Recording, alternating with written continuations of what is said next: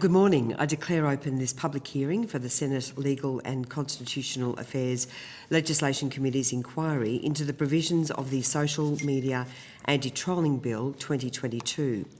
The committee's proceedings today will follow the program as circulated. These are public proceedings being broadcast live via the web and in Parliament House.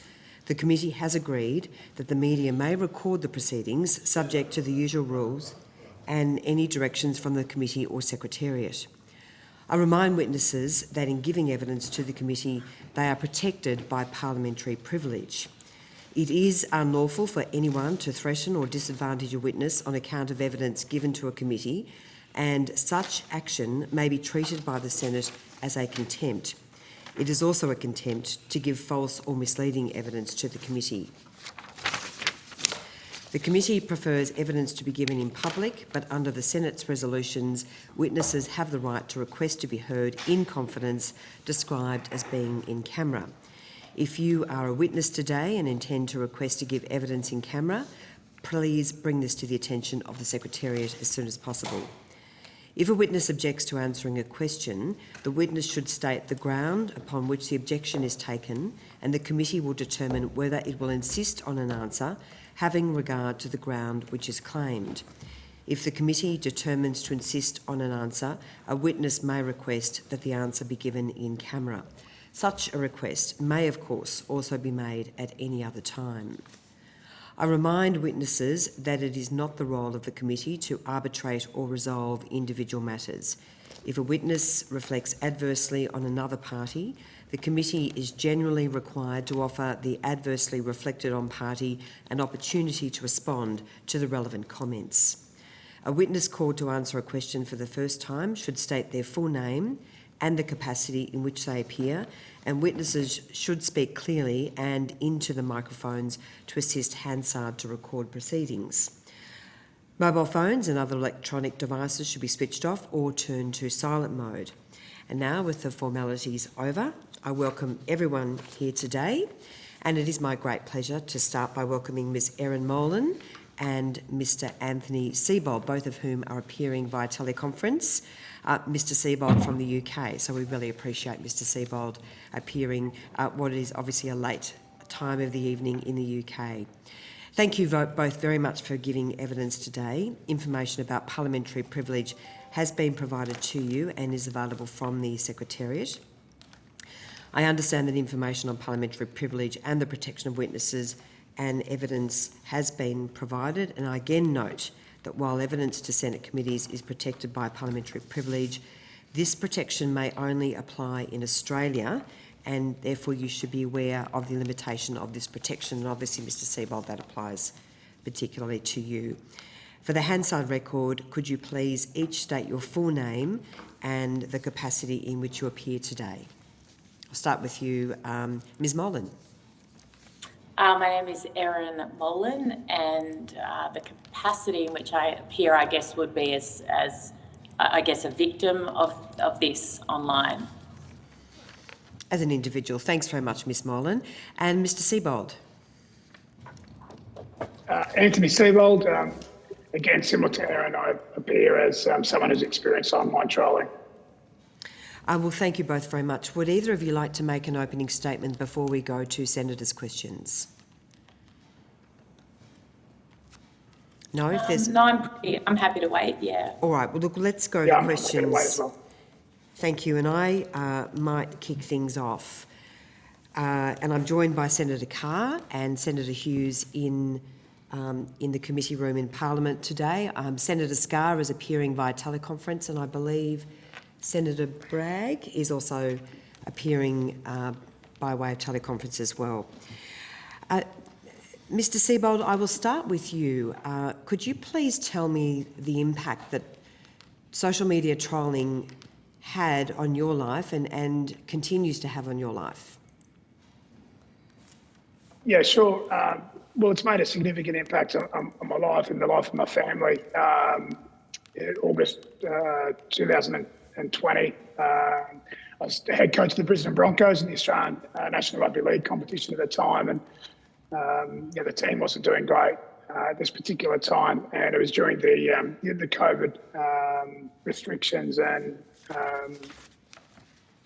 with the performances of the team, there was quite a deal of media speculation about my future, and it was, I suppose, telecast significantly across mainstream media in Australia. That spilled over to social media, and my daughter, who was in year 12 in Sydney at the time, had just seen some or a number of comments start to appear online, and we just finished a game in Sydney, playing against South Sydney Rabbitohs. We were on a charter flight back to Brisbane. I had a phone call from my daughter who had seen a number of different things appear on social media that evening, and we had permission from Queensland Government to travel to continue the National Rugby League competition. My daughter was really upset, so I decided to get off the bus, knowing that I wouldn't be able to get back into Queensland, and that would bring a great deal of spotlight on myself. So I stayed in Sydney, and over the next 48 to 72 hours, August of 2020, I was harassed, significantly defamed, significantly on social media, including platforms such as Facebook. And the comments, the harassment, the defamatory remarks were there with not only myself, but also my daughter, who I said was in year 12 at the time and finishing off her schooling in Sydney. Significant impact on her, to the point where she's had professional help, had significant impact on myself, and I've had professional help, which was instigated by my employer at the time, the Brisbane Broncos. My wife continues to have professional help, so it's had significant impact. And the best way to describe it for some of my family members and myself, it's almost like PTSD. But that's the significance of the impact it had on us. The rumours, the defamatory comments, a number of my family members made complaints to the social media platforms that housed those comments, and the comments weren't taken down, and they were significantly added to and then shared across thousands and thousands of accounts. And at the time I was in isolation in Queensland, so it had a significant impact on me then, and one of the reasons why I'm a witness today and have spoken out publicly on different media, when asked about my opinion on the social media legislation, and what I feel is that experience that I started in 2020. And as a coach, Mr. Seibold, I'm sorry, we just lost that we just had a bit of interference. You said, and I feel, and after that we lost those words. Could you just repeat that?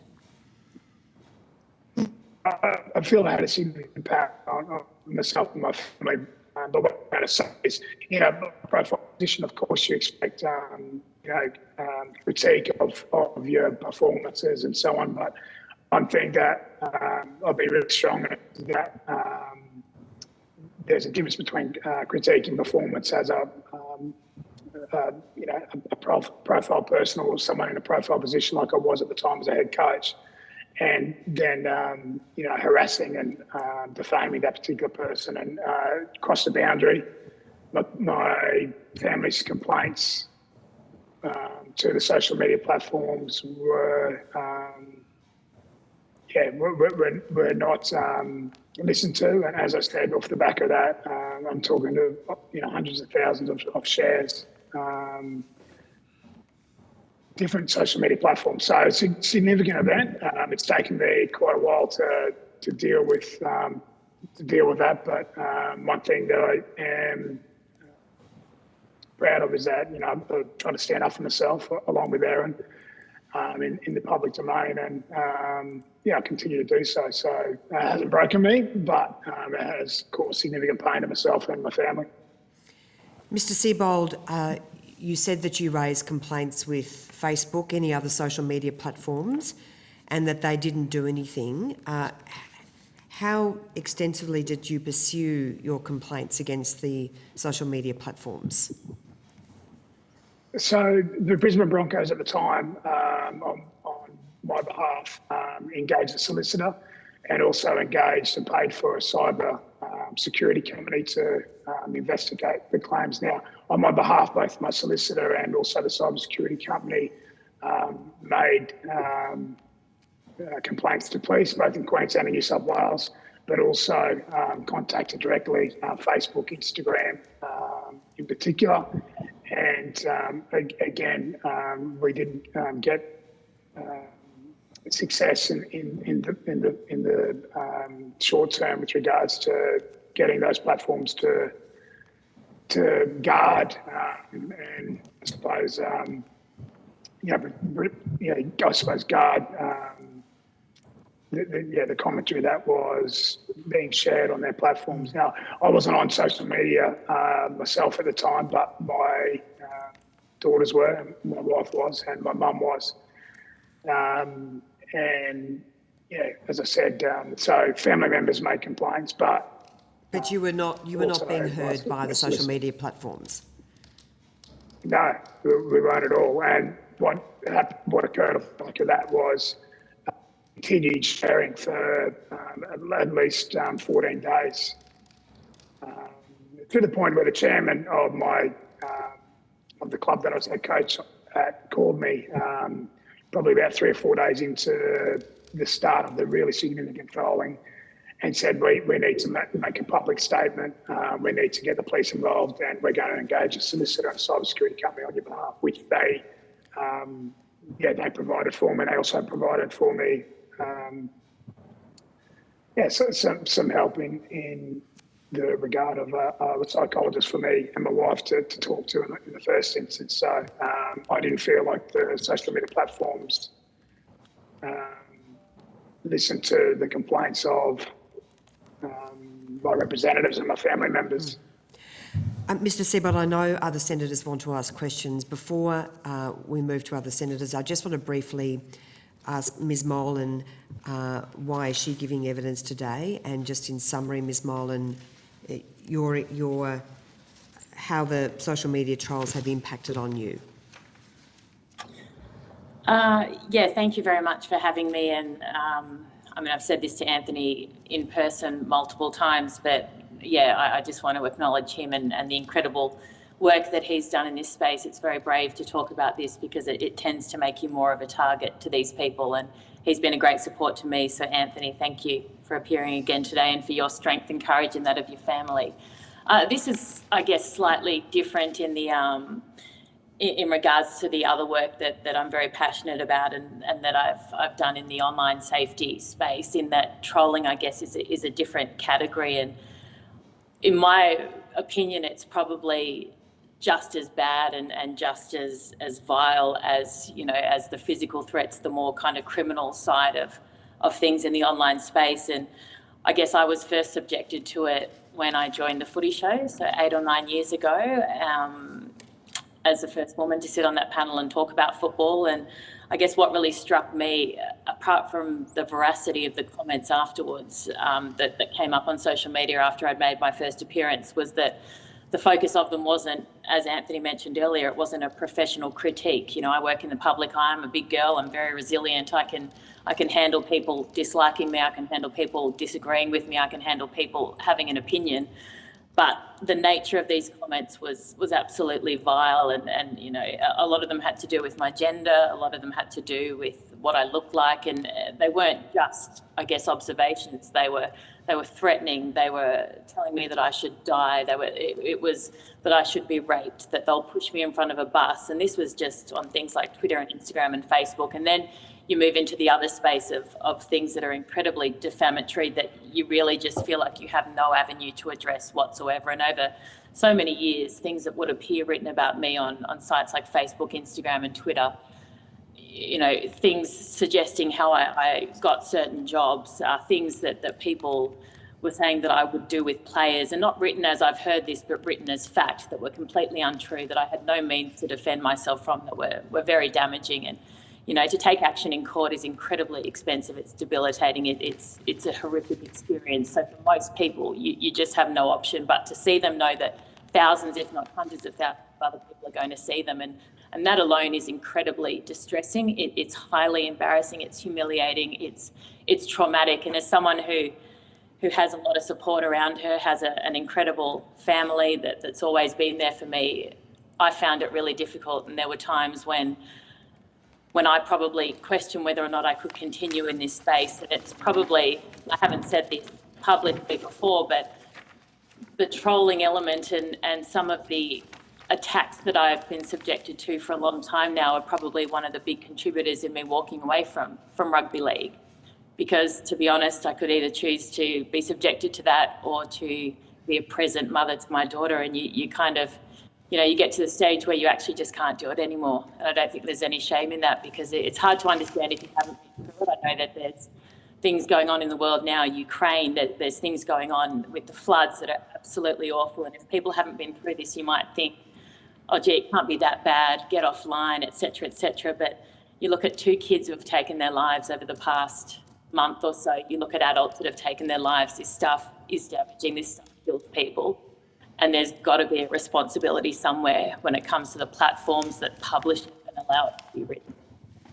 Ms Molan, thank you so much. Again, we're so grateful that you are both here today to tell your very heartfelt stories. I'm now going to hand over to Senator Carr. Look, I'd be quite brief. Look, I might have missed something, but did you either of the witnesses put in a submission? No, I didn't. I wasn't approached to. I was approached 3 or 4 days ago to be part of this commission, I think off the back of when I spoke at the parliamentary inquiry. So I see. No, I who wasn't approached you? At all. Who approached you? Who approached me? Yes. I got an email from a girl on Sunday asking if I could be part of this. Secretariat. Secretariat, from the Secretary, was it? Secretariat, yeah. So I'm just wondering, have you actually read the bill? Have you seen the bill? Yes, I'm across the bill. I'm also across the, as someone who's been through a defamation trial as well. I'm sorry, am I on trial here? I'm a little bit confused. No, it's a question. I'm asking a question. Yeah. Look, I'm trying to establish, obviously your advice is what the Senate is seeking, but I just want to know if I could look to a submission to try to get a better understanding of your argument as to we are inquiring into a bill, a government measure, and so witnesses as a rule tend to provide us with advice about the bill. Well, I think I was asked to come on and share my experience over this. I've looked at the bill. I've spoken to a couple of lawyers in the defamation space as well about their thoughts on the bill. I wasn't aware that I was going to be here to talk specifically about that. I was asked to come on and talk about my experience as a victim. Okay. So my question is... There's been confusion in that space, then that lies on your side of things as opposed to my side of things. I'm here to share. Well, as I say, perhaps I'm easily confused. I'm wondering if you could tell me how the bill will improve your particular circumstance. Well, I guess the issue that I would have with the bill as it is now, and look, I think similar to the Online Safety Act, my issue with the bill, I think it's great that it forces social media companies to identify people who write this kind of stuff. My issue with the bill would probably be that it's almost set to relinquishing responsibility on their part as publishers. But as I said, I've been asked to come on and share my experience. I'm no expert on the bill or the legality or the legislation. I've been asked to come on and share my experience. Thank you. So the bill will require, 17 million Australians who currently use Facebook to provide information. How do you think that would work? I mean, you actually work in the media yourself, so how would you think that would work?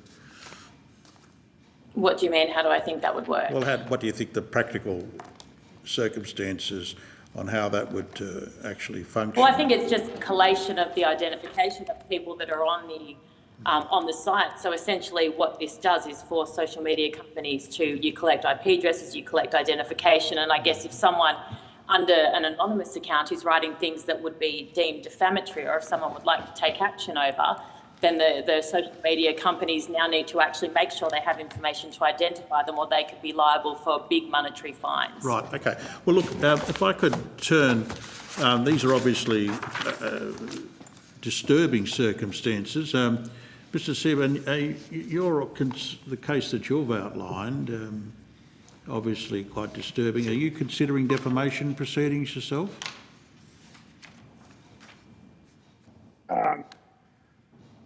I've thought about that at the time. At the time when I approached my solicitor approached New South Wales Police and also Queensland Police, so I spoke to New South Wales Police, and their advice to me was that they couldn't go further from a criminal perspective. I had no interest at the time in civil action because I'd been through the ringer in both the media and also on social media, so I had no interest in going through another high-profile situation at the time. Are you daunted by the cost of defamation? The financial costs involved in seeking a remedial response through defamation laws? Well, it would be significant. So again, it's not something that I've thought deeply about since the time that it happened, which is about 18 months ago, and it's not something that I've thought further about, but certainly will consider. But you've got to understand at the time, myself and my family had been through significant pain. Yeah, sure, I can appreciate it. I mean, publicly it's identified that you've got quite a substantial contract in terms of the Broncos, and if the cost issue is significant for you, I'm not going to begrudge you with that in any way. The public suggestion is that you've got a contract of up to $1 million a year, and I don't know if that's right or wrong, but that's the sort of proposition. And if that's a cost issue affects you, I would have thought that would be a matter of considerable concern, particularly for ordinary Australians that don't earn anywhere near the sort of contracts or don't have the sort of contracts that a league player would have. How do you respond to that? Do you think that's an issue for actually getting proper restitution through the defamation system?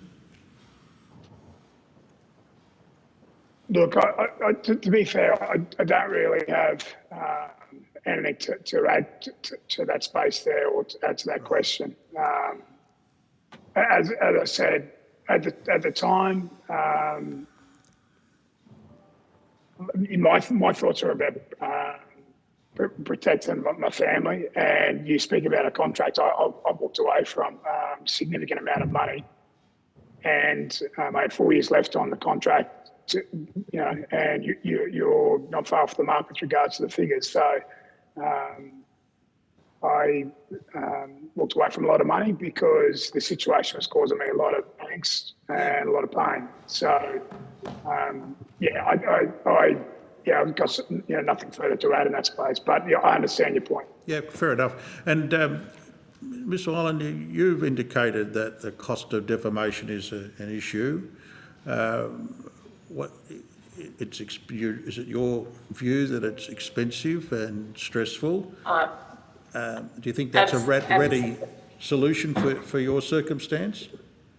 Look, no, I don't know if you're aware, but I went through a trial in the federal court at the end of last year, and this was not against, not in a social media capacity, that was part of it, but against I guess, a member of the mainstream media, and it's an experience you wouldn't wish upon your worst enemy. It is. I earn an above average salary, absolutely, and it's crippling. It is crippling, the cost of it, and I guess you would only ever take that on if you absolutely had to, and you could. But I would. My experience and my belief would be that for 99.9% of Australians, it would be absolutely impossible to afford. When the cost of living is already hard enough for people to afford to get a lawyer and take action. It was incredibly difficult for me and still is, and I earn an above average salary, so it's just not a viable option for most people, would be mine. Well, that makes a bit of sense. So what would you say about children taking on defamation proceedings? Oh, I wouldn't know how any child could take on a defamation proceeding. I guess you've got to look at the law of defamation as well in terms of, the child has to have suffered damage reputationally, potentially with cost.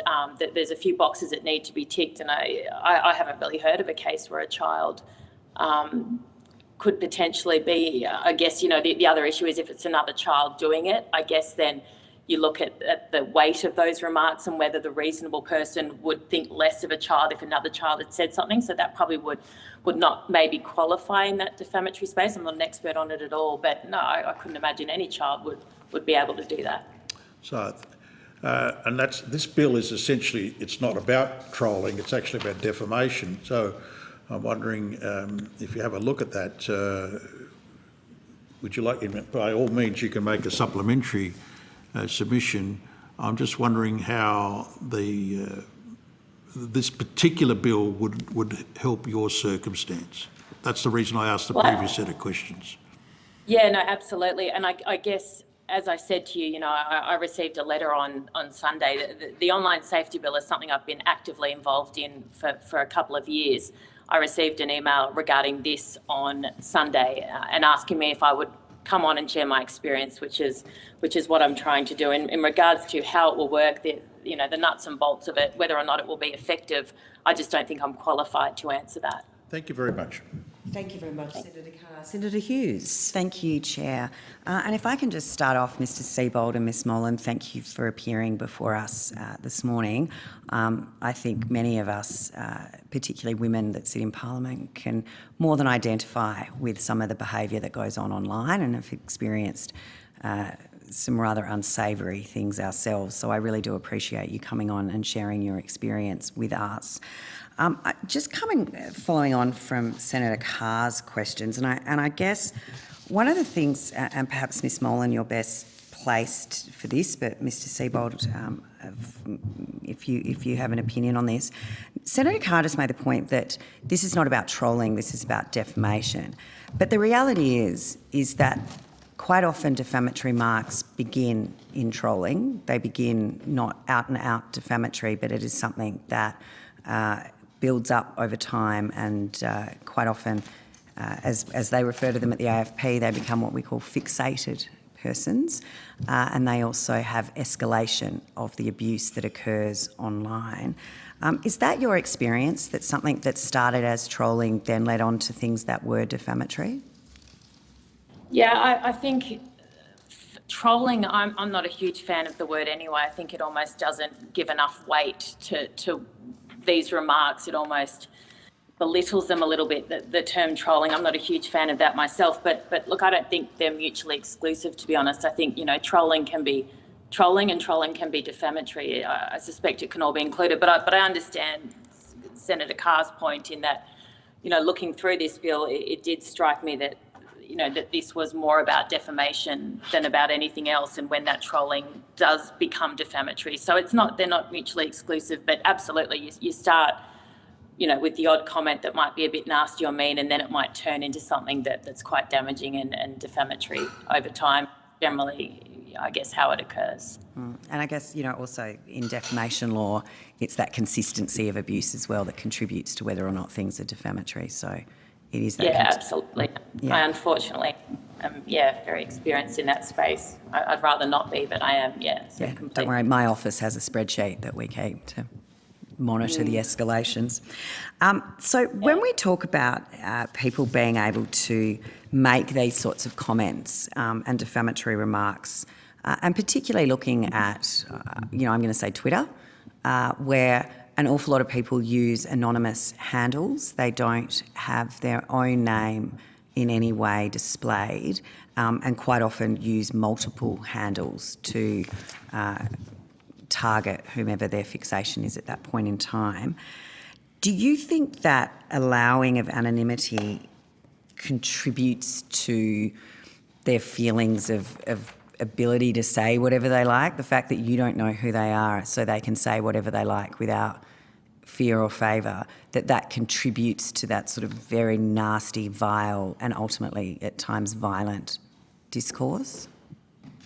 Oh, of course, absolutely. And look, it's like anything in the world. If there are no consequences, or if you're not going to be held to account for something, not everyone, most people I don't think are this way inclined, but for those who are who might not be that pleasant, absolutely that's almost a green light for a lot of them. And look, I'm not of this belief either that anyone who goes on social media should have to have their full name in their bio. But what needs to happen is they need to register somewhere so they can be found if they break the law or if they do something that crosses a line, whatever that line may be or however it's defined. So, I think people can go on anonymously and make jokes or have an account where they have a bit of fun with something or whatever, that's fine. But it's when they break the law, they lose their right to be anonymous. And that's how I feel about it. It empowers them, it emboldens them.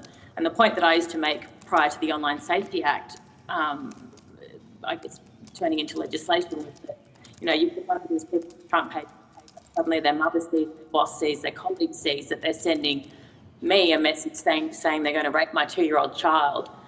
That stops so much of it because people suddenly see, wait a minute, there are consequences for my behaviour. So being anonymous and never being held to account is something that certainly would empower a lot of people that way inclined. And I mean, I'm aware, just from media reports of what you've experienced, that there were numbers of violent threats made against you and your family. I'm assuming some of those were referred to the police? Yeah. Absolutely. I think on 2 occasions the police took action, and I'm someone who was with a policeman for 6 years. We separated at the end of last year, so I understand how busy they are. I'm not someone that would ever waste police time or resources. I've received thousands of things over the years and only gone to police on 2 occasions where I really started to feel scared for my safety, where people were either sending me threats online and then showing up in person, or they were to the point where it was starting to affect the way that I lived and the way that I interacted with my daughter because I was scared. So, and police were amazing, but police were, at the time, in one of the circumstances at least, a lack of legislation in that space and a lack of power from their perspective made it difficult for them to do something. But I guess that leads on to my next question. Was it from someone anonymous? Was there issues in identifying who some of the people were making these violent threats? Yeah, in the first case. The second case, no. He used his real name. And this was over a period of 4 or 5 years. It's actually before the courts at the moment, and the person before wasn't, but police were able to, after I think a fair bit of legwork, to find him, and I don't think that they were assisted that well by the social media company, but they were able to find this bloke and then charge him. So their job was made harder, but for a lot of them and a lot of people who go through this, it's just too hard basket. You just think, actually, what's the point? So if there was legislation and there was the onus put onto the social media companies that if they were contacted by police, that if details were requested from someone who posted a threatening message, so we're not talking about, as you say, something a bit mean about what you look or didn't like your hair or your outfit, but someone who makes a violent, threatening insinuation towards you or out and out threatens you, and it does go to police decide to escalate it, do you think that having legislation that would put the onus onto social media companies to provide those details to the police would be helpful? And if they then refuse, that they took on the ownership of being the publisher and they're therefore liable for those threats? Oh, absolutely. I think I'd go a step further. I think they should absolutely have to identify if police approach them, and if police have determined that there's enough evidence there to charge, then absolutely. I don't think they then should relinquish and not be held responsible for the publication of some of those comments. That's moving it into another space. I understand that. But yeah, absolutely. And I think for police to charge someone, there's got to be a fair few boxes ticked. And I'm not saying they always get it right. They generally do, but they don't always get it right. But for the most part, if they're determined to charge someone, then there's enough boxes ticked that they believe that a crime has occurred. So absolutely, I think social media companies should have to do that. And just to reiterate your point, because this is one of the criticisms that you get when you talk about legislation in this space, you can write that I'm a flog, I'm an idiot, you can't stand me, I'm ugly, I'm this, I'm that. That's not what we're talking about here. I'm not a delicate wallflower. I'm very resilient, I'm very tough. This is not about people not liking you. It's not about people trying to protect, not be, had mean things said about them online. This is about when it crosses a line and when it moves to that space. And I believe that would be very, very effective for police, from a police perspective. And as I've said, I've had 2 experiences now with police when it comes to threats and issues online. And I think it would make their job, I know it would make their job a lot easier if there were laws that existed that forced social media companies to unmask these, not trolls, perpetrators. Yeah, no, absolutely. Okay, thank you so much. And again, thank you to both of you. My apologies. I'm here till 9:30. I've actually really got to go unless there's any. That's okay. Anything I'm else done. coming? I'm done. Thank you, Chair. Thanks, Ms Molan. Look, I know you've got to go, so thank you so much for your time and for your evidence today. We really appreciate it. Thank you so much. You see, Anthony. If Mr Seibold could remain on the line, that's still okay for you to stay, Mr Yeah, Seibold? sure. Yeah, Look, I just wanted that's to, fine. I guess, Yeah, go fine. back to the core essence of the bill before, and I know Senator Brake has a question, but just that this bill is about, firstly, clarifying who is a publisher, meaning that the owners of a social media page are not publishers of material for the purposes of defamation law. It provides mechanisms for redress.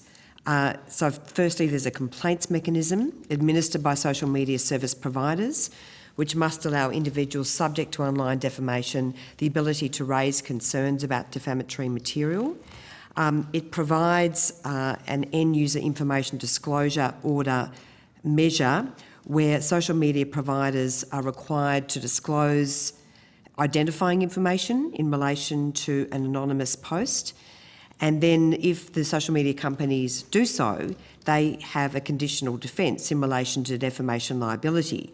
But of course, if they don't do so, then they can be deemed to be the publisher and be liable. So I guess in a nutshell, Mr Seibold, it provides a mechanism whereby if anyone is subjected to horrendous anonymous trolling, there is a redress for the victim of that trolling, either by way of forcing the identifying the information which identifies the perpetrator to be disclosed, or by then ultimately making the social media platform accountable. So on the basis of those core provisions of this bill, what difference do you think that this will make to any Australian who suffers at the hands of anonymous online trolls? Well, for me, it's the accountability aspect of that. I think just going back to my experience, the lack of legislation and the lack of power that the police told me they had in regarding to identifying individuals through the social media platforms, just for me, I suppose, highlighted the fact that there's some things that need to change. So, I feel as though if people need to provide their identity in some way, shape or form to social media platforms, it becomes easier for legislation to, I suppose, garnish information that's required, to make people accountable if they want to defame, harass. And like Erin said, it's not about the criticism of how you look or how your team's going. In my case, it's actually the defamatory comments and the harassment that comes with that. So I think the accountability is the big thing, and that's why I've just continue to speak at something like this and in the media along with Erin. Well, can I just thank you, because it's people like you who've actually driven this government to introduce this legislation. Because from my point of view, we are sick of the social media platforms facilitating this sort of online abuse without any accountability. And anonymous posts by trolls where you can't find out who they are can often lead to some of the worst abuse online. Was that the case for you, that the anonymous social media posts were often the worst? Yes, certainly in my experiences, yeah. The anonymous posts that had, whether it's on Twitter, Facebook, Instagram, that had fake names or fake profiles or handles in Twitter's case. Certainly I was harassed. I suppose significantly in greater detail where there wasn't the person's identity. And of What course, I found these people who what I was hide. going to continue to say. Sorry, Mr. So, I Seabold. apologise. The only thing I was going to say to add to that was found the anonymous profiles to be more defamatory than ones with identities. But what I did find with people's, who had their identity there, they were happy to forward on those messages. And then when, even when you have complaints to, or, the solicitor or family members have complaints to the social media platforms around people that, that actually have their profile there, it still wasn't taken down. So, So effectively, the police got involved. They could not identify through the social media platforms the people behind these terrible incidents of abuse. The social media platforms declined to provide any information to identify any of these people in your case? Just to be clear. To the best of my knowledge. So I met with detectives occasionally in New South Wales Police and had a number of phone conversations outside of the face-to-face. And in the words that I understood was there was a lack of legislation, lack of power on their behalf to identify anonymous accounts, but also to deal with people whose identity they had as well on social media platforms. So that was my experience. Thanks, Mr. Seabold. I'll now hand over to Senator Bragg. I just had one question for Ms Mullin, so I'll put it on notice. Thanks. Oh, all right, Senator Bragg. Just going to Senator Carr or Senator Hughes, do you have any other questions of Mr. Seabold? Mr. Seabold, can I just express to you our appreciation that you have appeared late at night from the UK, and I just want to express our sincere thanks for telling your story and explaining why you believe this legislation is so important. It's people like you, as I say, that are driving this change and the determination of this government to make a difference when it comes to people being abused online. If you had a message, Mr. Seabold, for the social media platforms, for Facebook, for Instagram and for Twitter, what would you say to them right now? Well, it's to protect, it's to protect people. That's the big thing, I think. If you go into a shopping centre, then there's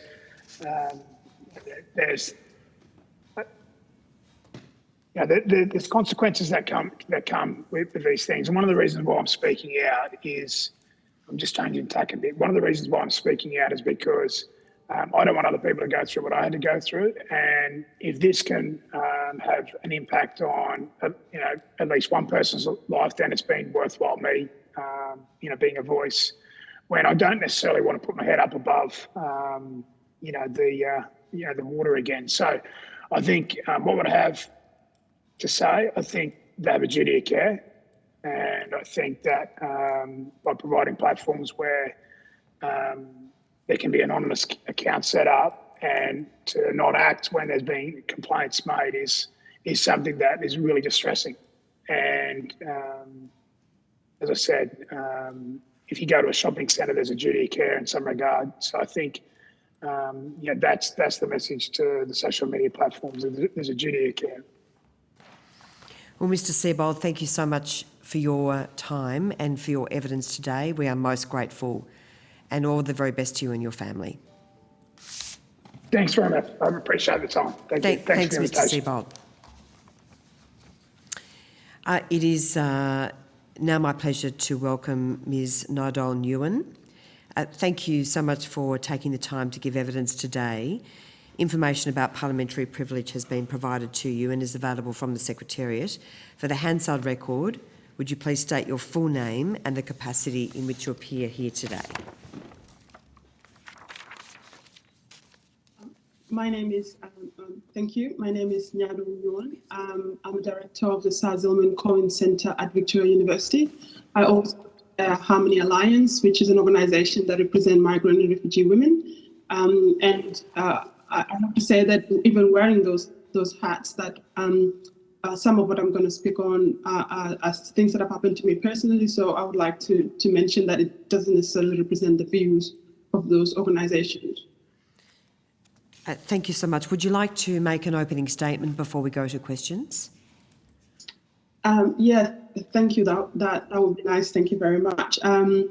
I suppose the first thing to mention, I mean, I'm very glad to have been invited to come here today. I have to mention that it was a very short notice, and therefore I haven't had the time that I would have liked to prepare for this. But I'll make the following submission, and hopefully, if anything rises or later, I'll later take it on notice. On 1st of March, Harmony Alliance made a written submission to the committee in relation to this bill. And in that submission, we raise and focus on an important context that is relevant to us as an organisation, which is migrant and refugee women. And in the context of this bill, I think it is really important to consider those migrant and refugee women and the ways in which different aspects of their personal identity can affect their experience online. We know that women from migrant and refugee background are not a homogeneous group, but their online experience do provide some similarities of harassment and abuse. We think that this bill, despite its intention, is limited in a number of ways. It's limited in scope, and also it's unlikely to be a resource that migrant and refugee women, accepting that they're not a homogeneous group, might be able to rely on. In terms of the limited scope, the bill focused only on defamatory material, namely material that cause serious harm to a person's reputation without lawful reason or defense. This is a very narrow subset of the range of abuse that migrant and refugee women experience online, and it's unlikely to address the majority of online abuse and bullying that occur, despite the significant and ongoing harmful impact it has. I'd like to note here two points. In our submission that I've mentioned, Harmony Alliance submission on the 1st of March to this committee, at page 3, we showed that migrant and refugees communities suffer disproportionate online abuse. When it comes to women, this has been backed by independent research. Amnesty International study in 2018 also showed that Black women were 84% more likely than white women to be disproportionately targeted online. So if we're talking about a group that perhaps should benefit from the provisions of this bill, it will be the sort of migrant refugee women who tend to be at the end of the targets of online abuse more than others. My final point is in relation to the victims. Despite the bill's focus on masking people anonymously defamatory comment online by providing an avenue for individuals who claim to social media platforms or seek an end-user disclosure order from the courts. To be able to access these relevant provisions of the bill, there need to be a possibility for defamatory claim to be pursued. Like many Australians, most are unlikely to have the time, the resources, or the desire to commence defamatory proceedings. This means that they will be unlikely to access the limited reach offered by this bill. Furthermore, we know through our research that migrant and refugee women face additional to accessing courts, including limited knowledge of their legal rights, limited understanding of court processes, and communication and cultural barriers. The final part is the geographical limitation. The bill has a lot of focus on Australia as the place in which the conduct either occur. I note that it does have some international or extraterritorial application, but in this case, we think that the scope of the bill is limited in such a way that it wouldn't be able to protect migrant and refugee women abuse that is occurring outside of Australia, either in their original home country or the country from which their parents arrived. Thank you very much. Those are my Thank you so much for your opening statement. Look, I will just ask you a few questions. We would appreciate if you wanted to provide any, firstly, your opening statement in writing, and also any supplementary submission that you wish to make. We would be most grateful. Do you believe the bill will make a difference for those who are defamed online, particularly in an anonymous environment where abuse occurs online, and the social media companies essentially refuse to either take down the abusive material or identify the perpetrators of that abuse? I am doubtful as to whether or not this bill would be useful. I think it would definitely be for some groups, but I can say that personally, for me, I don't have. I'm sorry, I'm just hearing a lot of noise in the background of moving pages. So I don't think that the bill would be useful for majority of migrant women. And as I mentioned, I think I have to be careful and say we're not a homogeneous group. But personally for me, and I think I am tremendously privileged and advantaged, I still don't think that this bill would benefit me at all. For example, I receive a lot of online abuse from a lot of anonymous trolls. I receive racist abuse that refer to me in derogatory terms, that are dismissive, that are just purely racist in their delivery. But just the sheer volume of it makes it almost hard to be able to deal with each individual that comes with it. If I was to dedicate my time to, I suppose, trying to expose each one, it would be just unmanageable. The other thing that is, I think, important as well in this context is that the bill is narrow in that it doesn't seem to catch up with the way online abuse shift. So initially, a lot of the abuse that you will receive would be directly racist. So we'll call you a monkey or unintelligent or some variation of it. But those can be sometimes easily taken down if you report them to social media services. So what has occurred now, at least one of the most significant abuse I received online, seemed quite innocent. It was a video that was made by a person who I describe as being in the far right based on their conduct.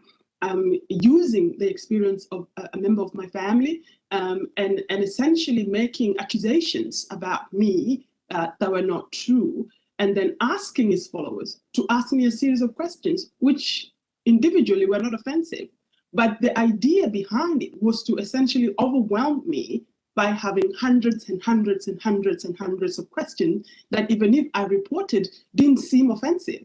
So I think this bill is looking at individual conduct. It's not catching up with the way abuse online is changing. So in that instant, it would be almost, the provisions here would be entirely almost useless to rely on in my personal context. If I can make additional comments about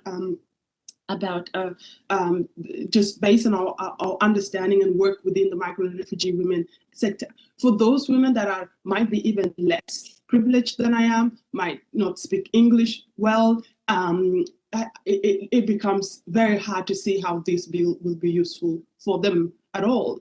And not only that, in terms of relying on the provision, they might just fall out of the scope of the bill entirely. I noticed, for example, that, and as I mentioned, I had a very short notice, at least it was a day or two. So if I get anything wrong, I'll be more than happy to correct it.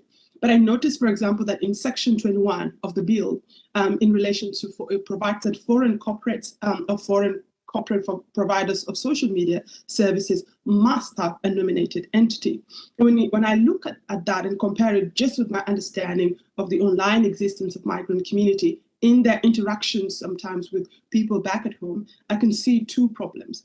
The first is that some of the service providers who might be providing a social media service are unlikely to be a body corporate or incorporated. The second part is that the bill sort of the definition of a social media provider won't work in certain contexts. So I'll give you an example. You've got Facebook, which is the main social media provider. What tends to happen on Facebook is that someone then creates a page, and in this case, there are numerous pages particularly in my community, South Sudanese Australian community. And under that page, there are hundreds and hundreds of Australians that sort of enroll, register or like or become a member of that page. And those pages can be really defamatory. But although they're providing a social media service, they're not Facebook, they're not a corporate body, but they're existing in this in-between where they still have a social impact on those migrant groups and women. So I've seen some of those pages, for example, utilized and weaponized against individual women. That's just an example of how, just briefly looking at this bill, you can see where there might be some, the areas where women and migrant women just fall out, and where indeed it attempts to provide a protection, it's very hard for them to be able to access that protection. Look, thank you very much. And can I just say on behalf of the committee, I'm very sorry to hear about your stories and your experience online and the terrible abuse to which you've been subjected to. I'm now going to hand over to Senator Carr. Thank you very much, and I thank you very much for appearing today. I've got here the submission from Harmony Alliance, which I understand is the basis of your remarks today. Have I understood that correctly? Yes, they form part of my remarks, yes. Thank you. So if I could draw upon that, given what you've just said, just for the Hansard record, because I thought your presentation was particularly forceful, you're suggesting here that the use of social media platforms to abuse others is a key concern of migrant and refugee women, and that while there is a very broad diversity of experiences there, the online abuse takes many forms: insulting, humiliating, demeaning, offensive remarks, derogatory language, threats of sexual violence, threats against children, death threats, online stalking, distribution of personal contact details, and image-based abuse. And then you go on to say that the E-Safety Commissioner's evidence points to the fact that this is very widespread, that up to 1 in 7, 14% of adults between 18 and 65 years of age are target of online hate speech, and 32% of those persons identify their race, ethnicity and nationality as a reason for being targeted. So this is particularly directed at racist offences, hate speech and the like. I'll just be clear about that. That's the context of your remarks. Have I understood that correctly? That would be a little bit narrower. So there is the hate speech that is sort of generalised abuse based on race and shared. But there's also the specific targeted abuse of individual. So you would notice that the image-based abuse mentioned there, which is the sharing without consent of pictures, of intimate pictures of individuals. And that's something that occurs quite often, sadly. It has both direct and mental health impact on those women who are subjected to that abuse. It's a very disturbing submission. Effectively, you're saying that it's a disproportionate impact of cyberbullying on migrant and refugee communities in this country as a result of racist behaviour and attitudes. Is that correct? I'm not sure it's only limited to Australia, but our statement does say that there is a disproportionate treatment of migrant and refugee, of people based on their colour. Because when you have to think about it, give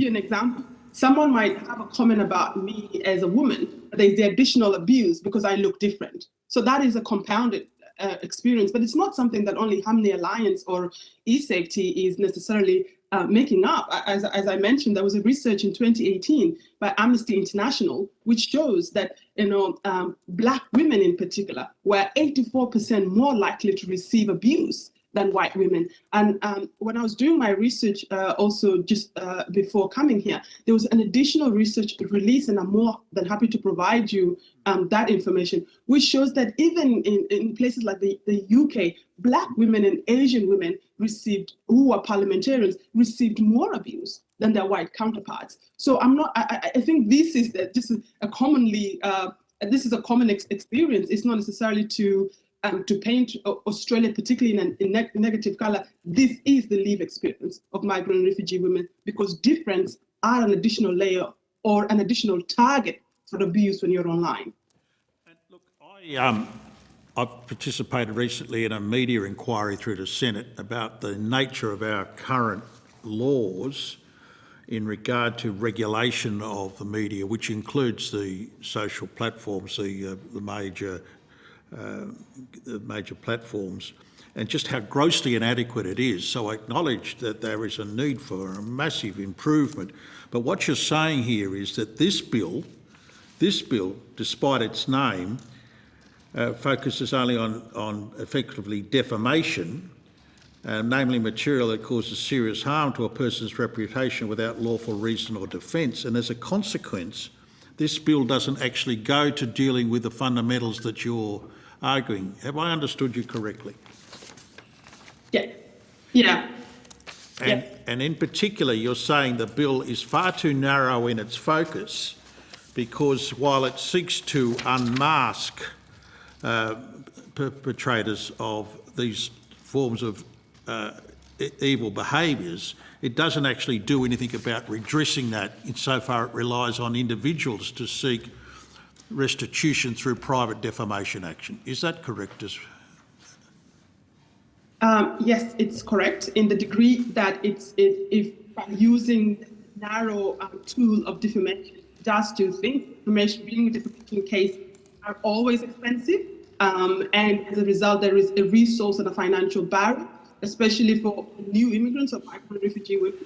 I can assure you, even as a very privileged woman who works a full-time job, I would think twice before putting my money on a defamatory claim, because you come to this country with nothing, you have to build yourself from nothing. There is also just the question of the ability to keep this going. You don't want to spend any more time on matters like this. So yes, you defamatory element as the entry point limits the ability of this bill to protect migrant refugee women, and arguably most Australians who don't have the resources to bring defamatory proceedings. See, so it's just the hideous cost of defamation. I noticed that Mr. Porter recently took defamation. He's some of the best lawyers in the country, $20,000 a day type lawyers, and not able to, I think, progress very far with his actions. And your proposition, though, is for migrant women and refugee communities, it's not just the only problem, the hideous cost of it. It's also limited knowledge of the legal rights, limited understanding of court processes, communication and cultural barriers. These are all quite significant impediments to getting any form of justice, which this bill really doesn't deal with. Is that your submission? Yes, that's my submission. I would only add that it's important that I don't make the claim that migrant and refugee women are homogeneous groups. So there might be people who might access it. I understand that. Yeah, I wanted to emphasise that point. We're not talking about a one-size-fits-all, but I think in general we can say that the cost of defamation is a profound barrier, not to mention all the cultural and other factors that go towards limiting access to justice. That's the proposition I'd put to you. Does that make sense to you? That makes, thank you. And so the question then rises, you say here that the narrow focus of the bill, it offers very little protection or assistance for migrant and refugee women who pay particular vulnerabilities online and experiences high level of online abuse. Can you enlarge on that? Is that your proposition that you want to put to this committee? Could you repeat that question again? Sorry, is that the proposition you're putting to this committee, is that this bill offers very little protection or assistance for migrant and refugee women who face particular vulnerabilities in terms of online abuse? Yes, that's the proposition I want to put forward.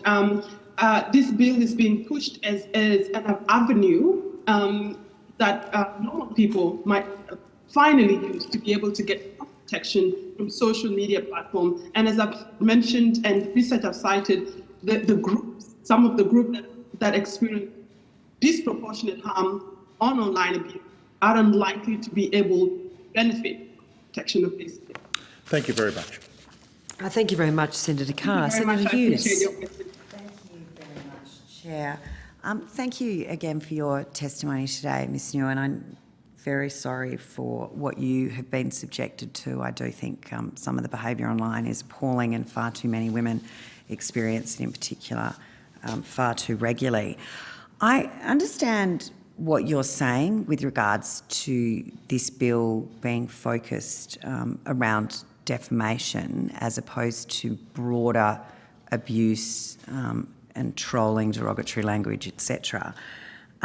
Do you think, though, that by taking a step in this direction, by ensuring that social media companies do have an obligation to have details on people who may have anonymous handles, but if they do cross the line, that those details are held by social media companies, that the fact that those details would need to be provided if an action was taken may act as a deterrent for people who currently conduct themselves this way in an anonymous fashion? So basically, first step.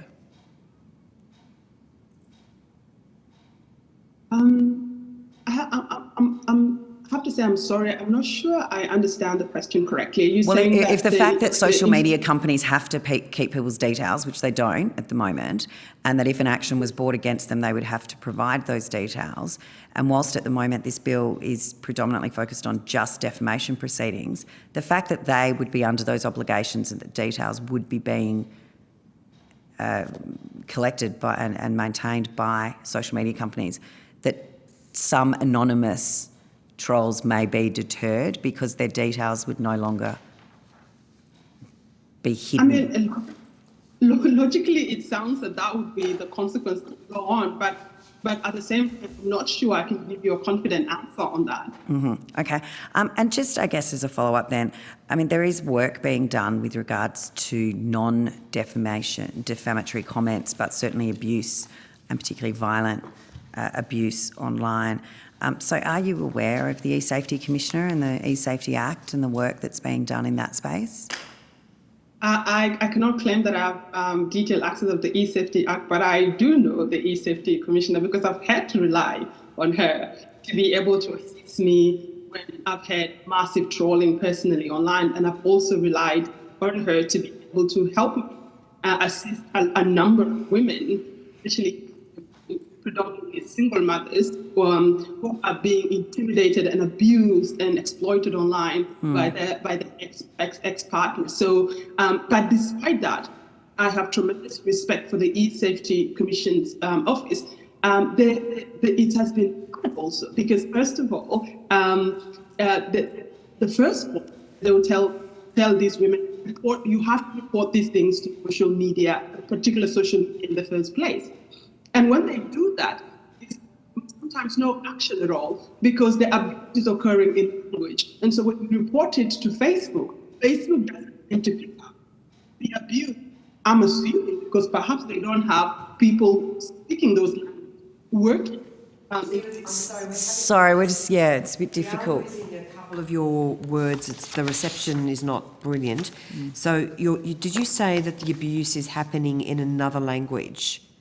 Yeah, so relying on, for example, eSafety, you have to report the matches to Facebook themselves. And when you do so, a number of the women attempted to report it, but Facebook won't take it down because the language being used is not English. So it meant that the material remained there. The other challenge that I also found was to able to communicate as opposed to institutions like eSafeties and others, the additional interaction of culture and religion in its ability to make that kind of abuse worse. and I know, for example, women who, and I think I mentioned in my first appearance, there's this one particular woman that have been experiencing abuse from this particular person for 7 years. She's gone to the police.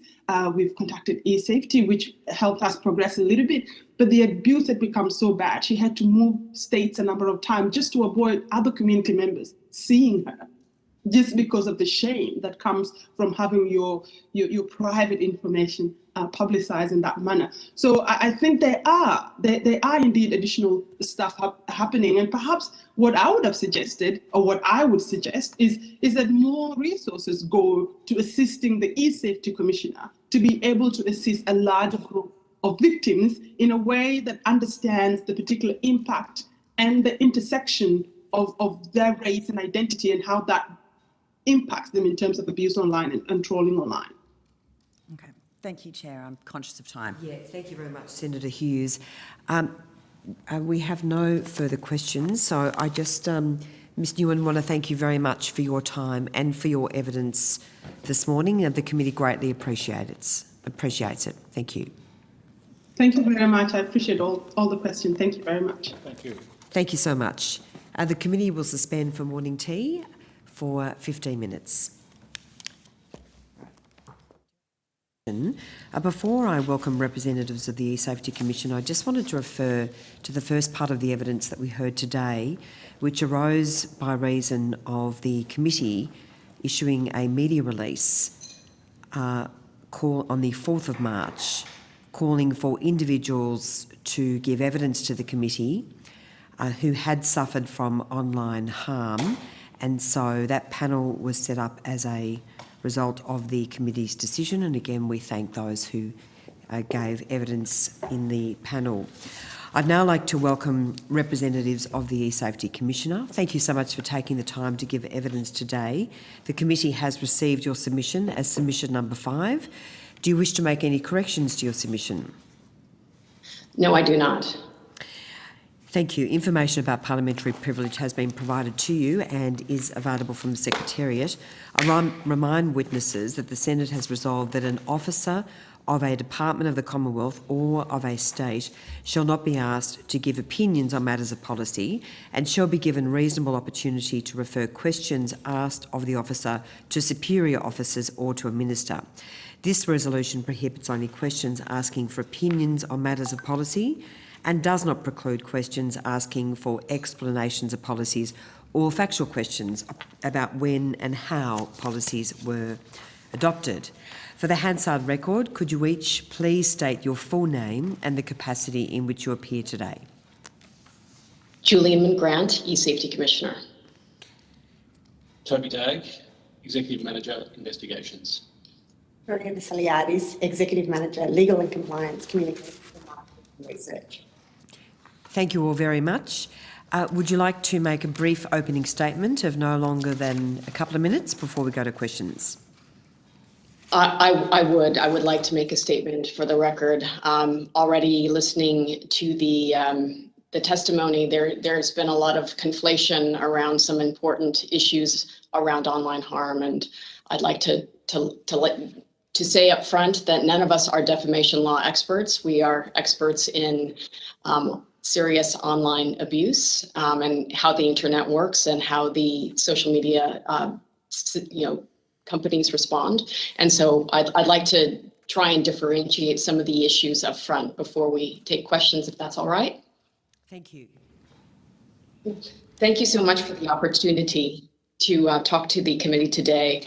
Whilst our concerns were laid out in our submission, the primary issues that can be described around this legislation are conflation, confusion, oversimplification of very complex technical and legal challenges, creating public expectations that cannot be met by any government agency, and frankly, no provision right now for a dedicated place to go when victims encounter online defamation.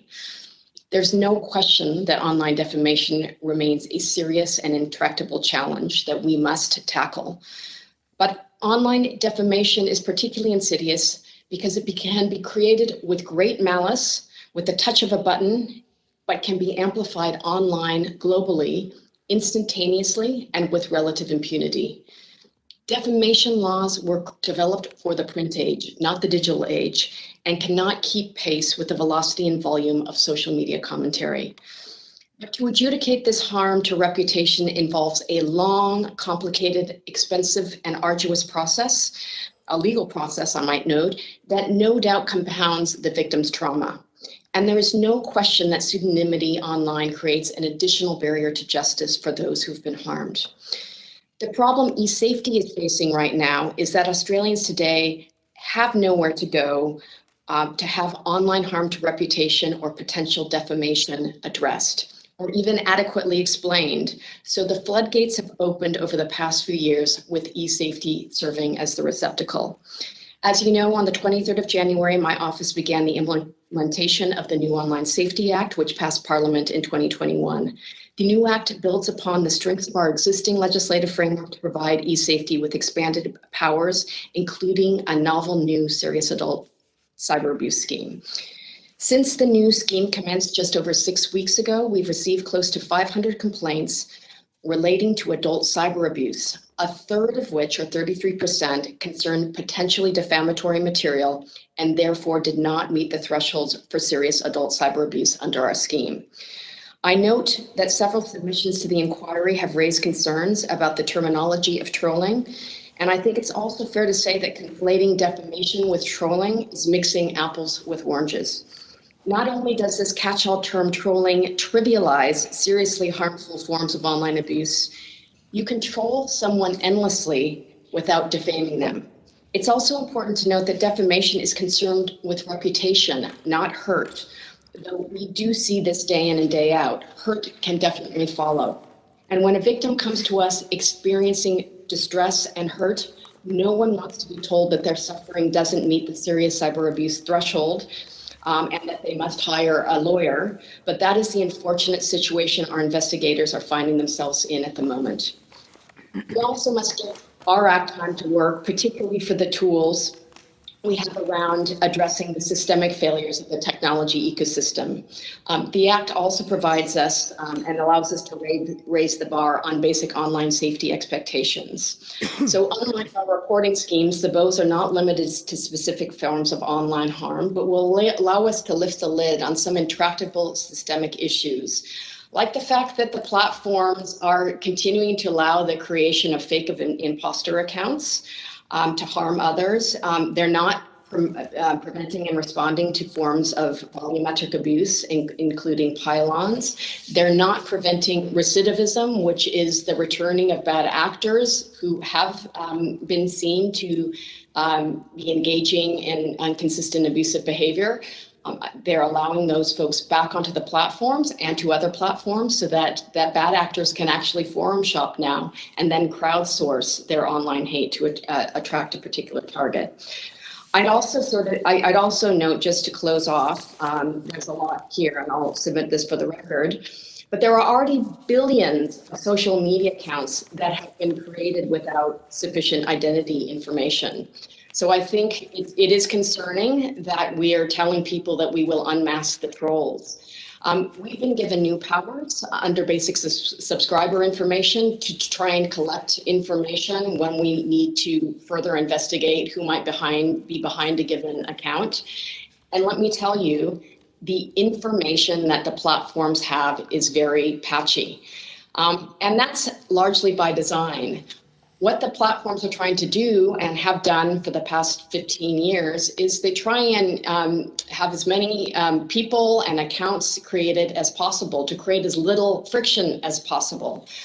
Really, all they need to do to monetize social media is to be able to target advertising, and that doesn't require knowing or understanding their identity. There are also certain problems that I think have been addressed, challenges around validating real names policies, or even collecting that identity information in a way that is safe and users' identities are protected from privacy and data protection concerns.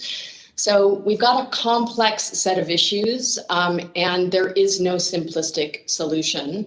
So my take here, and I'd love to have the conversation, is we need to architect a cross-portfolio policy, technology policy, that doesn't put online safety provisions in privacy bills or in defamation bills, but looks at the broad spectrum of harms and where they should sit. And to that end, we would welcome a warm referral point to someone in the Attorney General's department for when we receive this absolute flood of online defamation claims, because we're not resourced to adjudicate the truth or falsity, or even to refer people to the different states and territories and their legal schemes. That's probably best left to the Attorney Generals, but currently we don't have a place to refer those reports that come into us.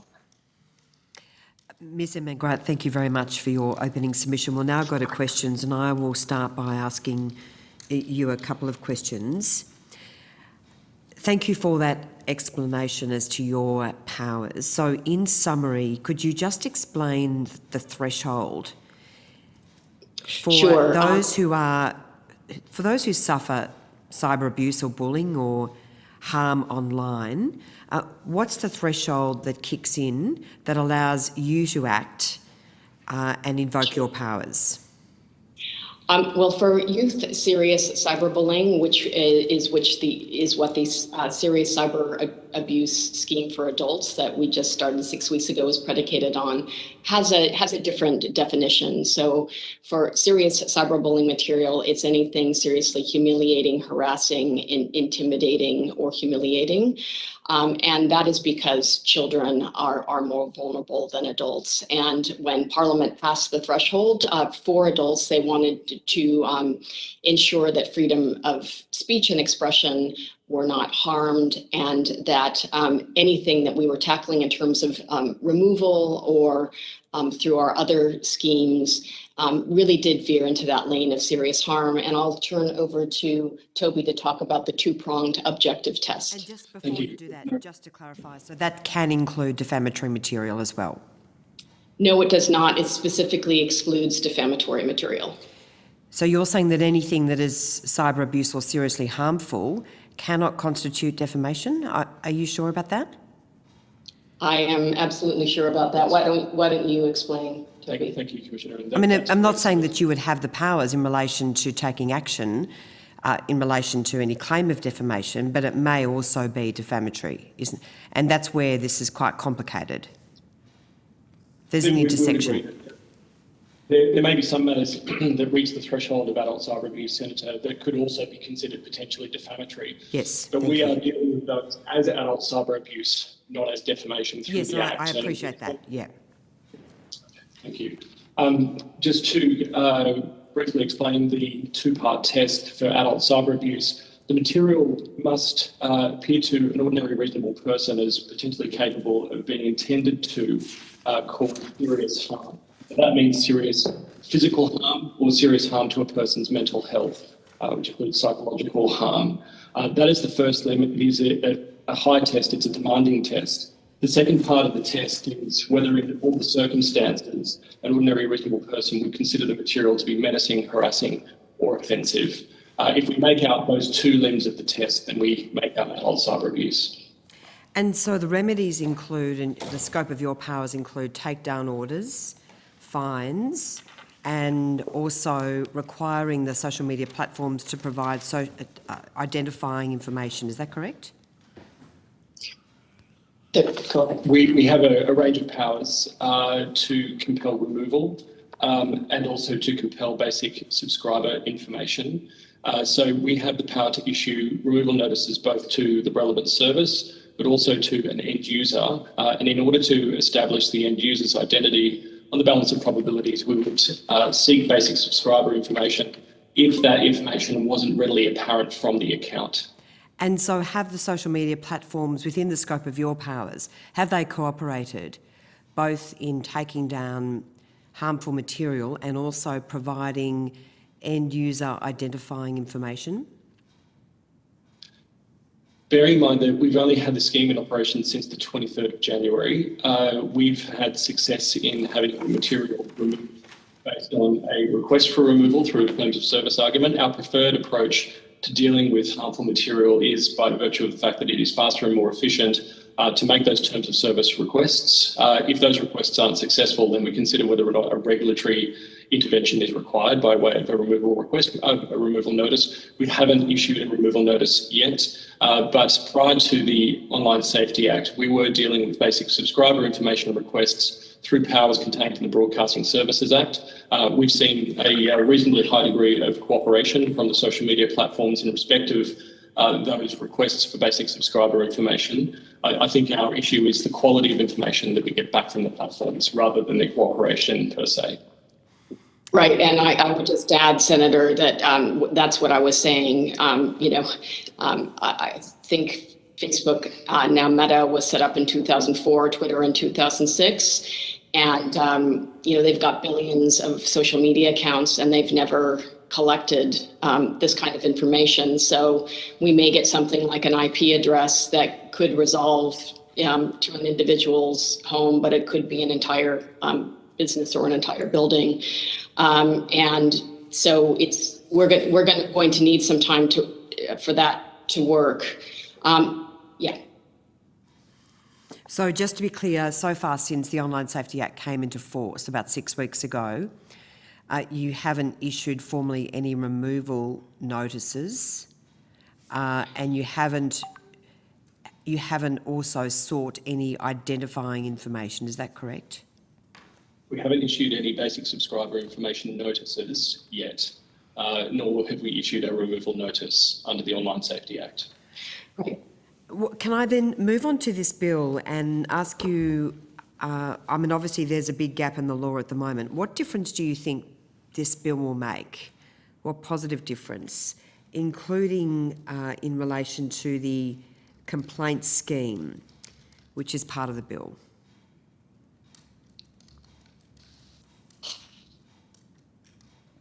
I think we need to relook at the complaints scheme. I think it is very unlikely that anyone who is maliciously targeting another individual is going to give consent to provide their personal information to the target that they're the victim that they're targeting, essentially. I think there needs to be this understanding that we're trying to surface now, that at the moment there are billions of social media accounts that don't have any identity information tied to them. So that the ability to unmask the trolls and to give that to an individual who may be in a long-running dispute with someone is in, to my mind, not very safe. I think this kind of sensitive subscriber information should be provided to law enforcement, to designated regulatory bodies like ours, or defamation attorneys who have made out that a defamation action can be made and need that information for the purposes of furthering the case. I do think also we need to be putting the burden more on the platforms to be effectively and consistently enforcing their policies. And when they're suspending people for online abuse, they should use that as an opportunity to be collecting workable email addresses or phone numbers. Some platforms are doing so, but they're not doing so consistently. And this way, there's not a blanket requirement that companies collect personally identifiable information of absolutely everyone, which would be very difficult to go back and do retroactively. But they're actually, they're collecting that information on the people that are abusing so that they can't continue to abuse.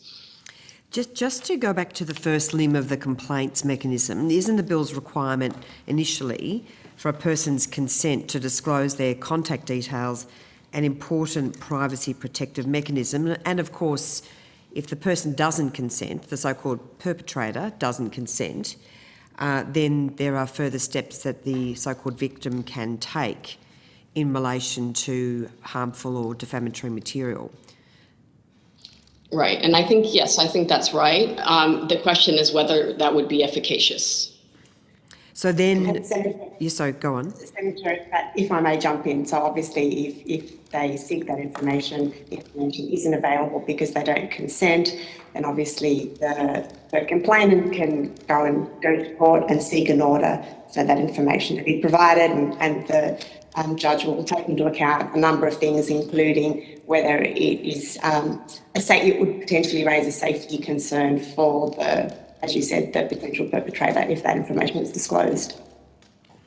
And then, of course, if the end user information disclosure order does not give rise to identifying information, then the bill, and of course, if the social media companies conform, then they get access to the conditional defence from defamation liability. But if they don't cooperate effectively, then they don't get access to that conditional defence, and then they are made liable. And isn't this the very heart of the problem? And Ms Imran-Grant, you just mentioned this. I mean, we're not seeing enough accountability. These social media platforms are destroying so many people's lives because they're not accountable for what's published online. They're not taking action. They're not removing material. They're not showing appropriate regard for the harm and the distress and even the consequences, which have included suicide. So isn't this at the heart of the problem, that this bill forces some level of accountability? I think I think there's a shared responsibility here, Senator. I mean, obviously it is the people on the end of the message, who have the malice and intent. They have responsibility, and that's precisely why our regulatory schemes give us powers to target the end users or the perpetrators as well as the platforms. There is no question, particularly when abuse is reported to a platform, that they need to take that seriously, take that into account, and enforce their own policies. And we do need to lift the standards around that. And I'd also add that with our own scheme around serious adult cyber abuse, the threshold is set much higher than the terms of service for abuse than most of the social media sites. So this is we're not going to probably see a high volume of issuing of removal notices. We're going to either be working at the very, very pointy end where there are clear direct threats of harm or doxing or other forms of serious abuse that we can make out, which of course does have to stand up in a court of law, and other forms of scrutiny from the Ombudsman, the AAT, and others. But it's going to be that stuff in the middle where we think that a said post has violated Twitter's or Meta's terms of service, and they will say, no, it doesn't, and we will question them, but we don't have powers to force them to effectively enforce their terms of service. But this is what the BOEs will help us do. It will help us expose and lift the lid on the persistent failure of the platforms to consistently and effectively enforce their policies. I mean, you say this is... But there will always be grey area. You say, Ms Imran-Grant, this is a shared responsibility, but at the end of the day, this bill, if the social media companies don't take appropriate responsibility, this bill forces them to take responsibility. This bill forces them to be accountable if they don't cooperate in the context of defamation law. So surely that's a big step forward. Senator, if I may jump in again. So yes, that's correct. So this bill provides a mechanism for industry, for social media services to try and provide information where it's available, to try and lift the veil as to who that potential commenter is who's posting potentially defamatory content. However, our position in this is that there are certainly a number of limitations in the way that this bill has been drafted, and these are the matters that we've set out in our submission that we think would need to be addressed. Thank you so much. I'll leave my questions there and I'll hand over to Senator Carr. Thank you, and I thank you for appearing today. You've raised a series of quite significant concerns with this matter. And I just say, in terms of the approach that I'm likely to take on this, that in my context of my questions, if I can put that to you, clearly the self-regulatory model of media regulation in this country, which goes to the social platforms, is not working. It's grossly inadequate. It's not fit for purpose. And so the issue then arises is whether or not this particular piece of legislation is going to improve the situation, or whether or not it's just inadequate given the general problem we have with the self-regulatory model, which cuts across many other of the regulatory agencies such as your own, where you've clearly indicated your powers are considerably, or there are considerable limitations on your powers. So let me take you directly to your submission. And you've gone towards potential unintended consequences of this bill. This is on pages 11 and 12. I note those. Now, can I just get to clarify this for me? You say that the title and termination of the government using in this bill, we believe that there is a risk that the law which seeks to address defamation but uses the termination of trolling may compound the confusion about what is adult cyber, adult cyber abuse, ACA, stops and defamation begins, and where to go for help with each of these issues. Now, have I quoted you correctly? Yes, you said the termination. I think you meant the terminology. And with respect, Senator, I would say that, you know, Australia is the first country in the world by establishing the Safety Commissioner that recognized that self-regulation wasn't adequate. And of course, has established us and has established 4 or 5 different regulatory schemes, and of course new schemes through the Online Safety Act, which we do need a chance to work.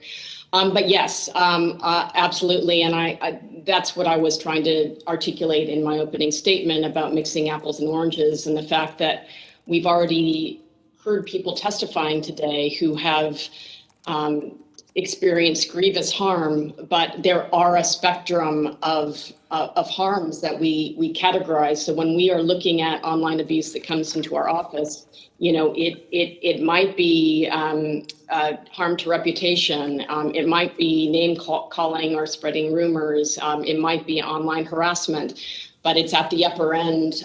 We have to make that 2-pronged test for it to be serious adult cyber abuse. So we are talking about a spectrum of harms. And the reason we've wanted to be very clear in our communications, and you know, I sought consultations over a year ago with the Attorney Generals to make sure that we were differentiating clearly between what online defamation is and what serious adult cyber abuse is.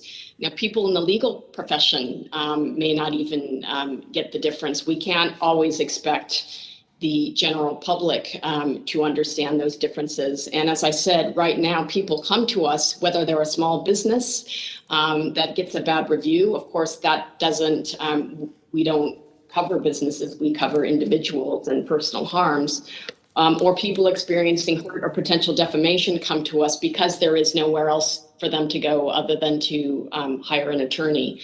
So, you know, using trolling, which is this catch-all amorphous phrase, I think it's been said by many people, is confusing. Even if you took that away, there is still a lot of education and expectation management we need to do around what constitutes defamation and what constitutes serious online cyber abuse. So your submission goes on to say that the second potential unintended consequence relates to the structure of the bill's complaint scheme. And it says that the key measure of the bill is one that stipulates that for social media services, providers need to rely on a conditional defence of liability for defamation material posted on the sites. They must have a complaint scheme that ensures that they are able to provide the contact details of the poster on request. So is it correct that the measure is at the core of the government's so-called unmasking the complaints rhetoric? That's actually the central part of the bill, isn't it? Yeah, I mean, I would say that while that is a rhetorical flourish, the issue of using pseudonymity and anonymity to commit abuse with impunity is a serious issue. And I don't think there is any easy solution to getting to that. I think what we need to be realistic about, and based on what our investigators see every day, Toby can comment further, is that the companies haven't been consistently collecting this kind of information. They don't have it. They haven't wanted it. They haven't wanted the liability. But we've got billions upon billions of social media accounts out there that aren't really identifiable. So when we're seeking information, really what that triggers is additional information we can use to do a complex internet investigation. And we have very competent regulators there. Again, giving this kind of information to an everyday citizen or Australian is not going to be very helpful to them without these kinds of skills and, frankly, the regulatory protections and powers we have behind us. So then we have this question that arises about the mechanism by which the proposition is the draft bill advances. That says that the draft bill does not make allowance for the requirements to be met prospectively of the date of the commencement. As a consequence, it appears that eSafety, that the social media service provider will be incentivised to take steps to retroactively collect and validate the relevant contact details from all of their existing Australian users in case those users end up engaging in defamation in the future. And if they wish to access the conditional defence of defamation liability, this would be a complicated and arguably burdensome requirement for the industry, where Facebook alone counting 17 million Australian monthly users. So I just wonder if you could go through that, and given the implications of that proposition that you've advanced here about the effect on anonymity for internet users, the risks of data breaches for an offshore corporation, the impact particularly for low-income households, and the use, the cost of the process, which involves 17 million users monthly, 17 million users in this country a month. The social media sites generally look at daily or monthly active users. So yes, a large proportion of Australians would be Meta users. And I guess my observation is there's no question that this is a really serious problem, but it's a challenge that if we take a blanket re-identification, getting rid of anonymity approach, it could have a range of unintended consequences, which we outline in the submission. There are obviously very good reasons for people to maintain a degree of anonymity, so I don't think we'll disagree with that. The question is actually how you do that in a way that is still privacy protective and enables safety without providing impunity for people who want to abuse that power. And to me, that means really taking a closer look at the problem we're trying to address, which is that those people who are using platforms and are seeking to hide their identity or use pseudonymity or anonymity for the purposes of committing abuse. And this is where I think the platforms are falling down. We could draw a line and say from here on out, we need to collect these details, but that's not going to help any Australian who's being abused, defamed, or any other sort of harm with a social media account now. Now, one thing I would point out is that the platforms are starting to use multi-factor authentication on a more regular basis, which means they are collecting email addresses and phones for the purposes of securing the accounts. I don't know if that's an authorization process and whether they're keeping that information or how they're using that information. But that is starting to be collected. to protect people's accounts. And I guess I'd suggest that we need to look more closely at how users can be protected in other ways. All right, well, let me just take you through that, because I thought you said there were billions of accounts.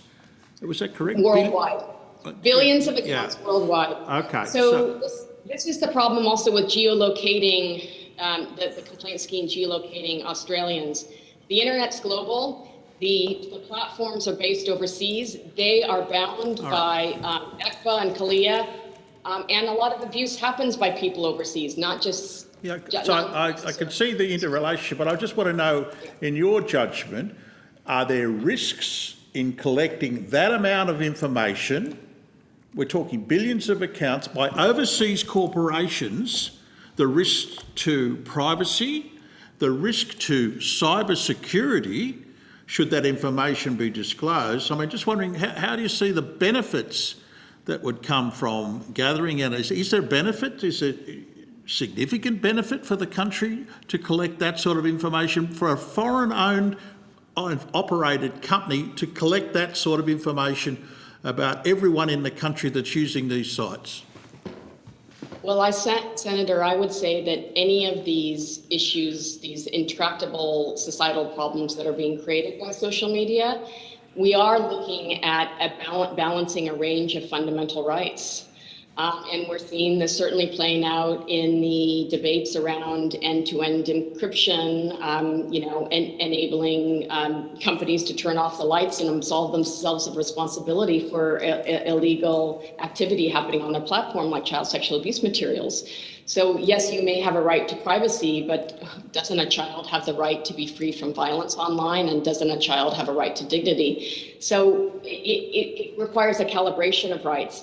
Yes, I think we should be concerned if we're asking global platforms who don't have a stellar record in terms of keeping, securely collecting and securing that kind of information.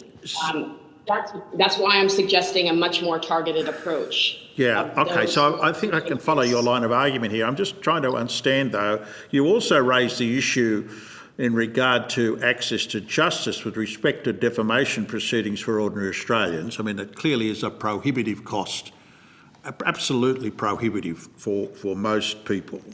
Now, I'm just wondering, is that an essential concern, that the fact that Australians cannot afford to bring defamation proceedings, let alone take on the huge risk of adverse cost orders should their action fail? Can you explain what your view is on that matter?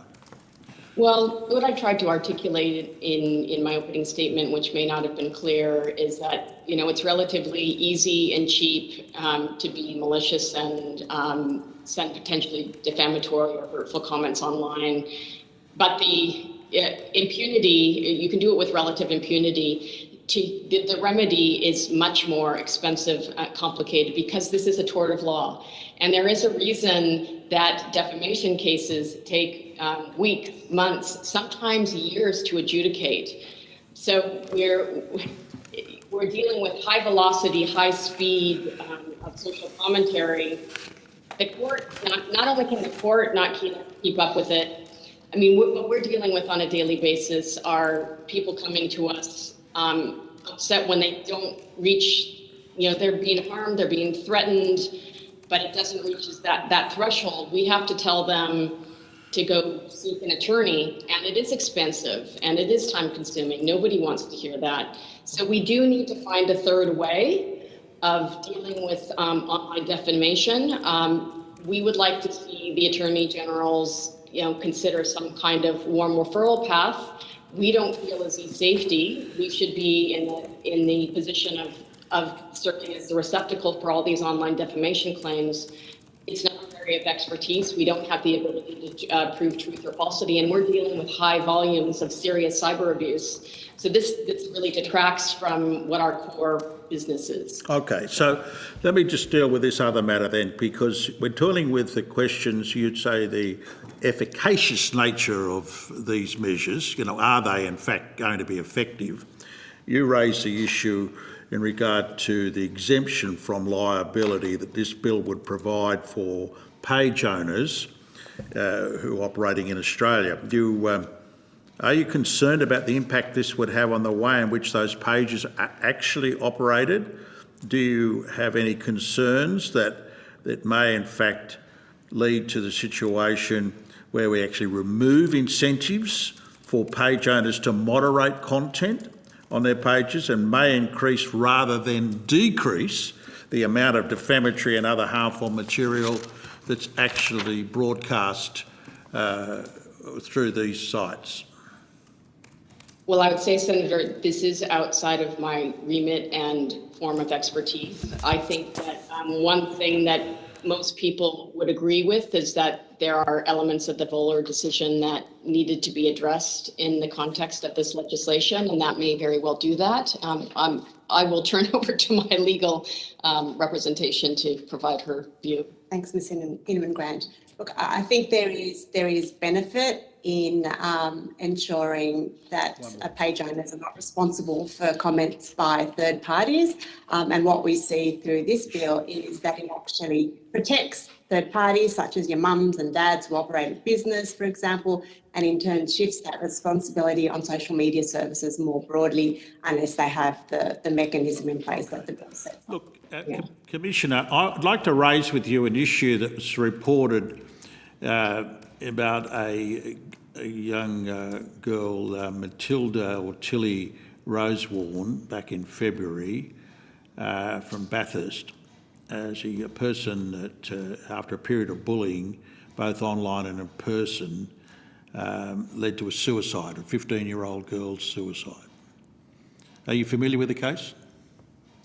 I was made aware of it through a Daily Telegraph story, and it's absolutely tragic. And, you know, I wish she or her parents or her school had known about the cyberbullying scheme that we offer, because we could have helped her, I believe. And, you know, that's why our education efforts are so important, so that more people can come to us when children are experiencing serious cyberbullying or image-based abuse, because there were references in the story to intimate images being shared without consent, which can be very, very distressing even for an adult, let alone a child. And, you know, we do have an 85% success rate in terms of getting that kind of content taken down.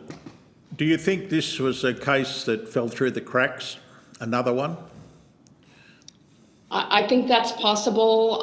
Again, we think things are probably very raw in the Bathurst community right now, understandably. We are trying to reach out to them to provide them support. We often do that in cases where there has been a terrible tragedy.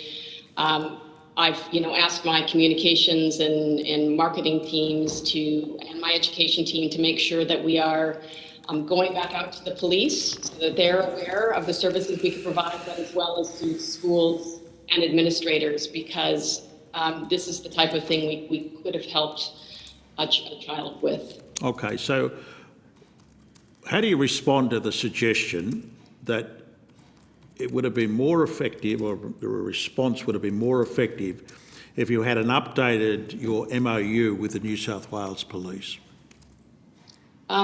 We deal with the New South Wales Police on a daily basis. Our MOUs don't govern these kinds of conversations and collaboration that we have.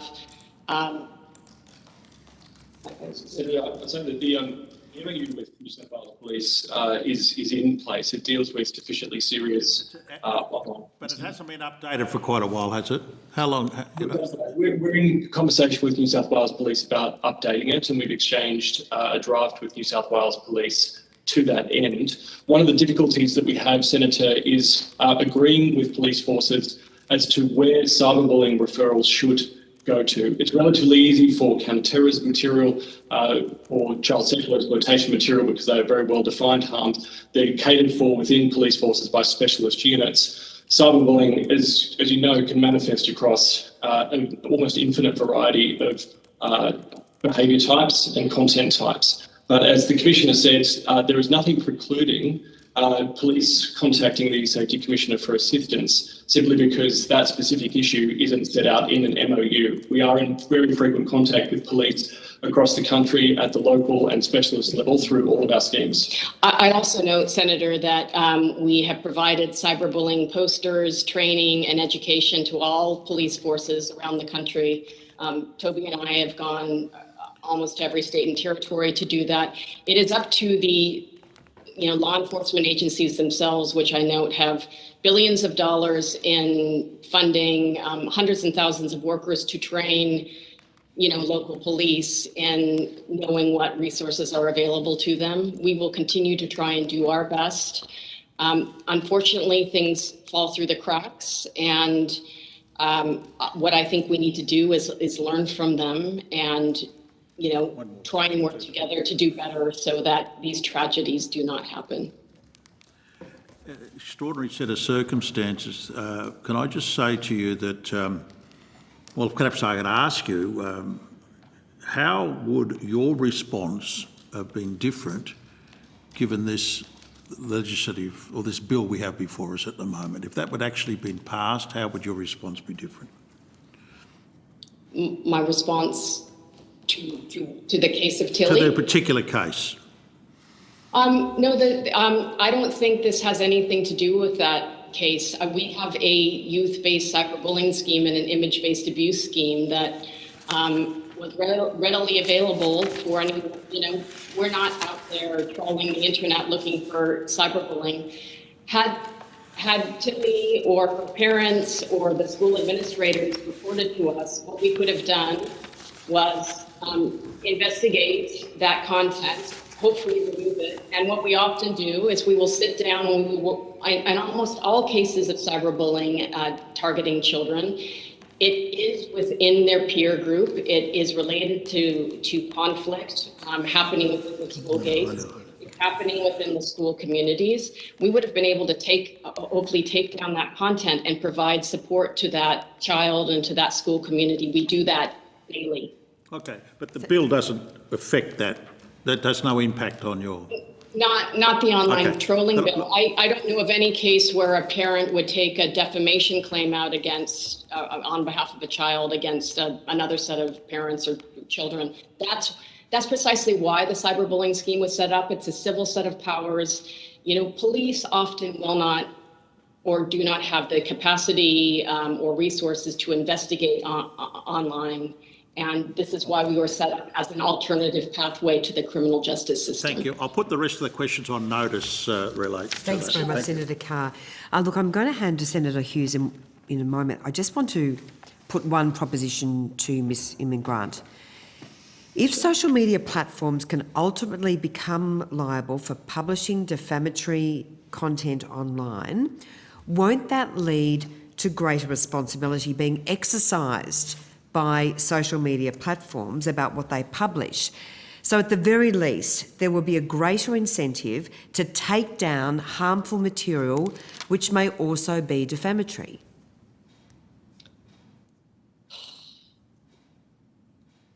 I think the platforms absolutely need to do a better job of targeting all manner of harmful content online. This is why I push safety by design so hard currently, because most of these platforms are based in the United States and they're governed by the First Amendment. In an ideal world, I would say to the platforms, you should have some sort of takedown scheme when you're made available, when a report is made to you, particularly about a series of harmful content that may not meet that threshold of serious cyber abuse, but is obviously causing harm or reputation. The problem is it's a tort everywhere in the world. If a person may wish to only have that information taken down, but that may also mean that they can't pursue. But isn't the point being that this bill recognises that the social media platforms, as the end user, as the publisher ultimately of this online abuse, should be responsible, and therefore it is entirely appropriate to hold them to account, because Let's face it, we have seen an abhorrent failure by the social media companies to protect Australians from harm. That is the bottom line. So surely this will drive accountability, and because the Attorney-General has the power to intervene in a test case and perhaps fund a test case, this also has the ability to hit the social media companies in the hip pocket, which might also be an incentive. I think this requires more than a test case or a few test cases, as you maintain, Senator. I mean, potential defamatory and harm to reputation is happening all too commonly. I think the challenge is with. But that's my very point. That's my very point. It's unacceptable. That's my very point. It's unacceptable that these social media platforms are getting away with it. They're just operating in a vacuum where they are not being held to account. And this bill goes a long way to hold them to account in relation to defamatory material, which may also be extremely abusive and which may also be extremely harmful. I am not disagreeing you in the slightest there. I think what I'm saying is the construct of defamation law is challenging. It was built for the print age, having to prove truth or falsity. And we see this happening all the time, where we have hundreds of pages of evidence, or there may be a long-standing personal dispute. We as eSafety are never going to be, be resourced or be able to determine truth or falsity. And I think this is what you have the platforms pushing back against as well. So the principle, I agree with you on, the practicality is the challenge. All right, I'll now hand over to Senator Hughes. Okay, thank you, Chair. I am conscious of time, so I will try to get through this. Commissioner Grant, the term trolling, that's not a legal term. It's more of a term that refers to a range of behaviours online, sort of in everyday speech that would. Is that correct? I think, yes, I would say it's a colloquial term, even though I can't say colloquial. That's okay, don't worry, we'll all probably get that wrong. But it covers a range of behaviours from being rude and annoying through to the criminal offences, doesn't it? It could, but it's become an overused term that trivialises what can be considered serious harm. Yeah, but this bill does explicitly recognise that posting defamatory material on social media is a form of trolling. So wouldn't this send a clear message by calling out defamatory attacks on reputation as a form of behaviour that's not acceptable online, that it is sort of becoming a little more all-encompassing? I don't think trolling is always defamation. In fact, you can be endlessly trolled and it can never reach that standard, or it may not reach serious cyber abuse. I think we've reached a level of sophistication in this space where there are gradations of harm that we're dealing with. And Parliament set a threshold and has set definitions about what serious cyber abuse is, what youth-based cyberbullying is.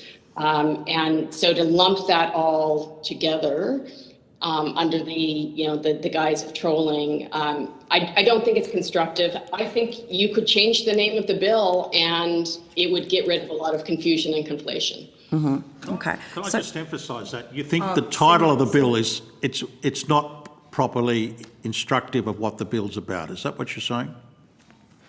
What I'm saying is online defamation is a serious problem that needs to be addressed, and perhaps if it's named in accordance with what it's intended to do, that might help minimize the confusion. Senator Hughes, you have the call. Thank you. So I was sent a story yesterday which was very disturbing about a young man in Toowoomba who's recently taken his life after a catfishing episode where two other students at the all-boys school he attended set up a fake profile, catfished him with inappropriate, lewd, pornographic images, encouraging him to return it, then proceeded to disseminate them through the school, which then followed him to his next school when he took action, which the boys that set up the catfishing account are still continuing on at their original school. yet he was forced to move. Small country town, it followed him and has led now to his suicide.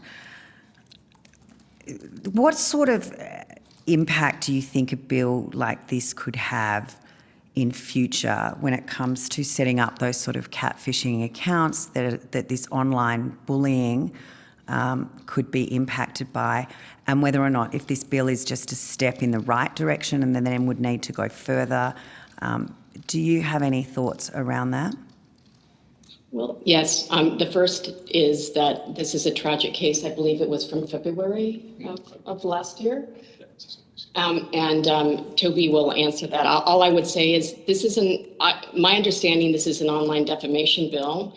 The catfishing and image-based abuse that was described in the news reports that I saw would more likely fall under our regulatory schemes around image-based abuse, and Toby can touch on that. That's right. Senator, the Commissioner is right. I think that the kind of conduct that tragically led to this young man taking his life wouldn't be well catered for under the law of defamation. We have existing mechanisms under the Online Safety Act to deal with both child cyberbullying. It could fall within any of the four heads of child cyberbullying contained within that scheme, but also potentially image-based abuse, depending on the nature of the threatened sharing and the nature of the actual sharing. So the overall circumstances, and I'm only aware of the facts as they've been reported, the same facts that you were aware of, but as I understand those facts, they would be the kinds of facts that would fall to us to execute under our regulatory schemes. I mean, I would think a bunch of teenagers would be less inclined to set up false accounts if they had to provide actual details of who they were through these sorts of platforms. And I guess I just wanted to finish. I thought, Commissioner Ingman-Grant, you made an interesting point that not all trolling leads to defamation, and it's in similar terms, in a similar vein to the work we're doing around domestic violence. It's not all domestic violence, not all disrespect leads to domestic violence, but all domestic violence starts with disrespect. So I think if we can start somewhere and start to put a dent in this trolling environment, we might start to make some inroads at the further end. Right. Well, that's what the Online Safety Act is meant to do, and it's set up to do. And I just also note on that tragic case that we have been in touch with the Queensland Education Department as well as the Queensland Police. Again, this is a whole of society issue. I think, again, the challenge is if you're trying to deal with online safety issues, we now, Parliament has passed a mechanism, the Online Safety Act, and we've deliberated for 3 years. I think we need to find ways. There are a range of issues, and online defamation does need to be tackled. But I think that we might need a rethink, and that means sitting down across adjacent portfolios and actually architecting a policy that can effectively reach and address all of these manners of harm with functions sitting in the right portfolios. And for instance, I think there would be a huge benefit to people who are experiencing online defamation or online harm to reputation if there was a place for them to go for quicker adjudication or even information about how to get help. Okay, thank you, Chair. Thank you very much, Senator Hughes. Senator Bragg. Thanks very much, Chair. Just quickly, I read your submission. Thank you for that. On the basic online safety expectations in relation to anonymous accounts, what are those rules that have been set? Do you have those with us? I don't have them, yeah. No, but I can say, Senator, from memory, obviously, there is a provision in there, and there's an expectation that if accounts are operating, if they're anonymous accounts, there is provision if there's harmful behaviour to identify and address the conduct. But we may want to take this one on notice. Yeah, we'll take this on notice. I guess what I would note is that we're there is a 6-month period where we need to set up the systems. The ministerial instrument was registered on the 23rd of January. So we're building the systems around that now, and we have a 6-month grace period. We still need some to do some consultation and to set this up, but we think these will be a very effective set of powers to force more transparency into how the companies are or are not dealing with these issues. And I think we would all agree that there are huge systemic failures, and I plan to use these powers and this ability to force transparency and accountability targeting these very issues. Okay, well, can I ask that you take that on notice, what exactly the new obligations are? Can you also please take on notice what sort of reporting you might be expecting from the social media organisations, or what sort of reporting you might do yourself as the Commission? And then my only other question, really, which relates to this line of inquiry, is how these new obligations that are proposed in this bill before Senate would work with the BOS arrangements that we've just discussed. Okay, we will give some thought and we'll provide that to you on notice. Thank you. Thank you very much. Thanks, you. Chair. Thank you very much, Senator Bragg. That brings to a conclusion the committee's examination of the E-Safety Commissioner. Thank you so much for your time, for your submission and for your evidence today. Thank you so much, Senator. I would now like to welcome representatives of the Law Council of Australia who are also attending online. Thank you so much for taking the time to give evidence today. The committee has received your submission as submission 1. Do you wish to make any corrections to your submission? No, Senator. Thank you. Information about parliamentary privilege has been provided to you and is available from the Secretariat. I remind witnesses that the Senate has resolved that an officer of a department of the Commonwealth or of a state shall not be asked to give opinions on matters of policy and should be given reasonable opportunity to refer questions asked of the officer to superior officers or to a minister. This resolution prohibits only questions asking for opinions on matters of policy and does not preclude questions asking for explanations of policies or factual questions about when and how policies were adopted. For the Hansard record, would you please each state your full name and the capacity in which you appear today?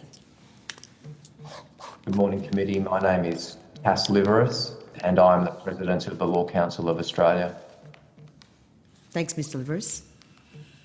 Good morning. My name is Connie Carnabucci and I am the Chair of the Media and Communications Law Committee of the Business Law section of the Law Council of Australia. Thanks, Ms Carnabucci. Good morning. My name is Natasha Molt and I'm the Director of Policy of the Law Council's Legal Policy Division. Thanks very much, Dr Molt. Do you wish to make an opening statement before we go to questions? Thank you, Chair. The Law Council of Australia welcomes the opportunity to appear before the committee. We acknowledge that the bill has two primary purposes. The first, to respond to potential issues arising as a result of the decision of the High Court in Fairfax Media Publications Proprietary Limited and Vola. And secondly, to create additional mechanisms which may assist social media users to identify an anonymous user who has posted defamatory material for the purpose of potentially bringing a defamation action.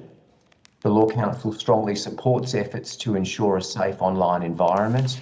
However, we are of the view that the proposed bill will not in practice achieve this objective and may have unintended negative consequences. Despite the proposed reforms, defamation law is likely to remain a relatively ineffective mechanism for seeking individual reputational redress and for reducing trolling activity on social media. Following the decision in Vola, it is appropriate to reconsider the circumstances in which internet intermediaries will be liable in defamation for third-party content, but in the Law Council's view, the law should place a greater onus on the originator of potentially defamatory online material. We are generally supportive of appropriately designed reforms to set more workable thresholds for when social media page owners should be considered publishers of third-party material. However, in our view, the bill does not adequately balance competing public interests. It may leave victims without recourse, and in certain circumstances, it may provide unwarranted complete protection from liability. In seeking to clarify when the provider of the social media service is liable as a publisher of potentially defamatory material, the bill proposes a new safe harbour defence, primarily contingent on the establishment of and compliance with a complaint scheme. The Law Council has identified several key issues with the design of the proposed Safe Harbour Defence, including removing incentives to monitor and address defamatory material, practical difficulties for social media providers in collecting the necessary information, and potential increased censorship by social media providers. The bill also proposes to establish a framework through which a prospective applicant can apply to a court for an end-user information disclosure order that requires the provider of a social media service to disclose certain information about a potential complainant. It is unclear to us how the proposed process will differ in practicality from the preliminary discovery process which is already utilised by prospective defamation plaintiffs in Australia. Additionally, any amendments to the law which seek to provide for the identification of users by internet intermediaries without the user's consent should require a court to carefully consider and balance competing considerations, including the right of the individual to have their reputation protected, privacy rights, freedom of expression, harm to reputation, and the public interest of any matters disclosed. Such a framework hasn't been adequately included in the bill. The Law Council notes that a review of the model defamation provisions is currently being undertaken through the Meeting of Attorneys General in relation to the liability of internet intermediaries. This review has been a substantial and in-depth process and has the potential to ensure that reforms to the law of defamation in Australia are developed in a way which is comprehensive, complementary, certain and clear. Therefore, the Law Council considers that intervention at the federal level in the law of defamation should not occur until the completion of this process and should form part of any package of reforms to the liability of online intermediaries more broadly. For these reasons, the Law Council is of the view that the bill should not proceed in its current form. Thank you, Chair and committee members. We're happy to answer questions. Thank you so much. I might start by giving Yes, the call thank to you. Senator Card. I thank the Law Commission for their submission. As usual, it's a very detailed response to this legislation. I just need to enlarge on your advice to us for the Hansard record. If you could tell me what your view is, given that your submission seems to suggest to me that the bill makes radical changes to our defamation laws, would seek to in any event, although the title suggests that which I understand came quite late and as a result of intervention at the Attorney General's at a political level. Can you tell me what's your view as to whether or not will make any practical effect to children and families that are dealing with the issues of trolling and online bullying? Senator, it is absolutely critical that the online world, which is very difficult for some, can be a safe place. And it's very important that we have the systems and mechanisms in place to enable the online world to be fit for purpose. And that is why Stage 2 review is so important, because it is a wholesale view into the deep complexities of the online world and how defamation law interacts with that. What we are looking at here is the law scrambling to catch up with and then keep pace with technology in an area of law that has developed largely before technology was part of our society. So we see trolling, that classic type of bullying, threatening behaviour, images, offensive material, the very real types of conduct that cause great harm in our community as being something that the law absolutely must keep pace with. But defamation law is not the answer to that problem, because very little of what constitutes trolling, if any, will in effect be defamation law. Where a child has been the victim of trolling behaviour, there are more practical measures for them to pursue at the moment than the defamation law. They would look to organisations such as the eSafety Commissioner they would look to organisations such as schools, sports groups, police to deal with the immediate problem. But saying to a child or a person in the community, you have a defamation course of action at your disposal, we don't think is going to solve the problem. So, if I can understand you correctly, the proposition you're putting to us is that the current regulatory environment for media, which is essentially a self-regulatory model at its core, is not adequate to deal with the current environment, given the technologies that are available. It's not fit for purpose, if you like. But does this bill substantially change that assessment? It substantially changes it with respect to social media providers, and that's another inadequacy we suggest, because it excludes, for one part, all other forms of internet behaviour. So it doesn't deal with internet more broadly. It's confined to social media services. It changes the landscape considerably with respect to the liabilities that attach to the various participants in the social media process. That is obviously the platform host, the page owner, and then the third-party user commentator. It of course changes that landscape dramatically. Where it's inadequate, we suggest, and where it really does need to form part of the stage 2 review, is that it doesn't look at offences of innocent dissemination. It doesn't look at how you can take down material at various requirements. It doesn't more closely align to international models. These are all things that stage 2 review is looking at. Yeah, if I may just add a few comments there. I guess what the Law Council is saying is that defamation law is probably the wrong tool to use in combating trolling activity. So as the e-Safety Commissioner alluded to earlier, the intersection of activity that constitutes both trolling and defamation is probably a subset of the total trolling activity that is occurring online. That issue of abuse online is a very separate and distinct issue to how does the law play catch up to assess defamation in a digital publishing environment. And I think the bill conflates the two issues in a way that doesn't really give a real remedy to the victim, because at the end of the day, this bill does not provide for any takedown by the social media platforms. Mm-hmm.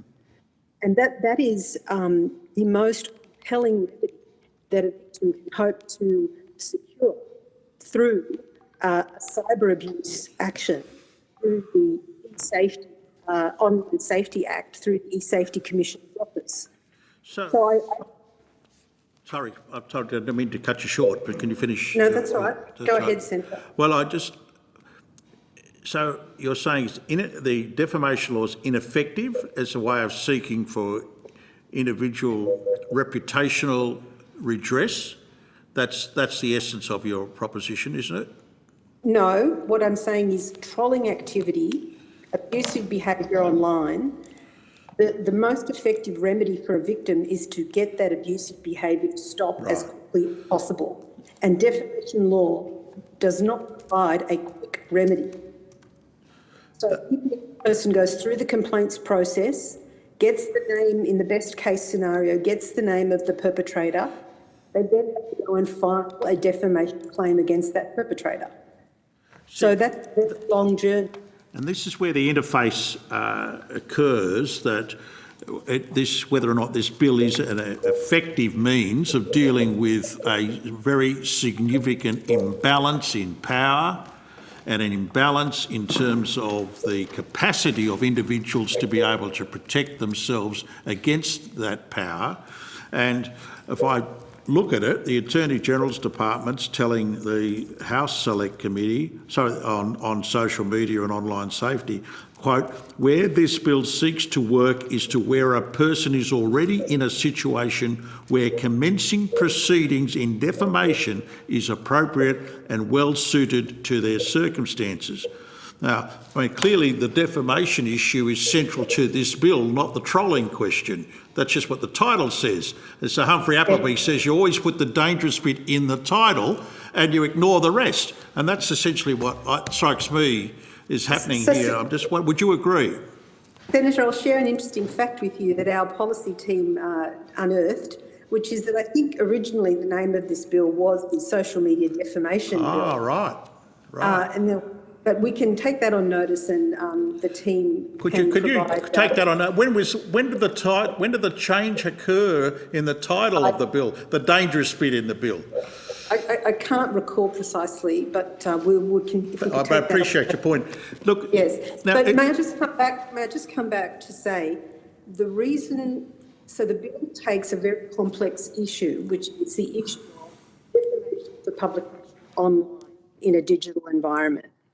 And it deals with that in one digital environment, which is a social media platform. This is a very important point. It doesn't deal with defamatory material on a website or defamatory material in an SMS or defamatory material in a WhatsApp. It's only looking at social media platforms.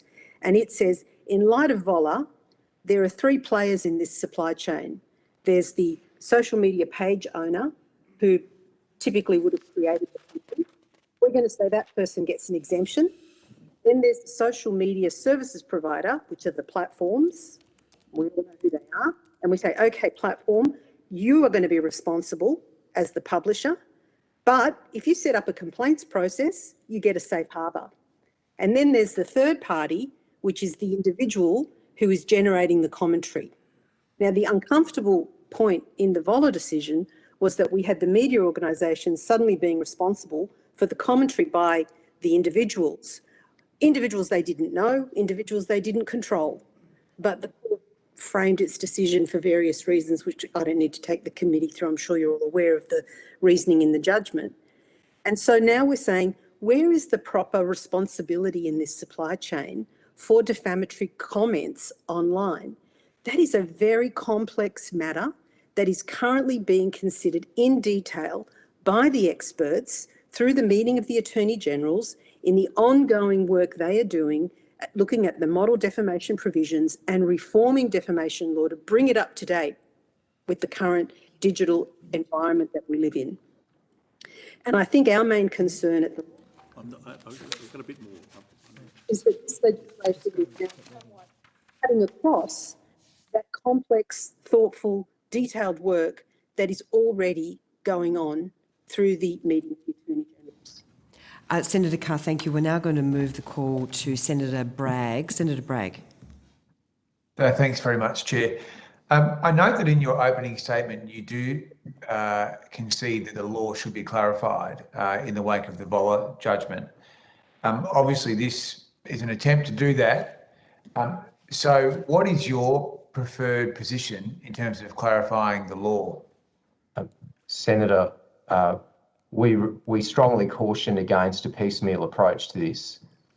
It is absolutely fundamental, we say, that a reset and a rethink of the liabilities of the various players in, as my colleague Ms Carnabucci referred to, the social media transaction take place. But that we really do need to look at the entire digital world.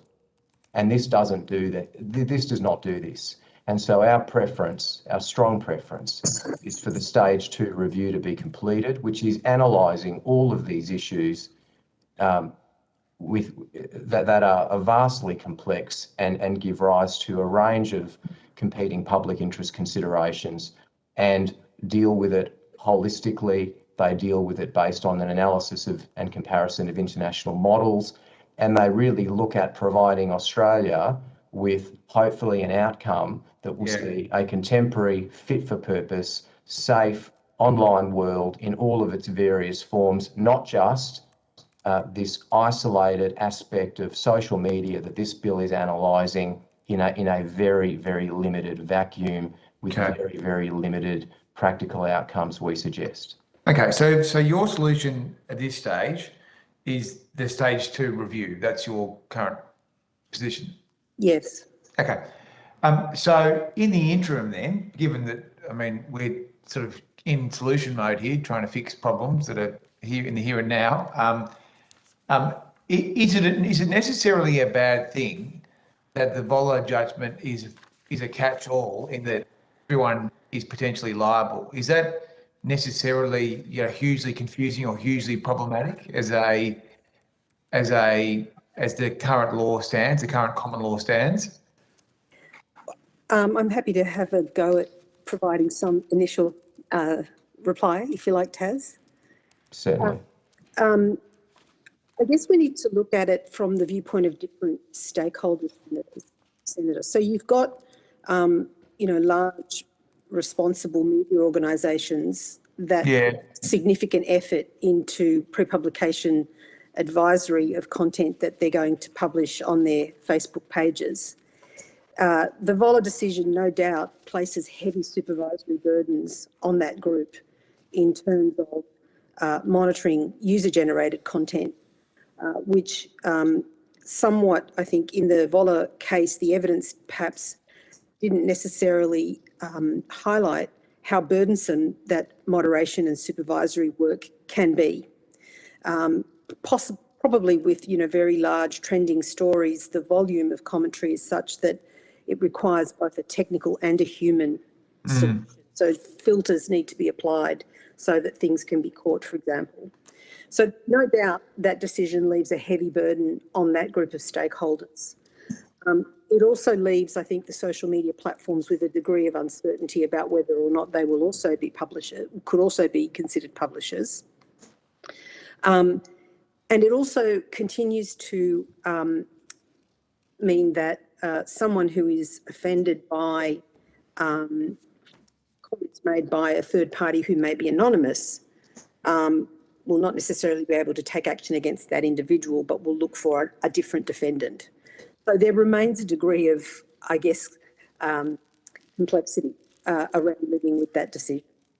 So the work of the MAG group, the Meeting of Attorney Generals, is really important because it is trying now to step back and look at first principles in terms of how defamation responsibility, liability as a publisher, should be assessed in the online forum.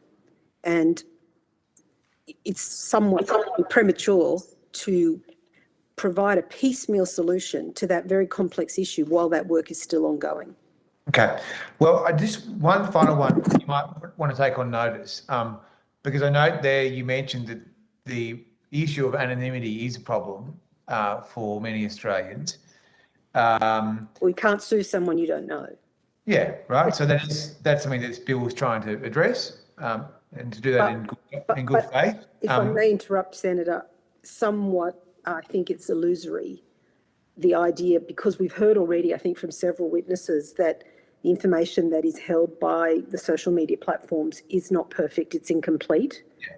And I think there are, in addition, some concerns around privacy and balancing of competing interests in relation to disclosure of that information. So, yes. Okay. Don't think the bill... Senator, and might I add this, and I'm sorry to cut across your question too, but might I add this?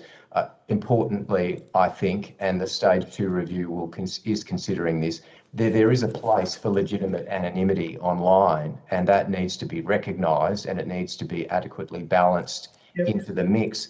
But what we don't want to do is inadvertently incentivise the creation of fake and unidentifiable accounts through this process. And that is another significant risk that we run if we take a piecemeal approach to reform.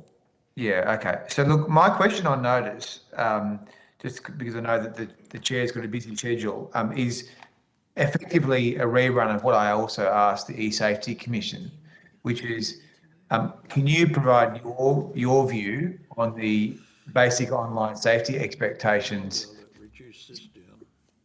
with respect to anonymity, which are new?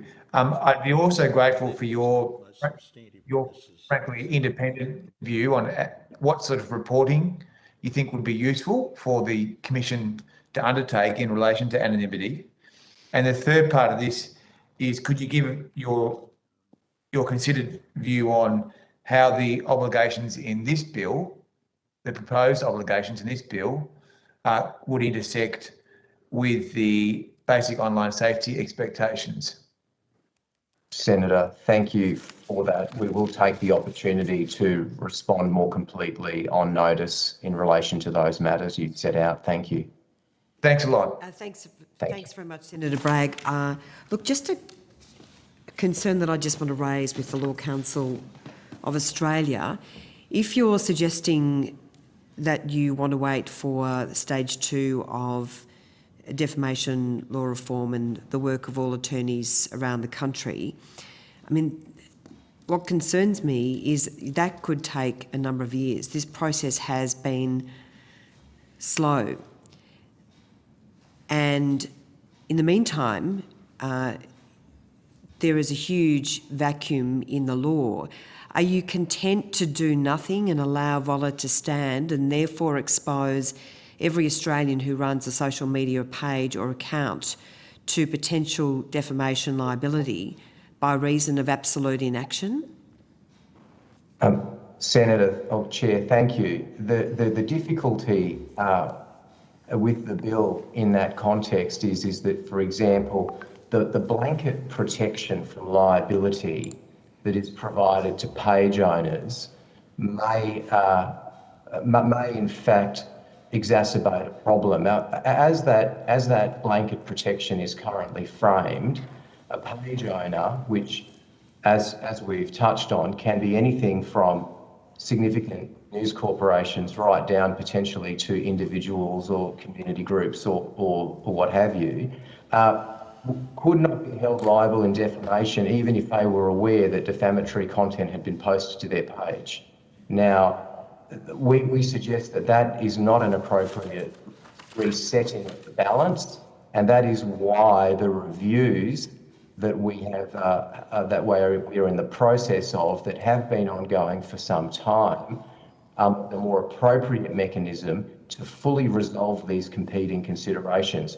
We agree with a fundamental proposal that puts the emphasis or the onus in defamation on the originator of defamatory content, but that's not to say that other participants in that transaction don't have a role to play. And we need to properly think about how internet intermediaries and page owners intersect with this issue. And we also need to think about it, and this is significant, I suggest, more broadly than just social media. And that is another fundamental part. We see so often anecdotally and through the news, Google reviews, TripAdvisor, my colleague Ms. Carnabucci suggested text messages, WhatsApp messages. This is so much broader than social media, and that is why it is important for the review to complete.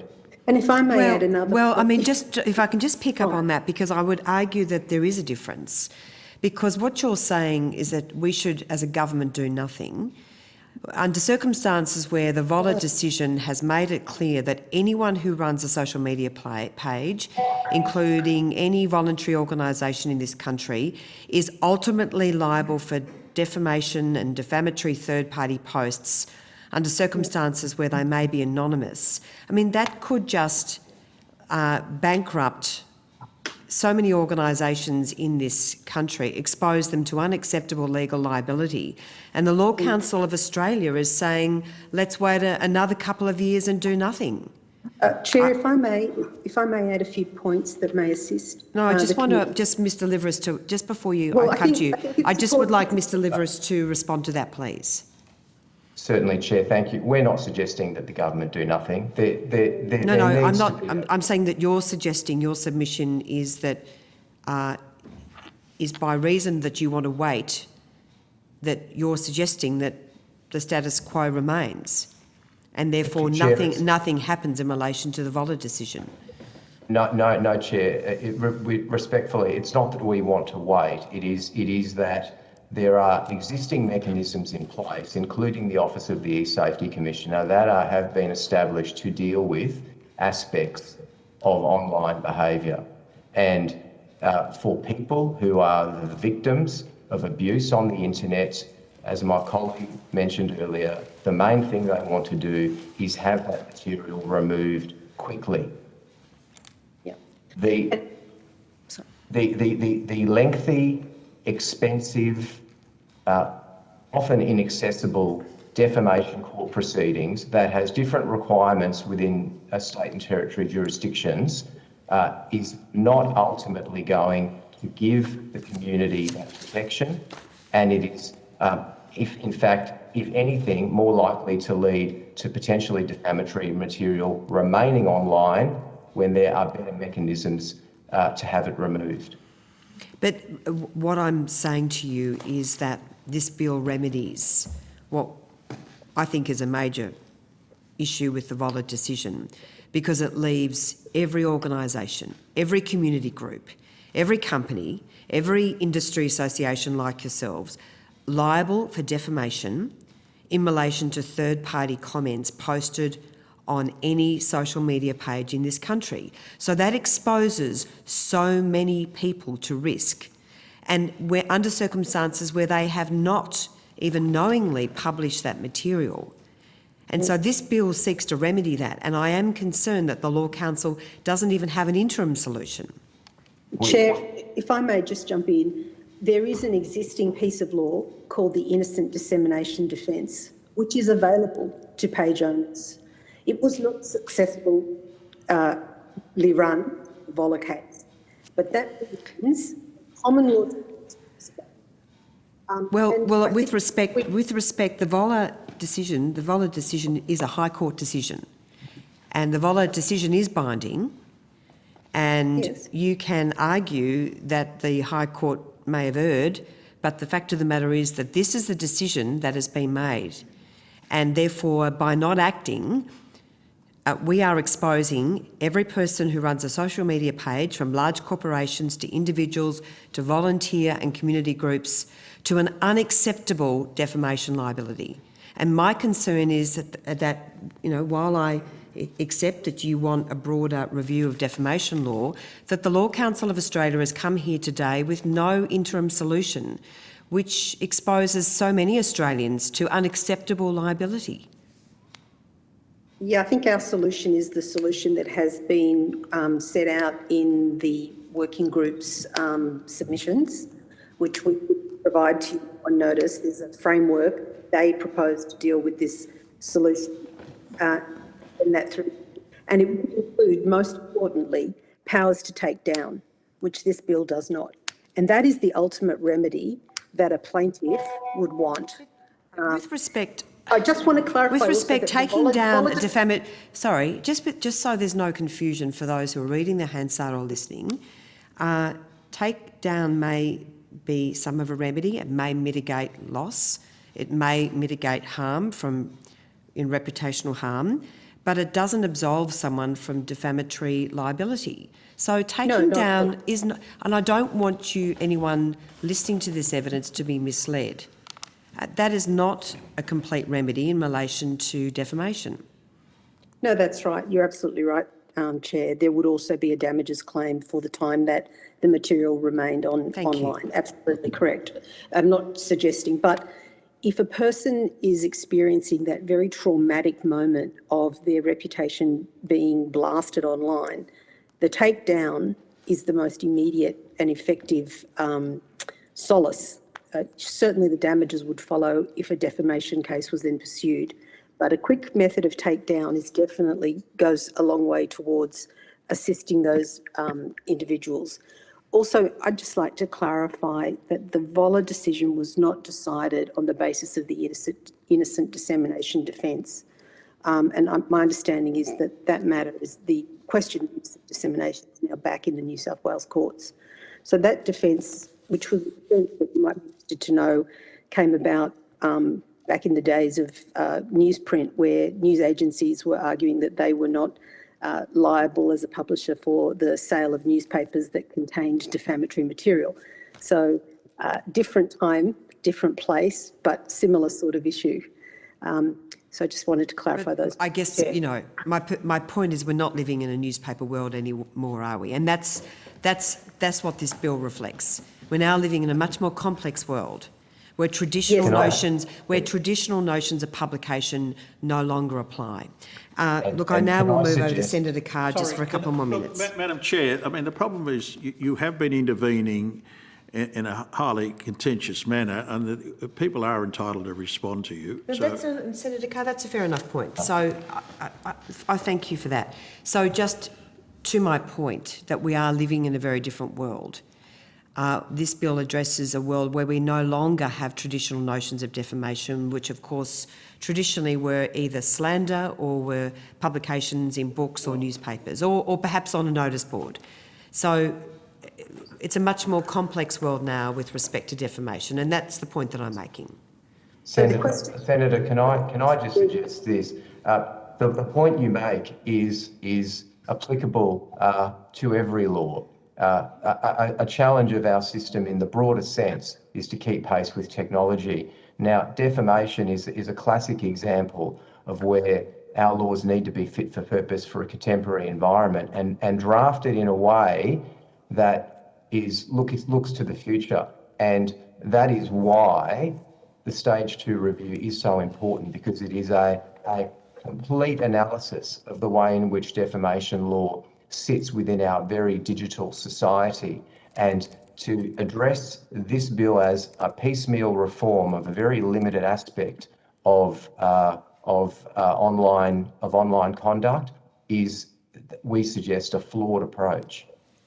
Thanks very much, Mr. Liveris. Senator Carr. Yes, look, if I could, look, the proposition that Volar potentially exposes hosts of social media pages to defamation liability is not really responded to properly in this bill, despite the claims, because it suggests in this bill, as I understand it, and I'd ask you to comment on this, that the response of the bill, in fact, is that that they are totally exempt from liability from any abuse that they host, and it's about shifting the burden of potential victims of that abuse. The consequences of this legislation, and so I read your submission, may in fact make a poor conduct on the internet worse, not better, worse. Senator, as I said before, for a page owner, the effect of the bill would be that they would not be liable in defamation for a failure for material that they knew was defamatory. The blanket defence, the blanket protection that exists in the bill operates, we say, in a way that does not properly set a balance between responsibilities for page owners whilst maintaining that the primary focus and onus should be on the content creator. Equally, for the host, for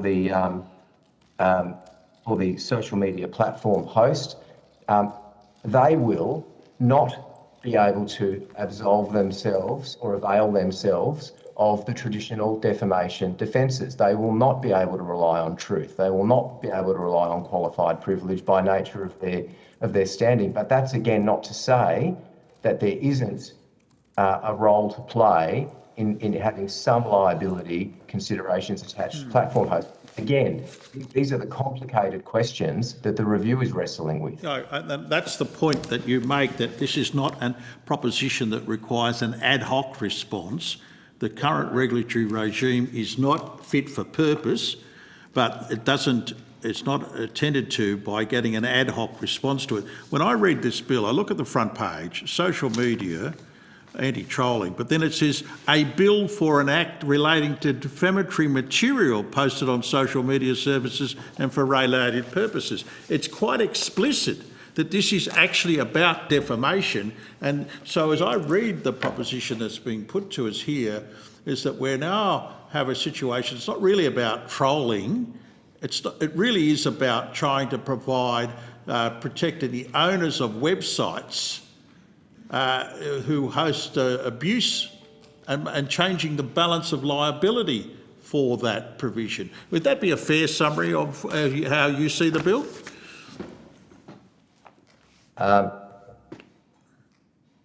Senator, yes, yes, it is. I think that's a fair summary. Sorry, just to correct, it doesn't, Senator Carr talked about the owners of websites. It doesn't. I think he meant social Page media. owners, It doesn't not relate to websites. websites at all. So No, it doesn't. it No, it relates doesn't. to social media pages media. and Well, it might be accounts. pages, whatever. I may not have used the right term, but the effect of this bill, as I'm reading your submission, is to transfer the balance of liability. It doesn't actually deal with the substantive issue of trolling or of online abuse as such. And in fact, as I say, in general terms, your submission suggests to me that the circumstances for people who are adversely affected by that sort of behaviour may in fact make the situation worse for them, because the legal liability of content posted on owners' page is in fact shifted.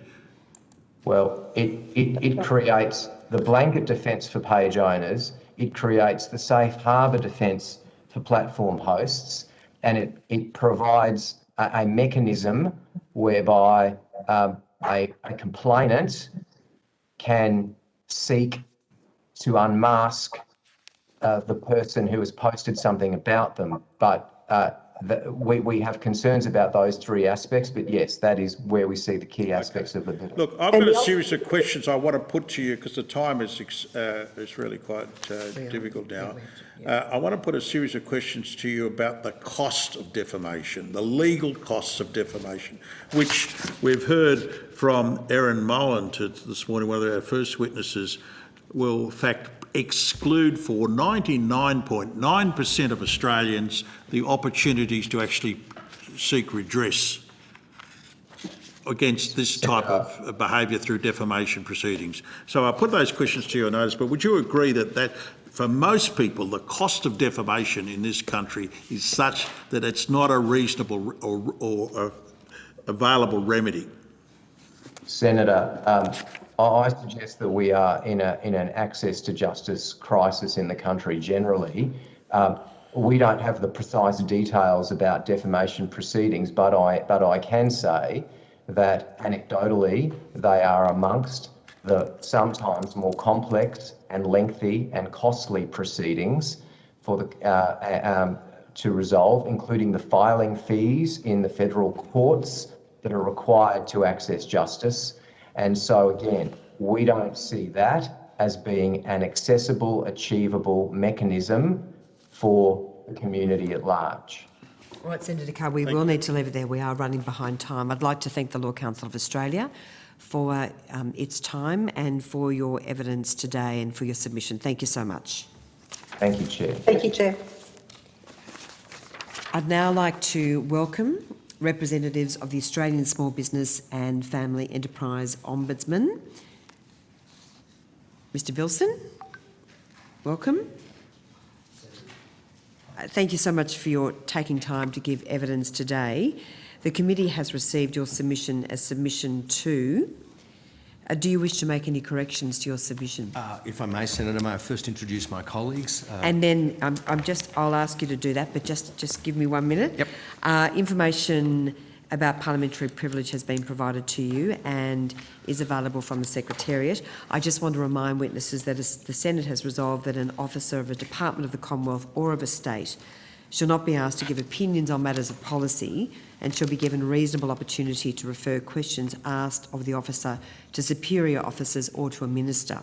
This resolution prohibits only questions asking for opinions on matters of policy and does not preclude questions asking for explanations of policies or factual questions about when and how policies were adopted. For the Hansard record, would you please each state your full name and the capacity in which you appear here today? Thank you, Chair. Bruce Bilson, Australian Small Business and Family Enterprise Ombudsman.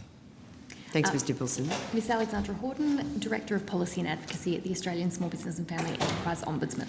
Thanks, Ms Horton. And Ms Amelia Watman, Director of Media and Communications of the Australian Small Business and Family Enterprise Ombudsman. Thank you very much, Ms Watman. Look, I would like to start with a couple of questions.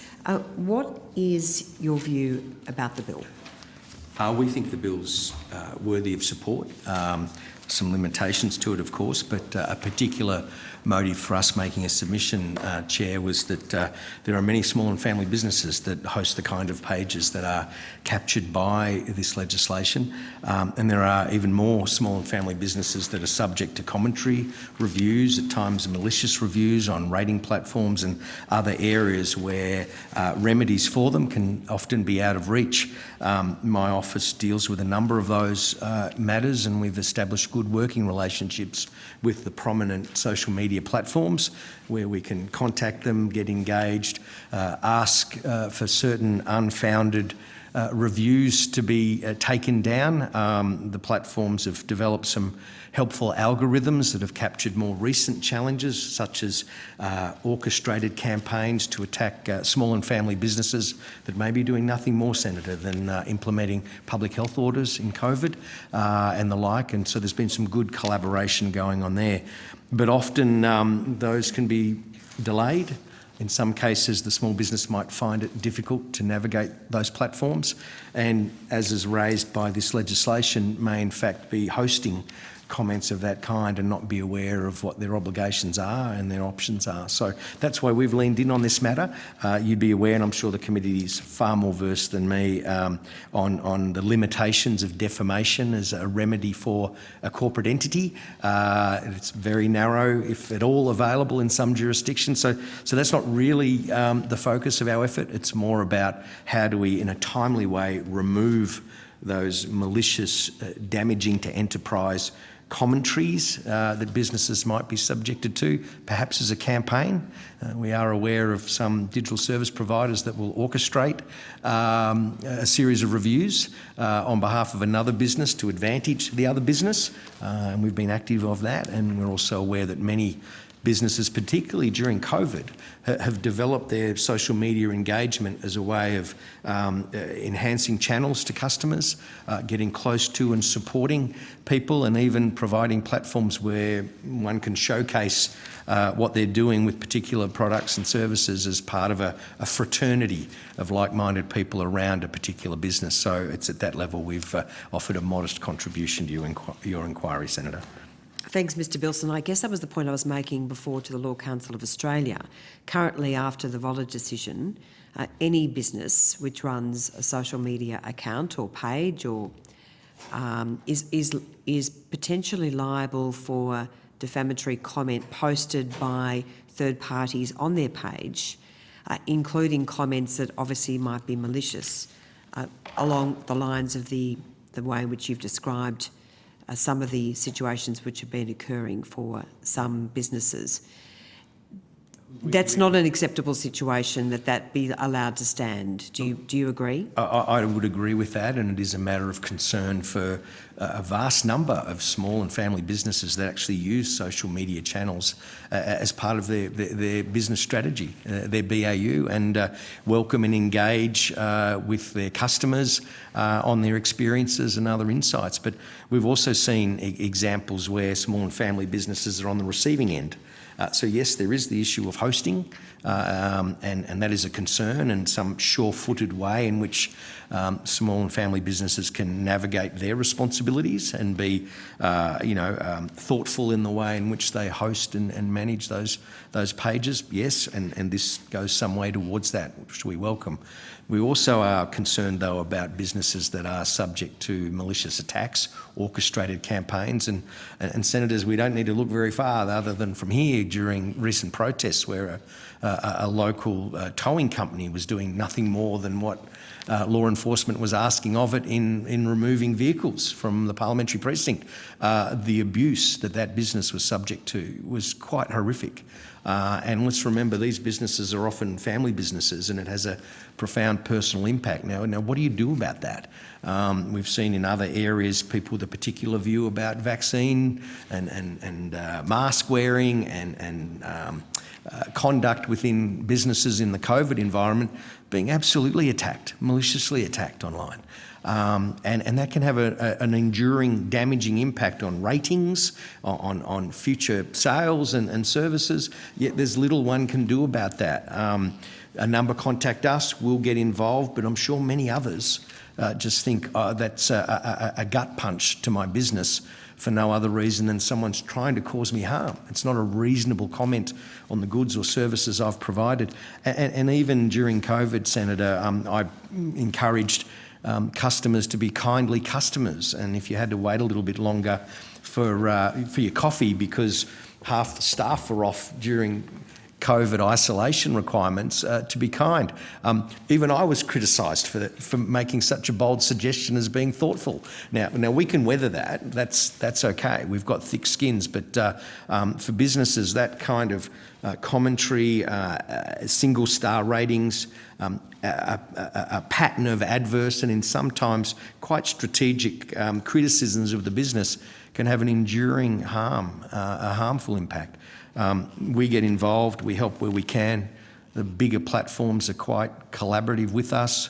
And of course, there's other discussions going on in other places about how to deal with disputes involving those businesses.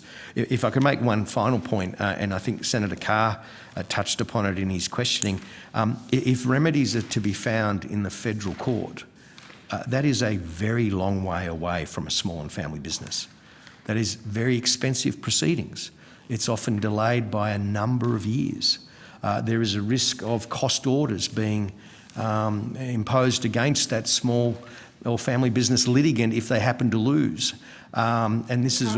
Obviously at the moment, because if they're running a page and they're liable for the defamatory comment, then they are up for potentially an enormous number of costs just to defend themselves. Yep. Because they are deemed under the law as it stands, as determined by the High Court, to be responsible for third-party posts on their page.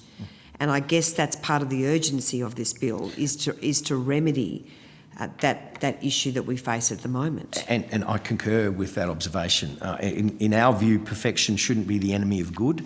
There's clearly far more learned people around the defamation law into play and how that's activated. I hope to be bringing to the committee a very field evidence perspective of just what small businesses are facing. And if they need to defend their economic interests by going to the federal court, it's often very expensive, very delayed, very complex, with lots of risks to be evaluated, including cost orders against them.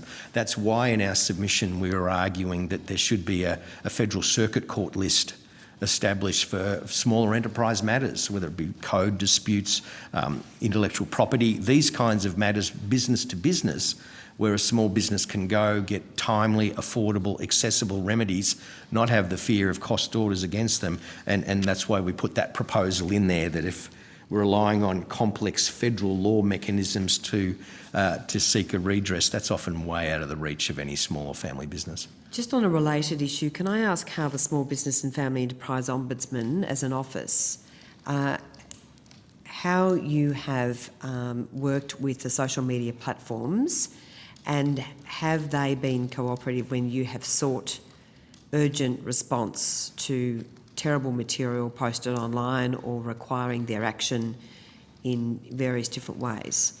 Yes, ma'am. We deal with those platforms largely where a complaint or an assistance request comes through our assistance services. We've had several dozen of those, which we think is only the tip of the iceberg. And then we establish relationships with those major platforms. So there's a human we can talk to.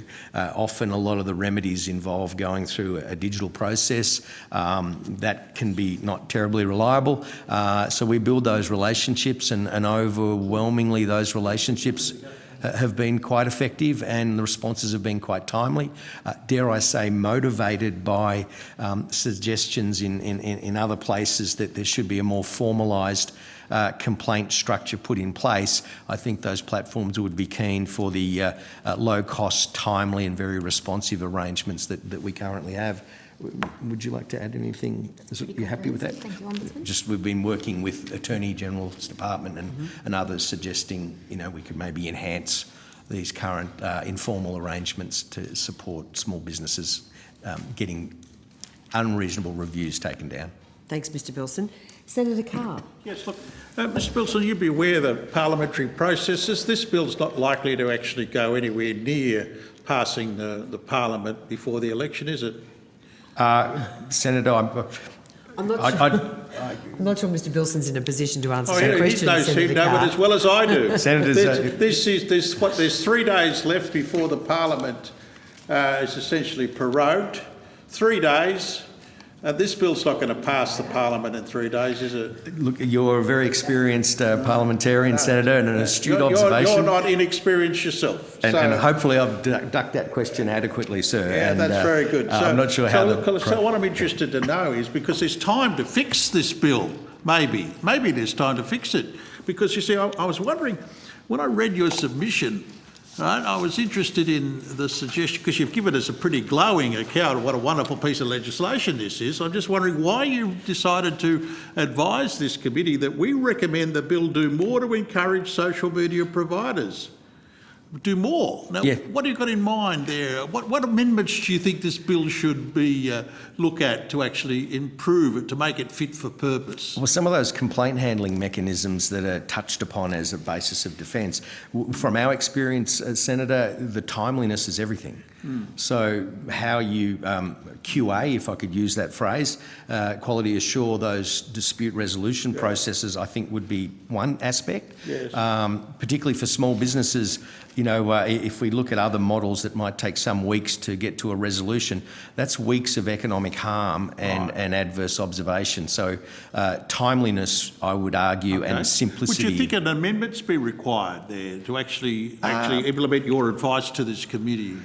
Yeah, well, perhaps, Senator, I could have a closer look at those provisions in the bill. I'm not surprised that you'd want to have a closer look at them. But I know. all You can take I that on can do notice is if you like, Mr. rely Wilson. on the advice you've given us and follow Yes. that through. And- You see, and because the just- next one just then on that- is... Sorry, Senator Carr, if Mr. Bilson could just Yeah, answer. and just on that, complete the Senator, answer. anything that could extend further the collaborative relationships with those major platform providers. Sure. Generally, in terms of reporting, that's another issue about how timely. Another amendment? That's the second one. We're going well. Sorry, Senator Carr, Mr. Bilson, just No, please respond, finish your answer. I'm just respectful of the witness senators. here. He's so glowing in his support for this measure, but the submission is not glowing in its support because it actually says the bill's inadequate. Further consideration should be given to addressing the power asymmetry in disputes between small business and large social media corporations. Now, you've signed off on this submission, Correct. so what did you mean? Well, what we've found in some of these provisions, larger corporations may have the expertise, the resources to navigate them well. We're just keen to make sure that the smaller family business is also equipped to benefit from the protections that are intended to be provided by the legislation. Fair enough. So what measures should be taken to address the power asymmetry in disputes between small business and large social media corporations? We've cited one in our submission. So That's another the amendment? Circuit Court. Another amendment? A complementary measure, I would I see. suggest. So that's 3 amendments that you're suggesting might be needed to the bill, which is not bad. Complementary measure, sir. Complementary amendments, as you see them. Measure. Yes, yeah. Well, what else would you call them? Otherwise, it's just good intentions. If it's not going to be amendment, it's just good intentions. Is that what you're proposing? No, we've pointed to areas where the utility of it we think could be Enhanced. more fit for purpose for smaller respondents. Well, I think that's the term that comes up again and again here, whether or not this bill is fit for purpose. But thank you for your advice. Thank you, Senator. Senator Carr, thank you. Senator Hughes, do you have any questions? No, in the In the interest of time. interest of time, Mr. Bilson, I will put anything I may have later on notice. Fantastic. Well, I'll put some more on notice too, if that's necessary. That's obviously. Thank you very much, Senator Mr. Buller, Carr. I'm sure he'd welcome further opportunity here. Mr. Bilson, could I please thank the Australian Small Business and Family Enterprise Ombudsman for appearing today. To you and your colleagues, we're very grateful for your evidence, for your time and for your submission. Thank you so much. Thank you, Chair. Thank you, Senators. The committee will now suspend for lunch until 1:15 p.m.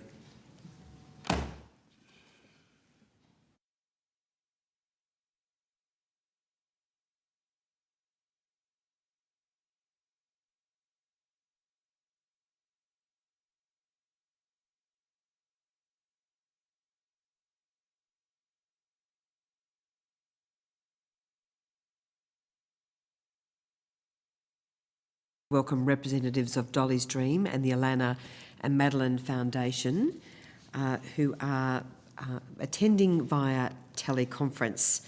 Thank you so much for taking the time to give evidence today. Information about parliamentary privilege has been provided to you and is available from the Secretariat. The committee has received your submission as submission 3. Do you wish to make any corrections to your submission? No, that's fine. Thank you. For the Hansard record, could you please state your full name and the capacity in which you appear today? I'm Jessie Mitchell. I'm the Advocacy Manager at the Alana and Madeline Foundation, and we work closely with our valued partners at Dolly's Dream. Dr Mitchell, thank you so much. Would you like to make a brief opening statement before we go to questions? Thank you very much. We really appreciate the opportunity to speak with you here today. As a leading national children's charity, the Alana and Madeline Foundation prioritises building positive digital citizens and bringing to life the rights of children, both online and offline.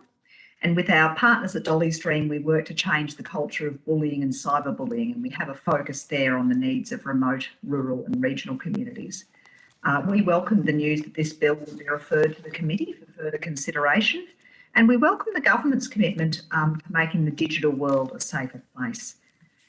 Children and young people are vulnerable to reputational damage online. Indeed, negative rumours, hurtful comments and being impersonated online are 3 of the most common problems that young Australians report in digital spaces.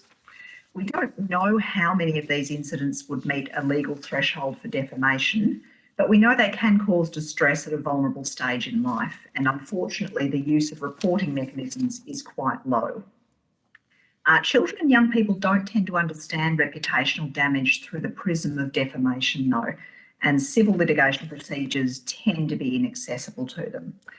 So to address reputational harm online, we believe there are 3 broad approaches that are really helpful to consider. One is to be guided by the best interests of the child as a principle for reform. So in relation to this bill, for example, such an approach could mean engaging with the National Commissioner for Children for a child's rights perspective, ensuring that young Australians have meaningful opportunities to share their own insights, working closely with the eSafety Commissioner to make sure systems are in place to support children who've experienced reputational damage online, requiring social media services to uphold the highest standards of protection for children's personal data and adhere to the principle of data minimisation, and recognising that children who break the law, for example, by defaming someone, are still different to adults and need age-appropriate interventions. The second really key approach we'd like to see is to align with relevant reforms that are occurring at the same time in the digital space. And we particularly welcome more detail about how the approach to personal data collection outlined in this bill will line up with the approaches that have been proposed in the draft online privacy bill. In particular, the draft privacy bill's provisions about obtaining parental consent and considering the best interests of the child before handling children's data. We also believe safety by design should be part of the solution to the problem of anonymous defamation. We recognise the work being led by eSafety to implement safety by design on digital platforms. And we believe stronger safety standards should help to reduce children's contact with anonymous individuals, increase children's use of reporting mechanisms, and strengthen protections for children's data. And finally, briefly, we believe a really important approach that helps to deal with reputational damage online is to continue building strength in our school communities, which still carry a significant burden of responsibility for preventing and addressing antisocial conduct online. In our experience of working with schools through our eSmart suite of programs, one of the biggest areas where schools seek more support is forging closer partnerships between the classroom and the home. So sometimes this means helping parents and carers to understand and be prepared for new developments in the digital space like this bill. And sometimes, unfortunately, it means dealing with defamatory behaviour by a minority of parents and carers online. So it's vital that our educators have both the digital and the wellbeing skills to prepare for and respond to those situations. Thank you very much. Thank you very much, Dr Mitchell. Look, I might first give the call to Senator Carr. Thank you very much. So, Dr Mitchell, thank you very much for appearing today. And So I begin. Were you consulted about the design of the regime that this bill seeks to put in place? Not before it was drafted, no. We did have a positive experience of speaking with the Defamation Task Force and the Attorney General's department after the draft bill had been released for comment, but no, not prior to that. So you would prefer there'd be further consultation. I've understood you correctly? Yeah, I think a further consultation process is really valuable, particularly with experts in that child rights space and ideally, if timeframes permit, with children and young people themselves. Given your expertise in this area, do you think the bill's fit for purpose? I think it addresses a genuine concern that was raised in the community following the Voller verdict. But I think there are improvements that we're seeking to see to the bill before it proceeds. So what exactly is it that you want to engage about if you think that it addresses a concern but it doesn't actually come to terms? I take it you're implying that the solutions are yet to be found. Is that, do I understand you correctly? Well, I think one of the concerns that came up for us was how well it aligns with other legislation that's being proposed at the moment. So we were very encouraged by some of the components of the draft online privacy bill, particularly that approach that was put forward there around making the best interests of the child a guiding principle that has to be considered before digital platforms can handle children's data. We're not sure how that principle would really apply in relation to this bill. We're seeking more clarity as to how they would align. Look, the concern that it's been expressed to me, and certainly one that I share, is that our regulatory regime in regard to the media in this country is not fit for purpose. It's effectively the technology has moved at a pace where whatever you say about the old regulatory regime, namely that it relied on self-regulation, it's just not appropriate for the current environment. Now that goes not just to the traditional forms of media, but also goes to these online platforms. So is it, and therefore suggested there needs to be a more comprehensive review of the regulatory regime rather than an ad hoc process that seems to be suggested by this measure. What do you say to that proposition? That this is an ad hoc measure and there needs to be a broader assessment of the regulatory regime? I'm not very well placed to comment on how the regulatory regime handles media in general. That's rather outside of our purview. I do think there is a need for an ongoing process of review to address both safety and security in digital spaces more broadly. So that's more the space that we tend to work in. I think that issue of how we can design digital spaces that help to prevent and identify and address antisocial behaviour early before it escalates to the point where a defamation case might start to be discussed would be really useful. And I think we see some important steps in that area. We've seen the Online Safety Act now come into realisation this year. As I say, the draft online privacy bill was of great interest to us. But I think we do need that broad approach to reviewing and continuing to refine digital spaces to make them fit for purpose for children and young people, because they weren't initially designed to be spaces for children, and we're playing catch up a little bit now. I can see that line of argument in your submission. Now, you specifically say, though, that there needs to be a reference to the National Commissioner for Children and that the bill should be reviewed through a child's rights lens. You know, what do you mean by that? Well, I think that the value that the National Commissioner brings to any legislative review is to look at it particularly in terms of what does it mean in regards to the best interests of the child. So being guided by the best interest of the child is a broad approach, and it does often call for a balance between different rights and different individuals. But it broadly means saying, well, what does this situation mean for all of a child's rights? So that could be anything from the right to privacy, to the right to education, to the right to personal safety. Asking whether children themselves have had a voice in decisions that affect them. And considering how a certain step impacts on a child's survival and positive wellbeing and development.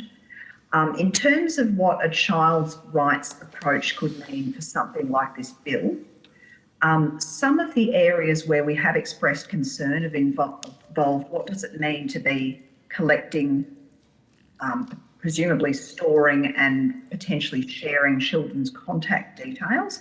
Can a child under 16 reasonably consent to that with a full understanding of what that could mean in a defamation situation? What does it mean in terms of the supports that are available if a child does experience severe and distressing reputational damage online? Do we have the right supports there? And what happens to a child who is accused of having defamed someone online should it get to the point of a court deciding to make an order about whether to release that child's contact details? You say here that the emphasis on defamation proceedings are, and that's essentially what this bill's about, it's about defamation changes. And you say, and I quote, unlikely to be an accessible or appealing option for many young Australians. Can you explain what you meant by that? Bringing a case as far as a federal court and pursuing access to someone's contact details that way would require a level of both understanding of the legal system, the social and financial resources in place to enable you to take advantage of that regime, and also, I suppose, the willingness to pursue a dispute to that formal and potentially public level. While there may be some young Australians, potentially with support of parents and carers, who would wish to pursue that avenue, our main experience with children and young people who've experienced some kind of bullying or abusive or damaging behaviour online, their first priority tends to be, I want this material taken down as soon as possible. That's usually more important to the young person than getting an apology or a legal remedy dealt with. So we don't see that sort of civil litigation process as being something that was set up to be used by children, or one that most young Australians would be likely to want to access. But see, that's what this bill proposes. We unmask the perpetrator and then they be sued. Now, I'm wondering, you make the assertion, and I think a reasonable one, that the civil defamation proceedings are not entirely desirable, particularly, and may not in fact be available given the financial costs. The question that comes to mind, though, is would the stress and the fact that there may well be considerable financial damage involved actually do more harm for children than good? I think it certainly has the potential to be a pretty distressing experience. As I say, it's an avenue some families may choose to go down, and they may be within their rights to do so.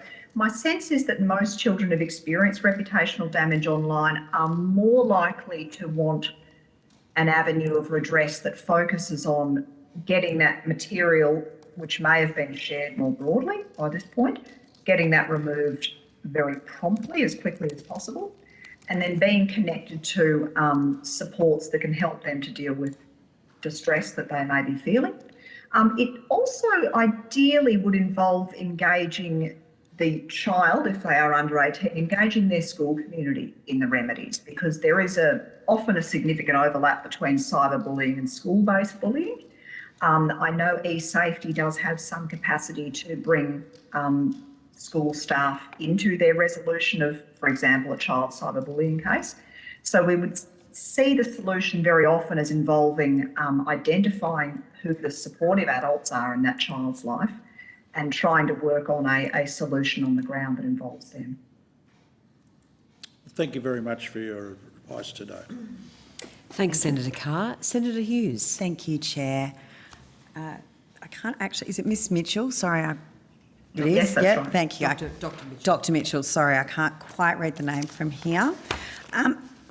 We spoke earlier to Commissioner Eamon Grant about a particular case that occurred in Toowoomba that involved catfishing and then further, as you say, in school bullying, which then led to the child that was being bullied moving school and that then continuing to occur because obviously small country town, it followed him.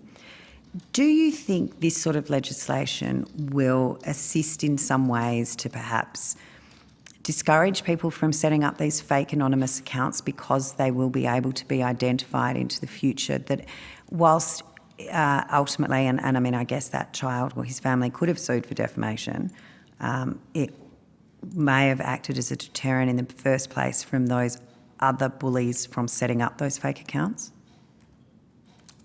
It's a difficult question to answer in some ways. It certainly does seem to be a draft legislation that's got that particular focus on anonymity. Important to note, a lot of bullying or abuse online isn't always done anonymously. So while anonymous abuse is an issue that certainly needs to be addressed, it's not the only space where abusive behaviour is happening. In order for legislation to serve as a deterrent, there would need to be a strong understanding of how it operates, and that often does involve building knowledge and digital intelligence within that school community so that staff, educators, parents are aware that a certain regime is in place in the first place. The other thing that I think is really important as a deterrent in those cases is the ability of both families and schools and also any children's services who may be involved to be able to identify when an online abusive issue has happened early and to intervene as promptly as possible before it gets to the point where a child is so distressed that they're leaving school, for example. So I think there's work there to be done around building reporting options that children feel comfortable to use early, as soon as they identify concern. Building options that can also be utilised. I apologise. It's okay. For that brief interruption. Building reporting. Hello, he's in the background now. Very passionate about the subject. Absolutely. Building reporting mechanisms that other children also feel confident to utilise. So we know there is strength in peers that's often not adequately leveraged. You know, often other students are aware that there's a problem before the adults are. So having reporting processes that other students can use early too, I believe is helpful. So whenever we look at introducing legislation that's intended to address that sort of conduct, it's worth placing that sort of child-friendly lens over it to say, well, how is this going to be enacted in practice? What are the mechanisms that a child or a young person could use to realise their rights under this law? And are those mechanisms currently being set up in a way that's actually able to be easily and confidently used by children? So I understand you're representing both Dolly's Dream and the Alana and Madeline Foundation today. So Dolly's, they do sit within us. Yeah, so Dolly's Dream, there was state legislation that was proposed, and I understand it's been passed. I'm a senator from New South Wales. I understand the New South Wales Parliament has passed that legislation. Has any other state followed suit with that? Is it outstanding in any other jurisdiction? I would need to confirm that, not that I am aware of, not specifically in the name of Dolly's Dream. Right. I am aware that Queensland went through a fairly comprehensive cyberbullying inquiry a couple of years ago now. From memory, I think it was 2019, it may have been, which did identify a number of directions they wanted to go in to address what had been identified as a cyberbullying problem in Queensland. I believe a lot of the recommendations there tended to involve building strength in schools and education department, probably more than a legislative approach. but I am happy to follow that up. Yeah, for no, you. if you could take that on notice for me, that would be great. I think that's okay for me, Chair. Thank you. Thank you very much, Senator Hughes. Dr Mitchell, I just wanted to, I guess, put a more general proposition to you here, and I understand the issues that you've raised and some of the limitations that you've raised in relation to this bill, particularly from the perspective of children.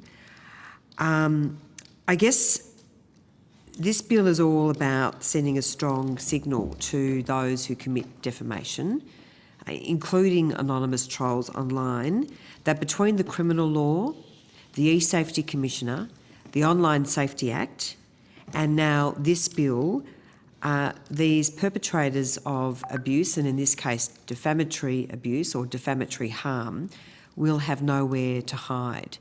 So just keen for your response to that when you look at the suite of measures that the Morrison government has introduced already and obviously is intending to introduce to address an increasingly serious problem in our community and across our nation. Yeah, look, as I say, we very much welcome that overall commitment to strengthening safety in online spaces, particularly for children and young people.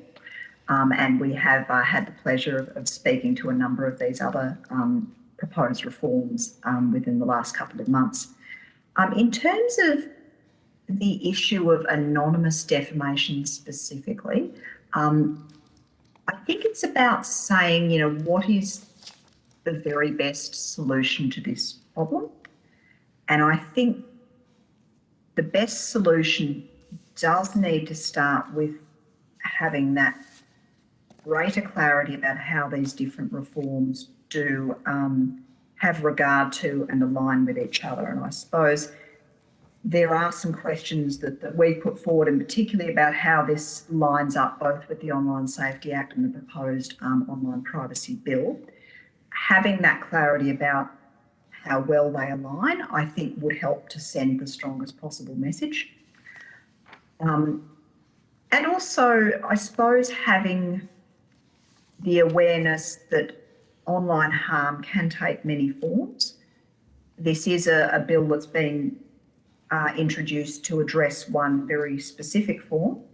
It is important that it doesn't inadvertently give rise to other harms, and that, I suppose, is where some of our questions around the handling of children's personal data would come in. So making sure that there's not any unintended consequences here.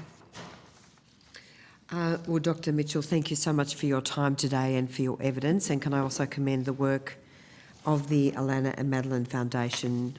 Since you were formed in 1997, you have been exceptional in the way that you have worked so hard to protect children. So I just want to commend you more broadly for the work that you do.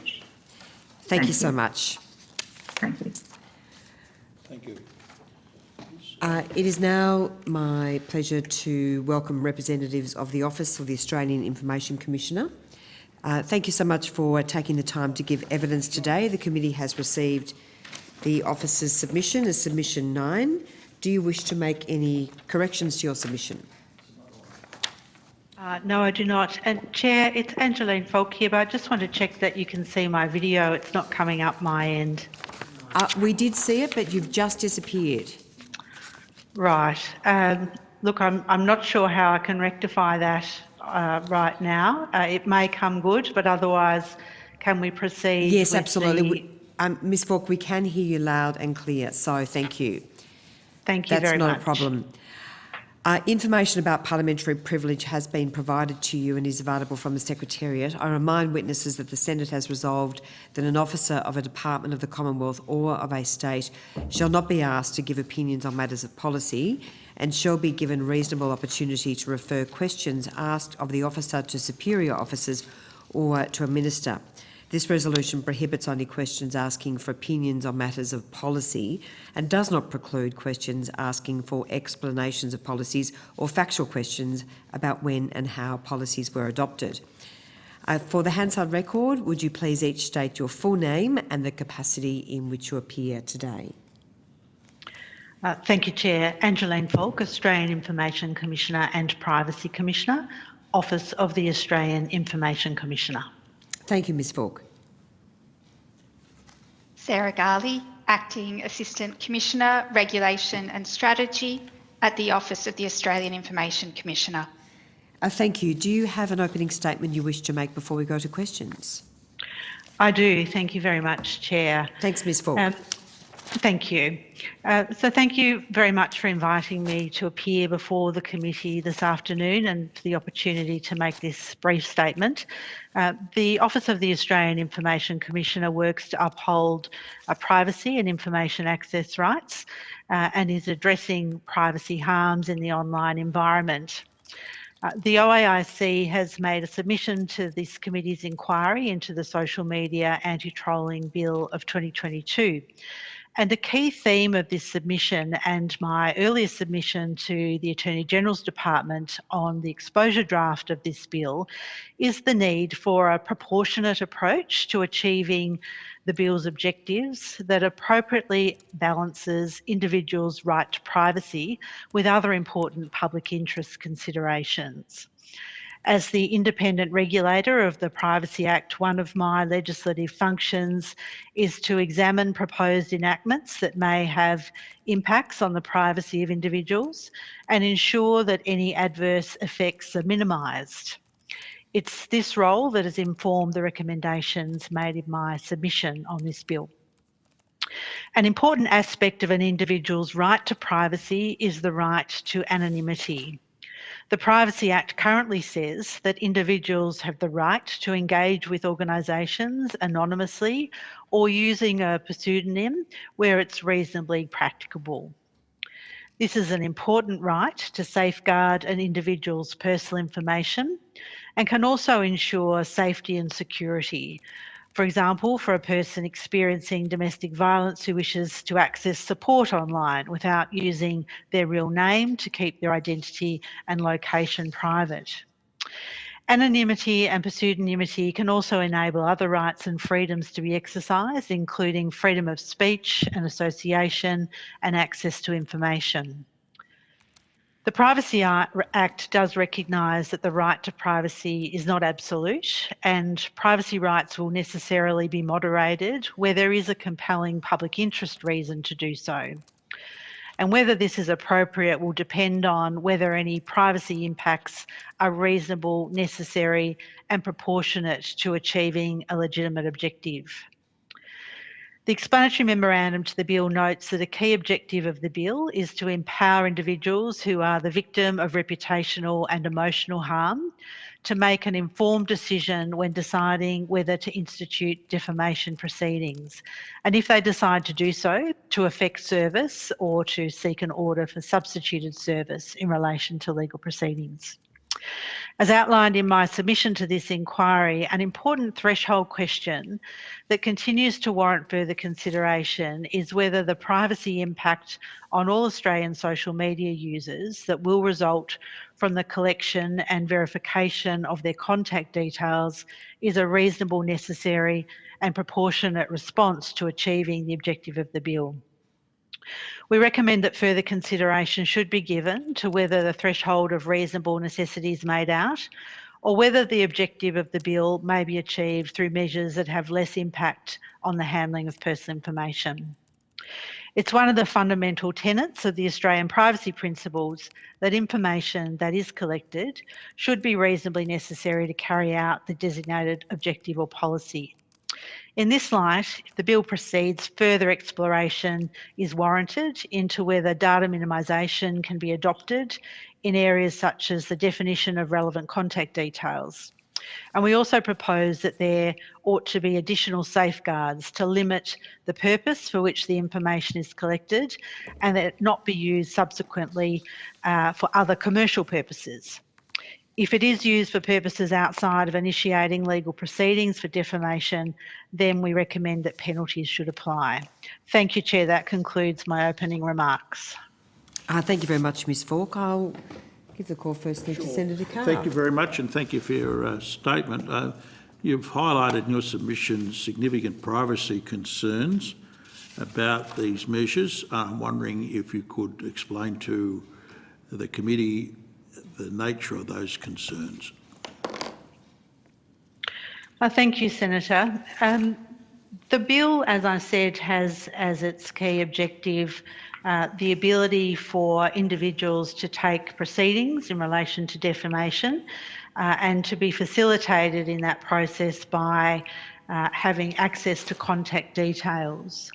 Whilst the bill in and of itself does not require social media companies to collect additional personal information, it sets out a scheme that will incentivise additional collections of personal information by providing that safe harbour defence that's present in the bill.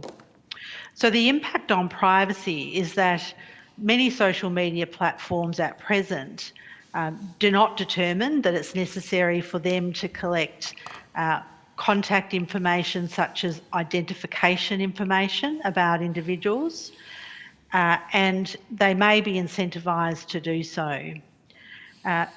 The issue that I bring to the committee's attention is that many millions of Australians engage in online social media platforms, and it will incentivise this additional collection of personal information. And I think the question ought to be asked as to whether that impact on privacy will be commensurate to achieving the objective of allowing some people to take defamation proceedings. So in essence, you seem to be suggesting there needs to be a balance struck between those information that needs to be gathered on the verification of people engaged in social media posting against, of course, the balance against privacy impacts that might be experienced by other social media users. Have I got that right? Thank you, Senator. We're really here talking about a number of different policy objectives and meritorious endeavours to ensure that individuals have rights of redress where they're subject to harms in the online environment that are to do with defamation and reputational damage. The question that I call out for the committee's consideration is firstly the evidence base of the difficulty that current litigants might be experiencing in having access to those kinds of contact details, whether the current discovery processes are inadequate, and whether existing measures such as those that exist for the E-Safety Commissioner, where she can require online media platforms to provide her with certain information, are sufficient. The other issue is that there is some international developments that put the emphasis on complaint schemes that leverage the channels of communication that really intermediate between services like social media platforms to take a dispute resolution approach to some of these issues. So I'm putting to the committee that the first question from a privacy impact perspective is whether the incentivisation of a mass collection of more personal information will be necessary to address this concern. So, given that, can you outline what conversation or what approach has been made to you from the government, or the department for that matter, which would allow a clarification of these issues from your perspective? So, Senator, we have been engaged in this process with the department. I have put a submission to the department on this bill. I've also appeared before the other committee that's looking at the broader issues of online harms at present. That's also touched on this bill, and I've met with that committee on 2 occasions, and also provided this submission to your committee. Okay. We've also had some engagement with the department at officer level as the drafting process has progressed. Righto. So, given that engagement, you should be able to provide us with some advice on what alternative methods to defamation proceedings could be suggested in terms of dealing with complaints on matters relating to online abuse, matters that relate to the vilification, for instance. Can you give us any advice on that matter? So, Senator, the issue of how to address defamation is really an issue for the department. My remit is around the handling of personal information, and my submission to the committee is around drawing out the fact that the bill will incentivise additional collections of information, and also pointing out to the committee ways in which that collection might be minimised or mitigated. Right. Okay, I understand your point. Now, so that's not really a matter for you. Policy questions are for the department. Now, the question of safeguards mechanisms is something that should be of concern to you, I would have thought. So particularly when we're talking about the gathering of extensive information on Australian citizens to be held by a foreign company, often offshore.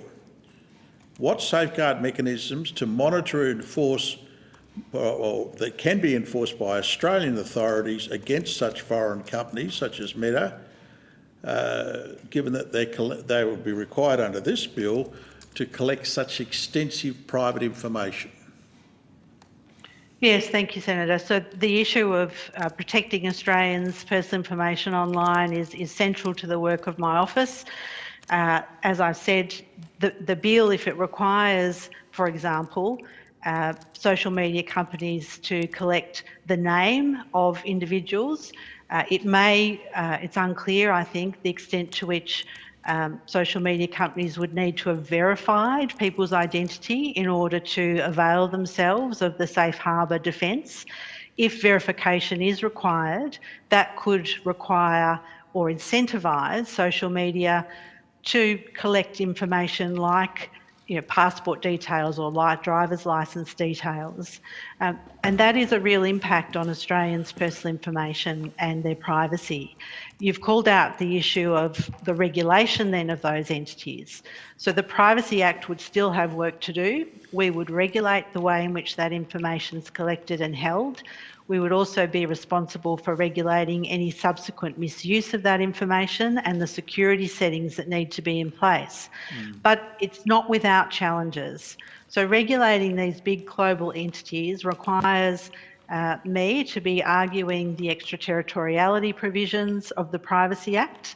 I've currently advised, or previously I should say, advised this committee through the Senate estimates process of action that I have in relation to Facebook at present, where we allege that there has been interferences with Australians' privacy by Facebook in what's known as the Cambridge Analytica matter. And Facebook does contest the jurisdiction of the Privacy Act in that context. They have, to update the committee, Facebook has on day 28 lodged an appeal to the High Court seeking special leave against the decision of the full court that held there was an arguable case for Facebook to answer. So the issue of enforceability against social media companies is a live one. We say that the Privacy Act does apply and global companies must comply with domestic rules, but it is an area of current controversy. Does that not place significant doubt over this piece of legislation if this question is still a live one before the High Court? So, Senator, there's other legislation that's currently being considered in relation to privacy. The Online Privacy Bill is at exposure draft stage.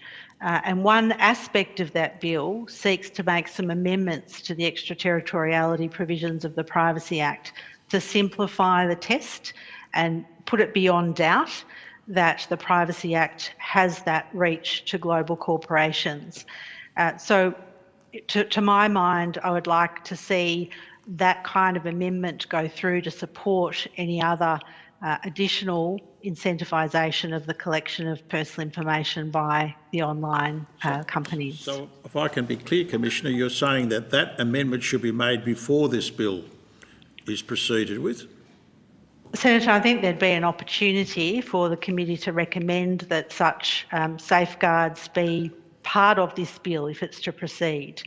The committee could make a recommendation to Parliament that the issue of extraterritoriality of the Privacy Act be addressed within this vehicle. Fair enough. Now, I've mentioned the questions in terms of the privacy provisions for the bulk of Australians, but and you've said there needs to be quite explicit support for your capacity in terms of extraterritoriality. The other matter that concerns me, though, goes to the issue of the risk that's actually posed to individuals having their personal data presented in this manner. Is there a concern that you would have about the risk to individuals in that circumstance?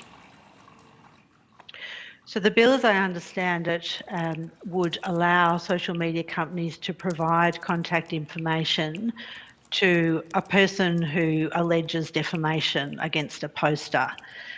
They would need the consent of the person who posted the information, but what it would do is, if that consent is given, it would provide contact information into the hands of individuals. And that does present a risk of that information being used in ways that could be malicious or cause harm to others. We've recommended in our submission that there ought to be limitations on subsequent use of the information that is provided should the bill proceed. One of the issues that then arises is who or how such protections would be implemented. If it's a penalty or a criminal imposition, for example, a matter of police, and it does raise the issue about overall oversight of some of the aspects of this regime. It could be, an option could be to make it an interference with privacy if an individual is to subsequently misuse that information. However, currently the Privacy Act does not apply to the acts of individuals, so that would be a significant expansion of the remit. That's quite a significant question for us to address. It's not.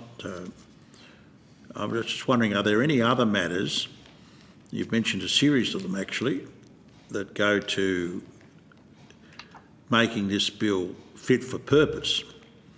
Are there any other matters that you feel needed to be addressed to make this bill fit for purpose in terms of combating online abuse? Senator, I'll go back to my threshold question, which is ensuring that collecting additional personal information is a proportionate response to the issue at hand. But if we put that aside to some extent and look at the provisions of the bill itself, I would urge the committee to look at issues such as data minimisation. So if contact details are to be incentivised, providing detail in the bill as to really particularising that. So could that just be an email address or phone number, which is easily verified by sending someone an email to that address and asking them to respond, or an SMS to the phone? The issue of name, though, presents some further difficulties. So is it an individual's assertion of name?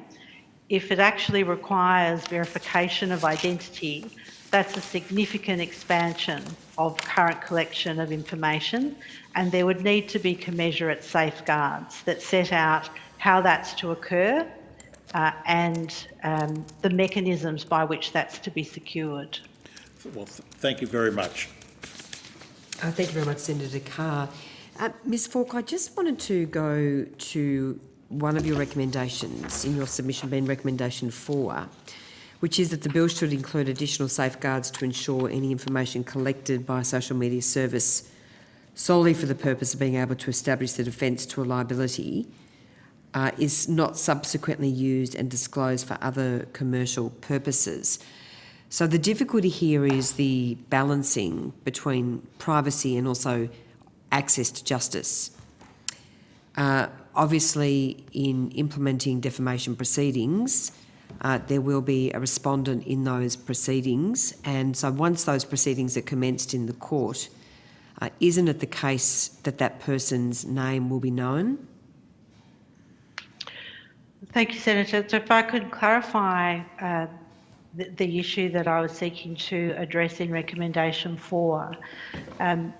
My concern is that if social media companies are incentivised to collect additional personal information for the purposes of allowing an individual to take defamation proceedings, those social media companies ought to be prohibited from utilising that information for their own commercial purposes. For example, for selling it to other commercial entities, for incorporating it into their business model for targeted advertising purposes. So that was the issue that I was seeking to bring to the committee's attention. Okay.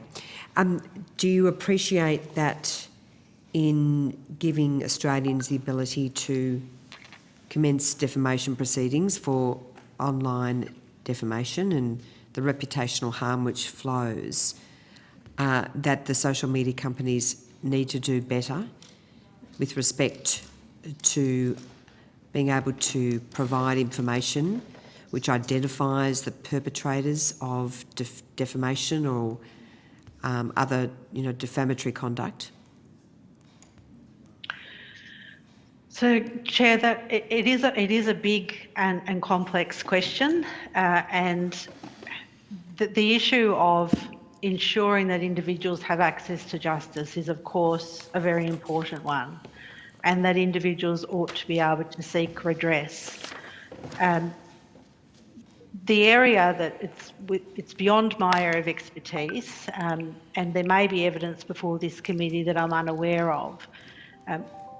But from what I have seen to date, there remains an unanswered question in my mind, and that is if there is an inadequacy in the current processes. So is discovery inadequate? Is the ability to compel information from the online platforms sufficiently inadequate that it requires a response that would mean, in essence, millions of Australians' personal information would need to be held by social media companies beyond which they already hold? So that's really the question that I pose, and it may be that you've received evidence in this hearing that seeks to answer that. I mean, isn't the difficulty here that the rights of people who've been subjected to online defamatory harm by anonymous account holders, that they also deserve access to justice? The privacy isn't the only consideration here, is it? So there are a number of rights and interests at play here, and that's what adds to the complexity of this landscape, as well as dealing with these issues in an online environment.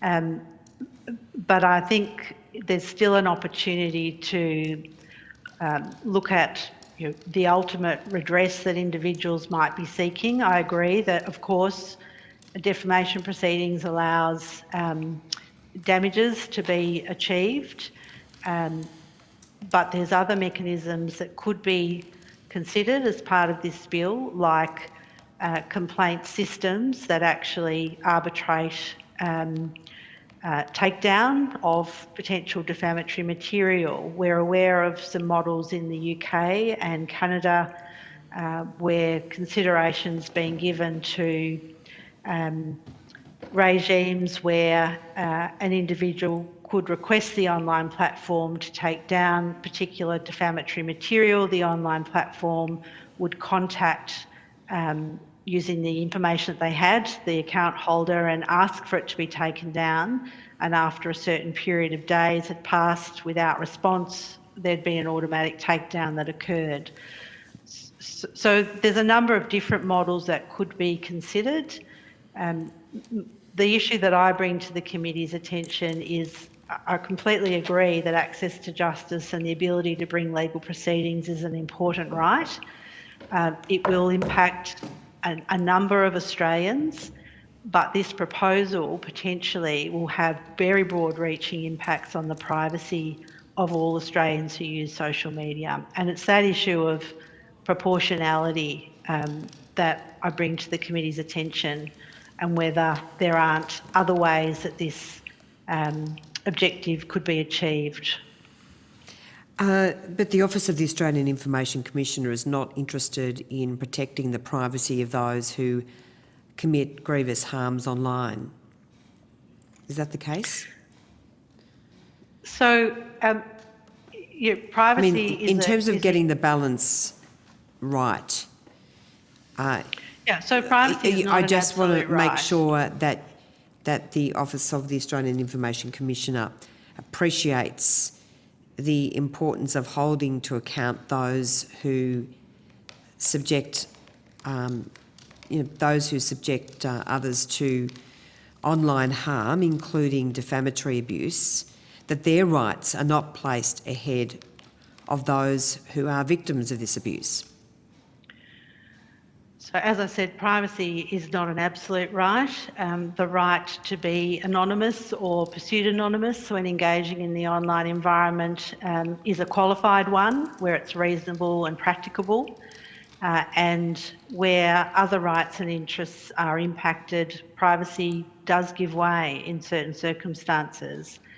The issue that I'm bringing to the committee's attention is whether there's an ability to achieve the objective of individuals having some redress for defamatory conduct that doesn't create additional risks that could expose Australians to privacy harms.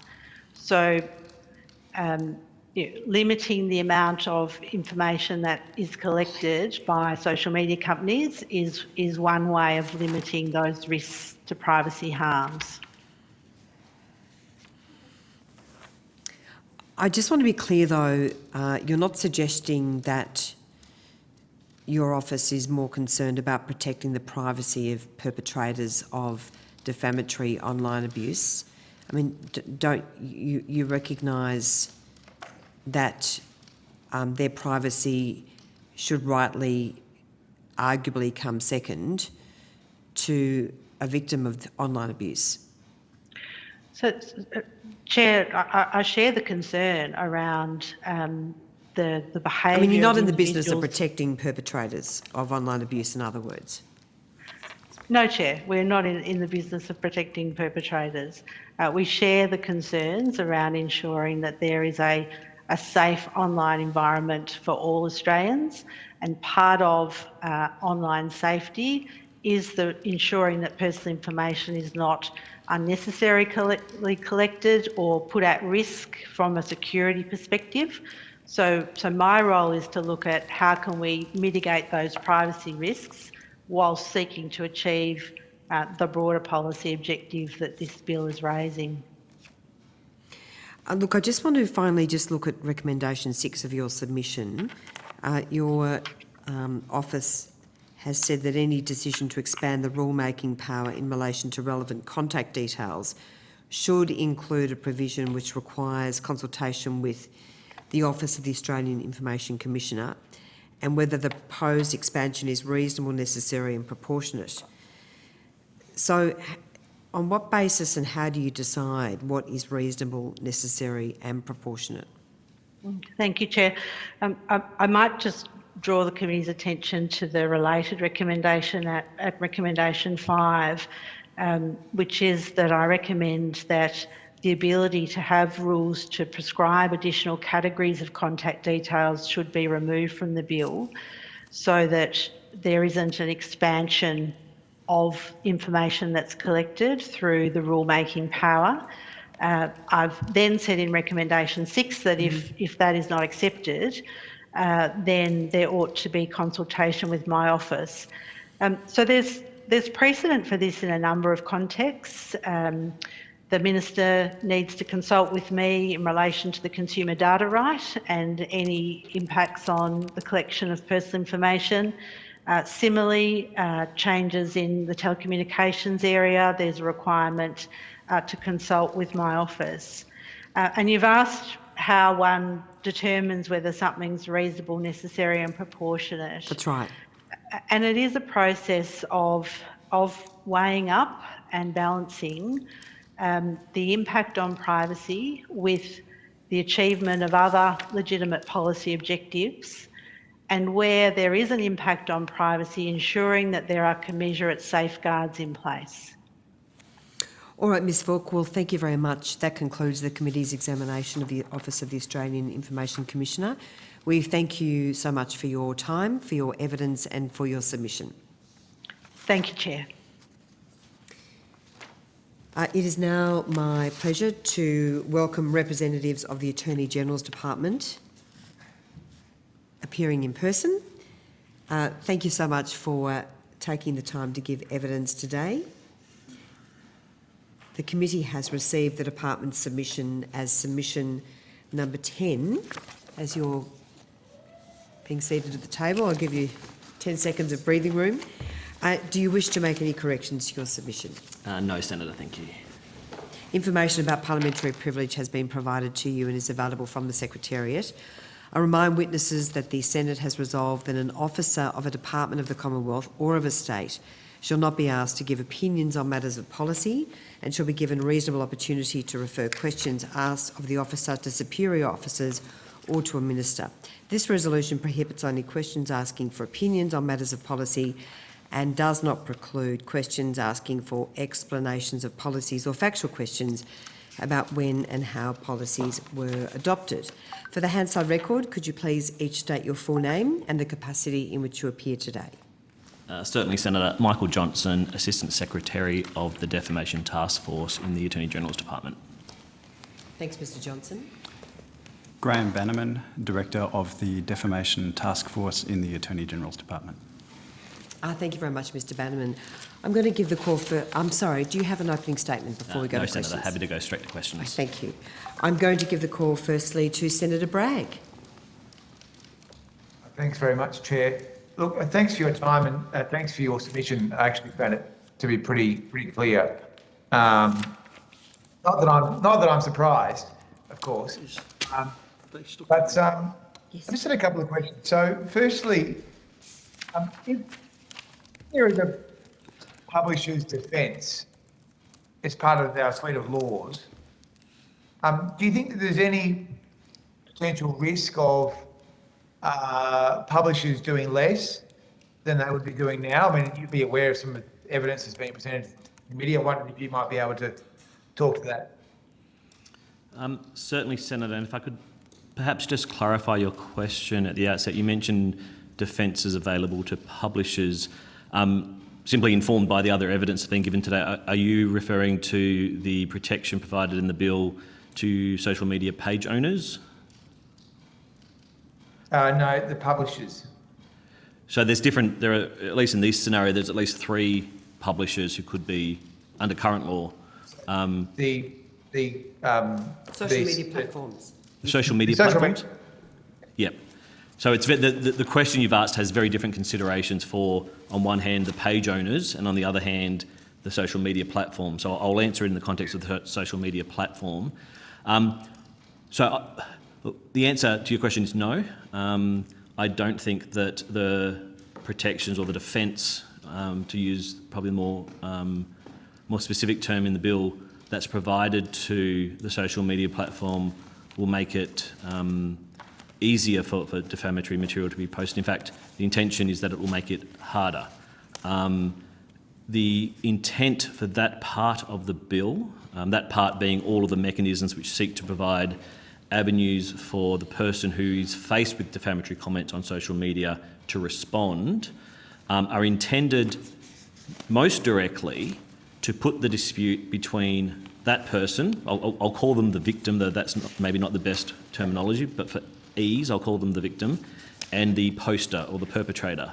That includes the complaint scheme, which tries to get them in touch with each other, and the disclosure aspects, which seeks to put the victim in a position where they can commence legal proceedings.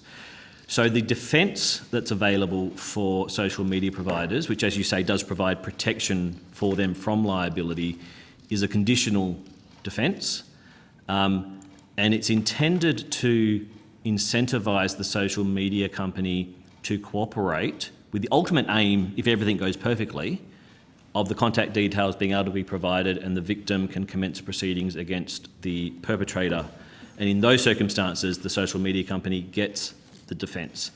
The way that the conditions and the way that the different aspects of the bill interact, the intention is that the victim will always have an appropriate defendant to bring defamation proceedings against, such that where the contact details can be disclosed, and therefore they can bring it against the perpetrator, that's when the social media company gets the defence.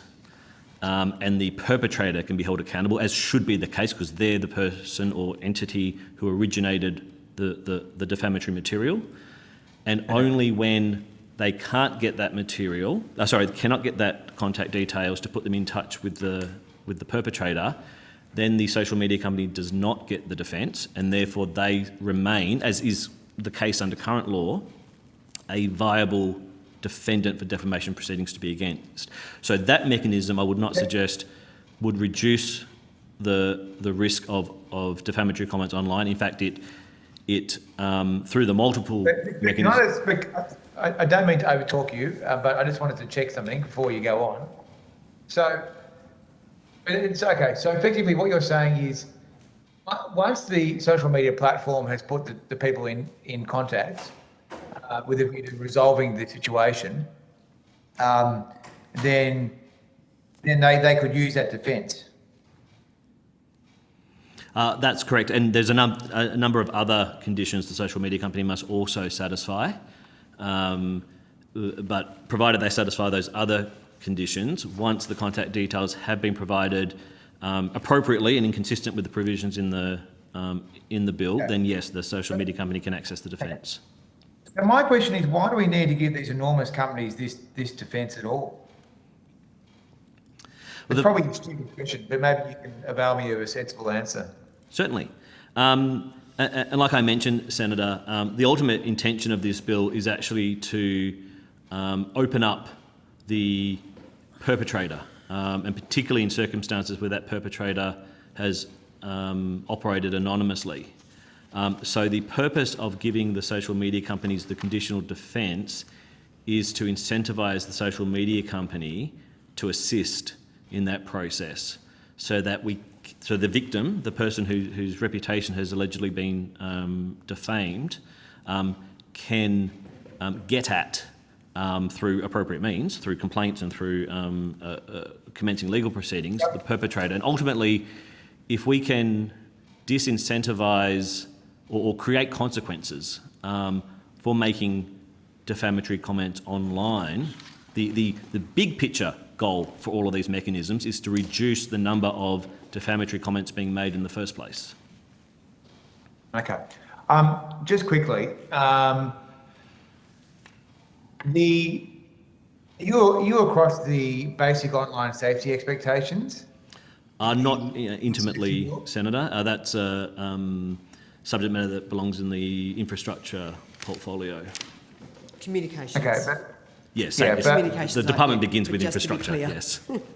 Yeah, okay. So because the E-Safety Commissioner was here this morning, and there's going to be, or there have been some provisions made for the BOSC, Basic Online Safety Expectations, to include arrangements for anonymity on social media platforms. I'm just wondering, maybe you can take it on notice, how this is going to intersect with that. So, Senator, I can, as I said, I'm not intimately familiar. You know what I mean? Yeah, so you can take it on notice if you want. Well, sorry, I would like to say some general things, and I'm cautious with taking it on notice because I do not know what we will be able to provide you on notice. That's more than I can provide you here today, because as I said, we are not responsible for those provisions, and apart from just not being in our knowledge, it wouldn't be appropriate for us to speak to it when it belongs to a different portfolio. What I can say, a couple of general observations about the interaction of this bill with the online safety regime more generally. The most important observation is that this bill seeks to, whilst it's certainly complementary to and works in a similar space to the online safety regime, it seeks to address a type of behaviour through a lens that is very different to the lens that the online safety regime operates. And that's essentially the difference between a private wrong and a public wrong. So the basis of the online safety regime is that there are certain acts that involve and will warrant the intervention of the state on behalf of a person who has suffered harm. This bill, whilst it's certainly complementary to the range of government measures for online harm across the spectrum, it seeks to attach to the existing defamation law regime, which itself is a private basis of claim, and therefore depends upon or utilises the individual who suffers the harm to actually initiate steps to rectify that. And so because of that, the mechanisms in this bill are all aimed at empowering, enabling, assisting those persons to utilise the mechanisms that already exist, but for which there might be barriers, and the primary barrier here is anonymity, to access. So the considerations about anonymity, the considerations about disclosing information and the purposes for which that information is disclosed, on one hand to the e-Safety Commissioner and on the other hand to a potential private litigant, are quite different, and it's really important that they do get addressed in different regimes. Okay, now I understand your answer. It's a good answer. Look, I'll leave it at that, but could you just take on notice just to provide, and if the answer is nothing, your position on whether there is any intersection at all between the BOSE anonymity arrangements and the anonymity arrangements in this bill before the Senate? Certainly. Thank you. Thanks, Senator Bragg. Thank Senator you. Carr. Yes, if I could, and I thank the officers for coming along today. I know you had a lot of choice in the matter. I always appreciate the opportunity to talk to the Senate. They've got a smile on their faces. Yeah, they do. So let me just deal with this. I looked at your submission, and I know that you've presented to other committees, and I know you always like to be consistent in the way in which you present to committees. But you say, broadly speaking, this bill has two outcomes: to clarify for the purposes of who is a publisher for the purpose of defamation law, and secondly, to create new mechanisms to ascertain whether a potential defamatory material on social media was posted to Australia and so on, obtain the matter. So this really is a bill all about defamation law, isn't it? Yes, Senator. That's right. Thank you. And so it's not really about trolling as such, though, is it? It is about trolling, Senator, to the extent that online or defamatory comments made on social media is one form of trolling. And so you are right, it is about defamatory comments made on social media, which is one form of trolling. Okay, so I read, as I say, your submission, and you say explicitly that trolling, in fact, when I look at it, was only one reference in the entire submission to the term trolling, to the extent that you say that trolling is not a legal term. That's right, isn't it? That's correct, yes, Senator. So what you're trying to do here is suggest the bill is one form of online abuse, namely defamatory material on social media. The bill addresses one form of online abuse, yes, Senator. Now, the issue then arises for me as to whether or not this is an appropriate regulatory response, given that the regulatory environment on media is actually quite open to considerable disputation, and it still relies very heavily on self-regulation. You'd agree? I wouldn't comment on that, Senator. The broader regulation of digital platforms is the responsibility of a different portfolio. I'm just wondering whether or not if this is supposed to be a decision in regard to Vola, that's about a media company, Fairfax, taking action, is it not? It is the Vola decision was and still is a case in which a media company is a defendant in a defamation proceeding. Yeah, but about a media company. Yes, Senator. That's right. So this is really a bill to help out the media companies, isn't it? This is a bill to address defamatory comment on social media. Yeah, which directly affects media companies specifically, though, doesn't it? No, Senator. It certainly directly affects social media companies directly. And tell me, which media company is not a social media company? Which one would that be? I'm sorry, Senator? Which media company is not a social media company? Well, there are many media companies who engage in... Yeah, I know, but Fairfax, for instance, is not just a print company, it's a social media company. This bill is there designed to help companies like Fairfax, or Channel 9 as it's called now, and the other media companies that actually operate as social media companies. Yeah, can I make two observations in response to that, Senator? The first one is, to the extent that this bill applies to or has consequences for social media companies, it will apply to every company that fulfills the definition of a social media company. Right. And if Fairfax, to the extent that a traditional media company also has a social media arm, they all do. To the extent that to the extent that the actions of that social media arm are such, it will be covered by this bill. And to that extent, the bill provides both protections and expectations and requirements on those companies. Sure. Now, in terms of the application of Vola to Fairfax, it did not apply to Fairfax as a social media company. It applied to Fairfax as a user of social media. Sure. And to that extent, it was coincidental that the defendant in Vola was a media company. It could have been a media company. It could have been a large corporation. It could have been a small business. It could have been a local community group. It could have been you. It could have been me. Oh, well, certainly wouldn't be me. I wouldn't be at the High Court, would I? The principles that were espoused in Vola apply to social media users, irrespective of who they are. I got the message, but the point is, that's the nature of this bill, and we can split hairs as to who it was, but it was in fact Fairfax. It was Fairfax, wasn't it? So yes, Fairfax was the defendant in that proceeding. So just on this point, because I think this is important, I'm not seeking to interrupt Senator Carr, but you are, aren't you? But I am, you're right. Yeah. But the Vola, just to be very clear, the Vola decision established essentially a new body of law in relation to defamation on social media, didn't it? In some respects, it clarified a principle which some defamation lawyers thought were already the case. It's not just about Fairfax. Correct. Of course, but it was about Fairfax because they were the ones involved in the litigation. The Vola decision was about Fairfax. The bill has measures to address the outcome. Mr. Johnson, it may well be a perfectly legitimate argument for the government to put forward as to why they're presenting this bill, but they should be straight about it. It's not about anti-trolling, it's about defamation. Senator, and you've already acknowledged that point. Absolutely, and the bill itself is very clear that it's about defamation. I want to go to another point now. It's always dangerous here to seek opinion in the sense that we don't have standing orders on issues. And Senator Carr, I would ask you not to do so, please. Well, we won't do so, but we'll just ask for fact.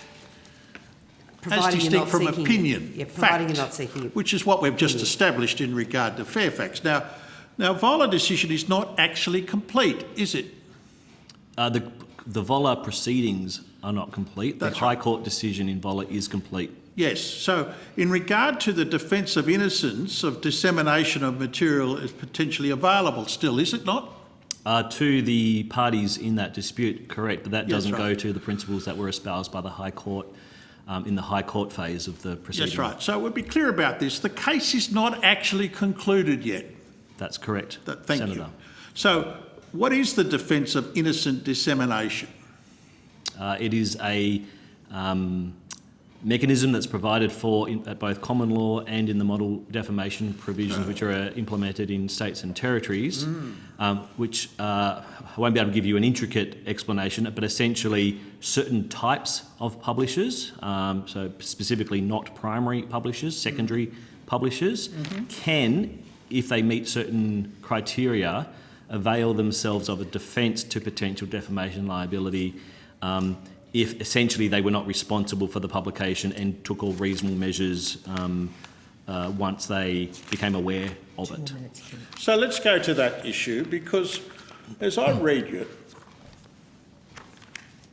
why shouldn't we wait for the matter, this case, to actually be concluded before we start to pass legislation which is based on it? Because the aspects that the bill addresses, which arise from the Voller decision, are the very specific issues which are espoused by the High Court and are not up for further consideration now that the matter has been reverted to the New South Wales Supreme Court. So, the matters that are to be decided in the New South Wales Supreme Court, including, as you say, the potential application of the defence of innocent dissemination, is not relevant to the matters that are addressed by this bill. It's two different aspects. The first one is the player, is the entity deemed a publisher? That's the first gate to get through. Once they get through that first gate, they are then a publisher. Doesn't mean they're liable. They're a publisher who could be liable for defamation if the elements of defamation are made out and no available defences are available. The outcome of the High Court decision enshrined a principle to determine that first gate, which is who is a publisher. This bill, the part of the bill that you're speaking to, which is the one small part of the bill about providing a protection to social media users, overrides that principle. There is no need to, there is no sensibility in waiting for the Supreme Court case, because the Supreme Court case cannot touch upon that principle. They're bound by the High Court, they're bound to implement it. This bill seeks to change that. And of course, the attitude, the potential adverse consequences of protecting both social media page owners and social media companies from liability, what are they? What are the adverse consequences? Oh, you've lumped a number of things into that sentence, Senator. So I'll do my to do that, but you're very experienced at this. Perhaps you can unravel that for me, because that's the nature of the submissions that we've received. Yep. Almost universally, they're saying there are unintended consequences here. This bill is a hodgepodge of ill-considered measures aimed at trying to deal with, in a very ad hoc way, quite a complex problem. How do you respond to that? Well, I'll respond to your first question first, Senator, which was referring to both the aspect of the bill which provides protection for social media page owners, and also to the aspects of the bill which, and I would disagree with your choice of language in terms of providing protection to social media platforms. It provides liability for social media platforms and a potential defence. First one, social media page owners. The mechanism in the bill is to provide an absolute protection to social media page owners for potential defamation liability arising from material posted by third parties on their page. So in that respect, it overrides the Voller decision, which says that they are, or at least can well be, a publisher. This bill says they are not a publisher. That's that first gate. So we are trying to override the High Court, are we? So Senator Carr, I would ask that you would allow the witness to complete his answer. Fancy you saying that, given the way you behaved today. Are we trying to override the High Court or not? Senator Carr, I'm sorry. Please, firstly, don't reflect on the chair. And secondly, I would ask that you would allow the witness to complete his answer. You asked a complicated question and he's giving the answer. Mr Johnson. Senator, as is stated expressly in countless material, the explanatory memorandum, our submission, the bill, if passed, overrides a decision of the High Court. That's right. So we're clear about that. Absolutely. That's right. But the chair has described this as an interim measure. What are the other measures? No, I didn't. Well, that's the words you've been using all day. No, interim measure. No, Senator Carr, I'm sorry. Could you please not misrepresent me? I asked the Law Council why they had not considered an interim measure, given the Law Council's position. So that's another example where you haven't got something correct. Oh, I've got lots of things correct. So, there's lots of things that you haven't got correct, and that's an example. I'll let the officers explain. Senator Carr, you have the call. You've got 1 minute, Senator Carr. Is this the interim measure or not? It's a bill which could be passed by the Parliament, and once it's passed by the Parliament, it becomes legislation. But you have no intention of this bill being passed before the election, is it? That's the intention? My intention is to do a lot of hard work to put the government and the Parliament in a position to consider this bill. It is a matter for the government and ultimately a matter for Parliament when it's considered and whether it's passed. So the proposition we've heard today is that the question of defamation, given the stress and costs involved, is not actually available to 99.9% of Australians. Would you agree? I wouldn't agree with your quantification, Senator.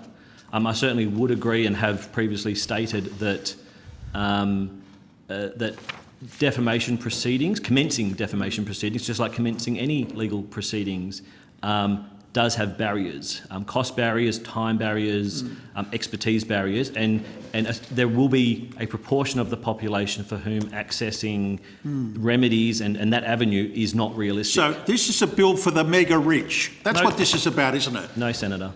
Senator Carr, we might leave it at that. Thank you very much. Look, I've got a couple of questions that I want to raise with you. You've heard the evidence today, including from the Law Council, in which the Law Council is recommending that there be no action taken until this matter can be further considered as part of an overall reform process. What are the consequences of this bill not being passed for social media page owners and account owners? Certainly, Senator. I'll answer that question specifically straight away because I often get in a bit of a tangent and take a while to get round to it. The consequence is that... Shouldn't be distracted. Don't be distracted, Senator Carr, officer. please don't interrupt. The consequence will be that the measures that the bill seeks to address, the mischiefs that it seeks to address, so to speak, will be at the very least delayed, if not, will never be affected. Just explain what is that mischief? So the two mischiefs? The issue that this bill is seeking to remedy, Certainly. which flows out of the Voller decision, please. Certainly. Well, there's two things the bill seeks to address, one of which flows from the Voller decision and one is separate from the Voller decision. The aspect that flows from the Voller decision, as being discussed with the Deputy Chair, is the principle of the High Court that a page owner can be held liable and be deemed the publisher for material posted by a third party on their account. This bill would override that and deem a page owner to not be a publisher. The consequence of that would be they have complete protection from potential defamation liability. The consequence of this bill not passing would mean that page owners would remain liable to open to potential defamation liability where third parties post defamatory comments on their page that they're not aware of. And isn't it the case that that could have devastating cost implications? Absolutely. And if a page owner, without even his or her knowledge, posts something by way of a third party post and then is sued for defamation, I mean, that could have absolutely devastating cost implications, couldn't it? Yes, and I would go even further. So you're speaking of a situation where comments are posted on a page owner's page. So let's just take a Facebook account. I put a post up, someone else comments on it. That's defamatory and someone sues me. Absolutely, that would be very devastating and costly and not a terrible situation for that page owner. They had nothing to do with it, had no visibility of it. But more frequently, the threat or the possibility of that happening can itself have impacts. So even before the comment is put on my Facebook page and that it's defamatory, the mere threat that could happen might incentivise me to not use Facebook anymore or to use Facebook but close off comments.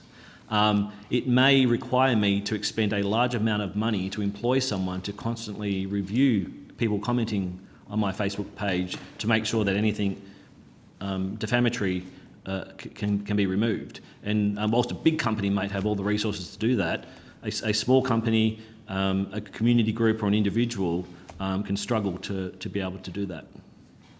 This bill, just to be very clear, is not a catch-all. It's not intended to deal with all forms of online abuse or online harm.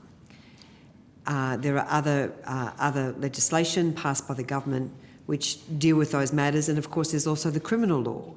Could you just explain in simple terms the scope of this bill and how it intersects with other laws, including the criminal law? Yes, Senator, and you're 100% correct.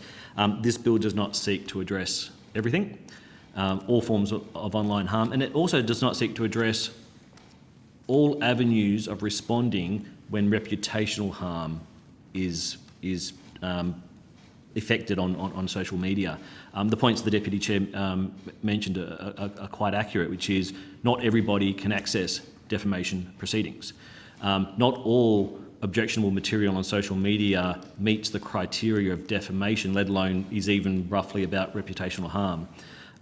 So this bill seeks to do a very specific and narrow thing, which is to assist people who are faced with reputational harms on social media, who would, in light of their circumstances and the nature of the reputational harm that has been effected, be minded to commence defamation proceedings to rectify that situation. But the thing that stands in their way from doing so is the anonymity of the originator. This bill seeks to open up that door and help those people commence defamation proceedings in those circumstances. It also provides the protection for page owners as well.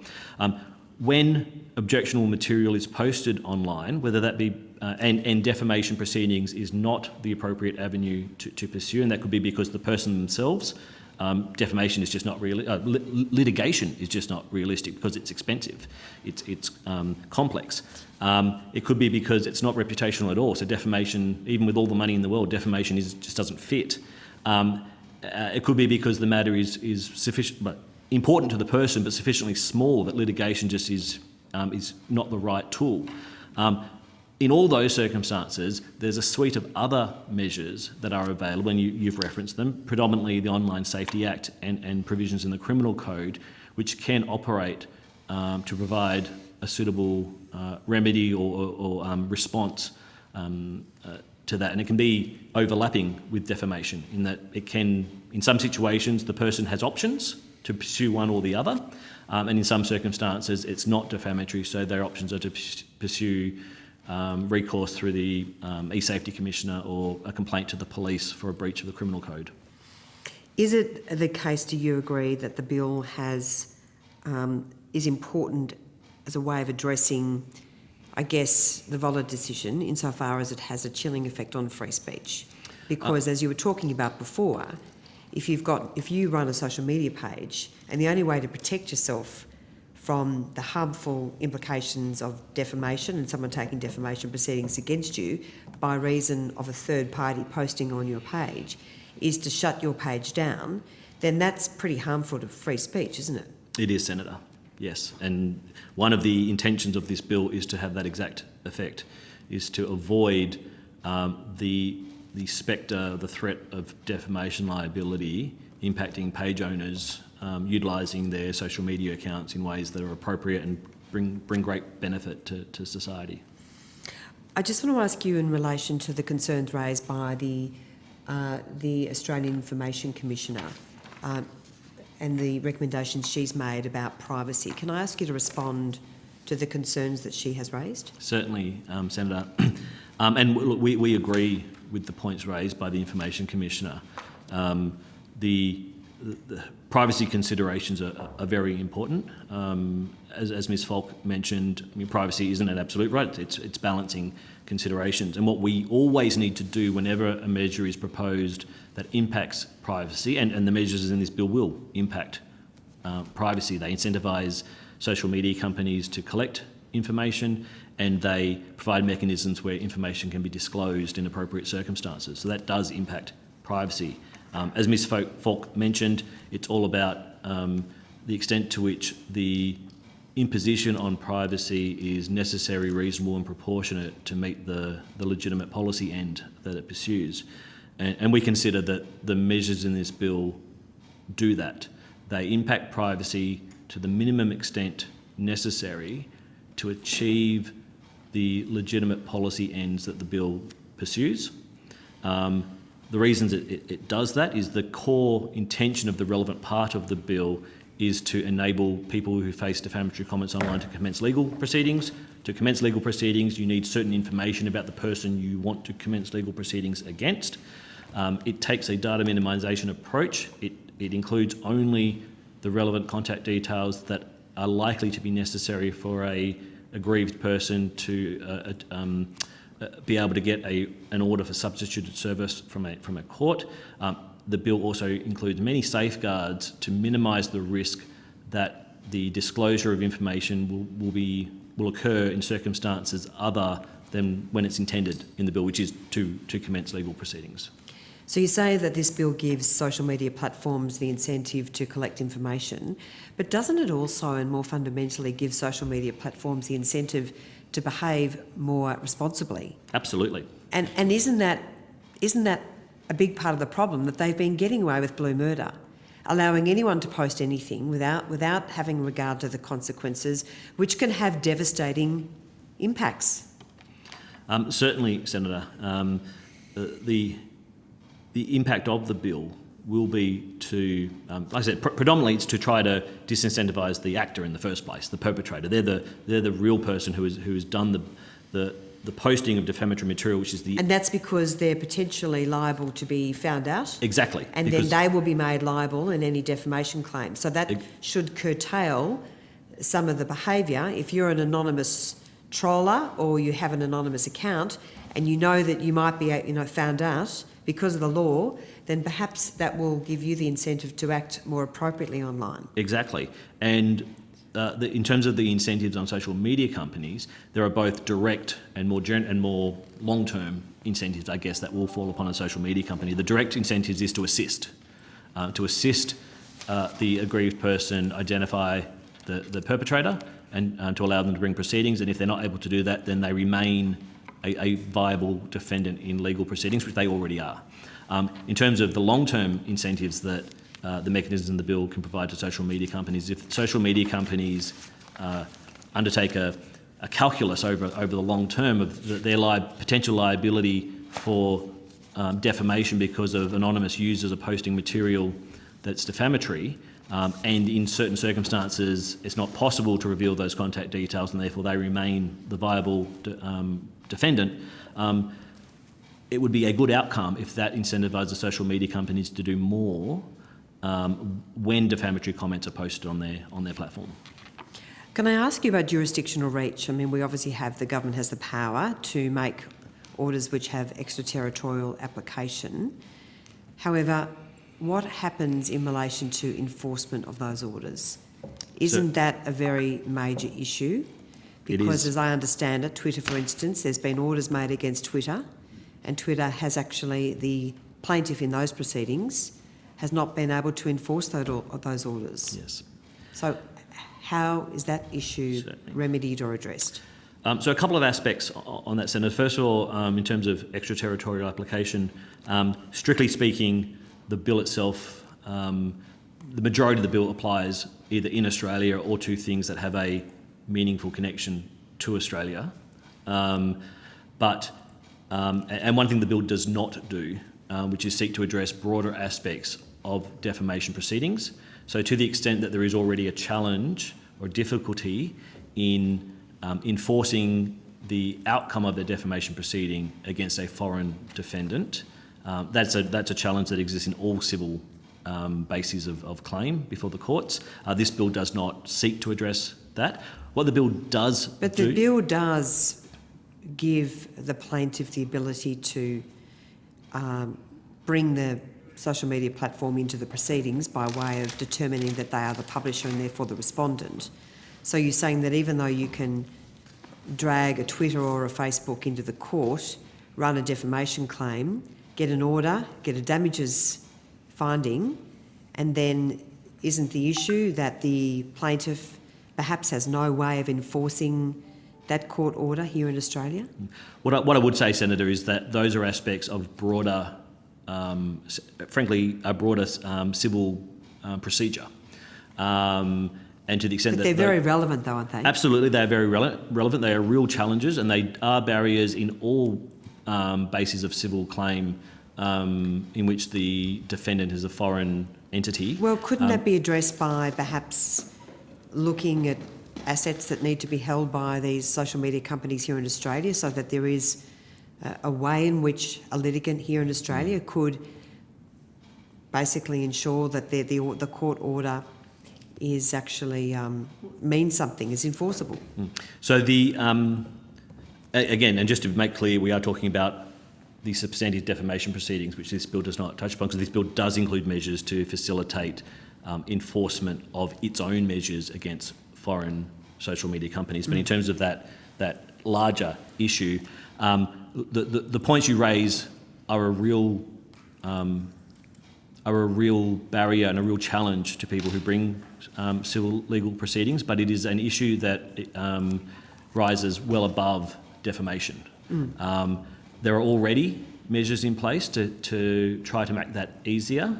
Predominantly, I mean, having assets locally is one element, but unless there is a legal entity through which, against which a court order or a remedy can be executed against, there are challenges there. But the primary mechanism is through bilateral treaties with relevant countries to enable the reciprocal recognition of judgments.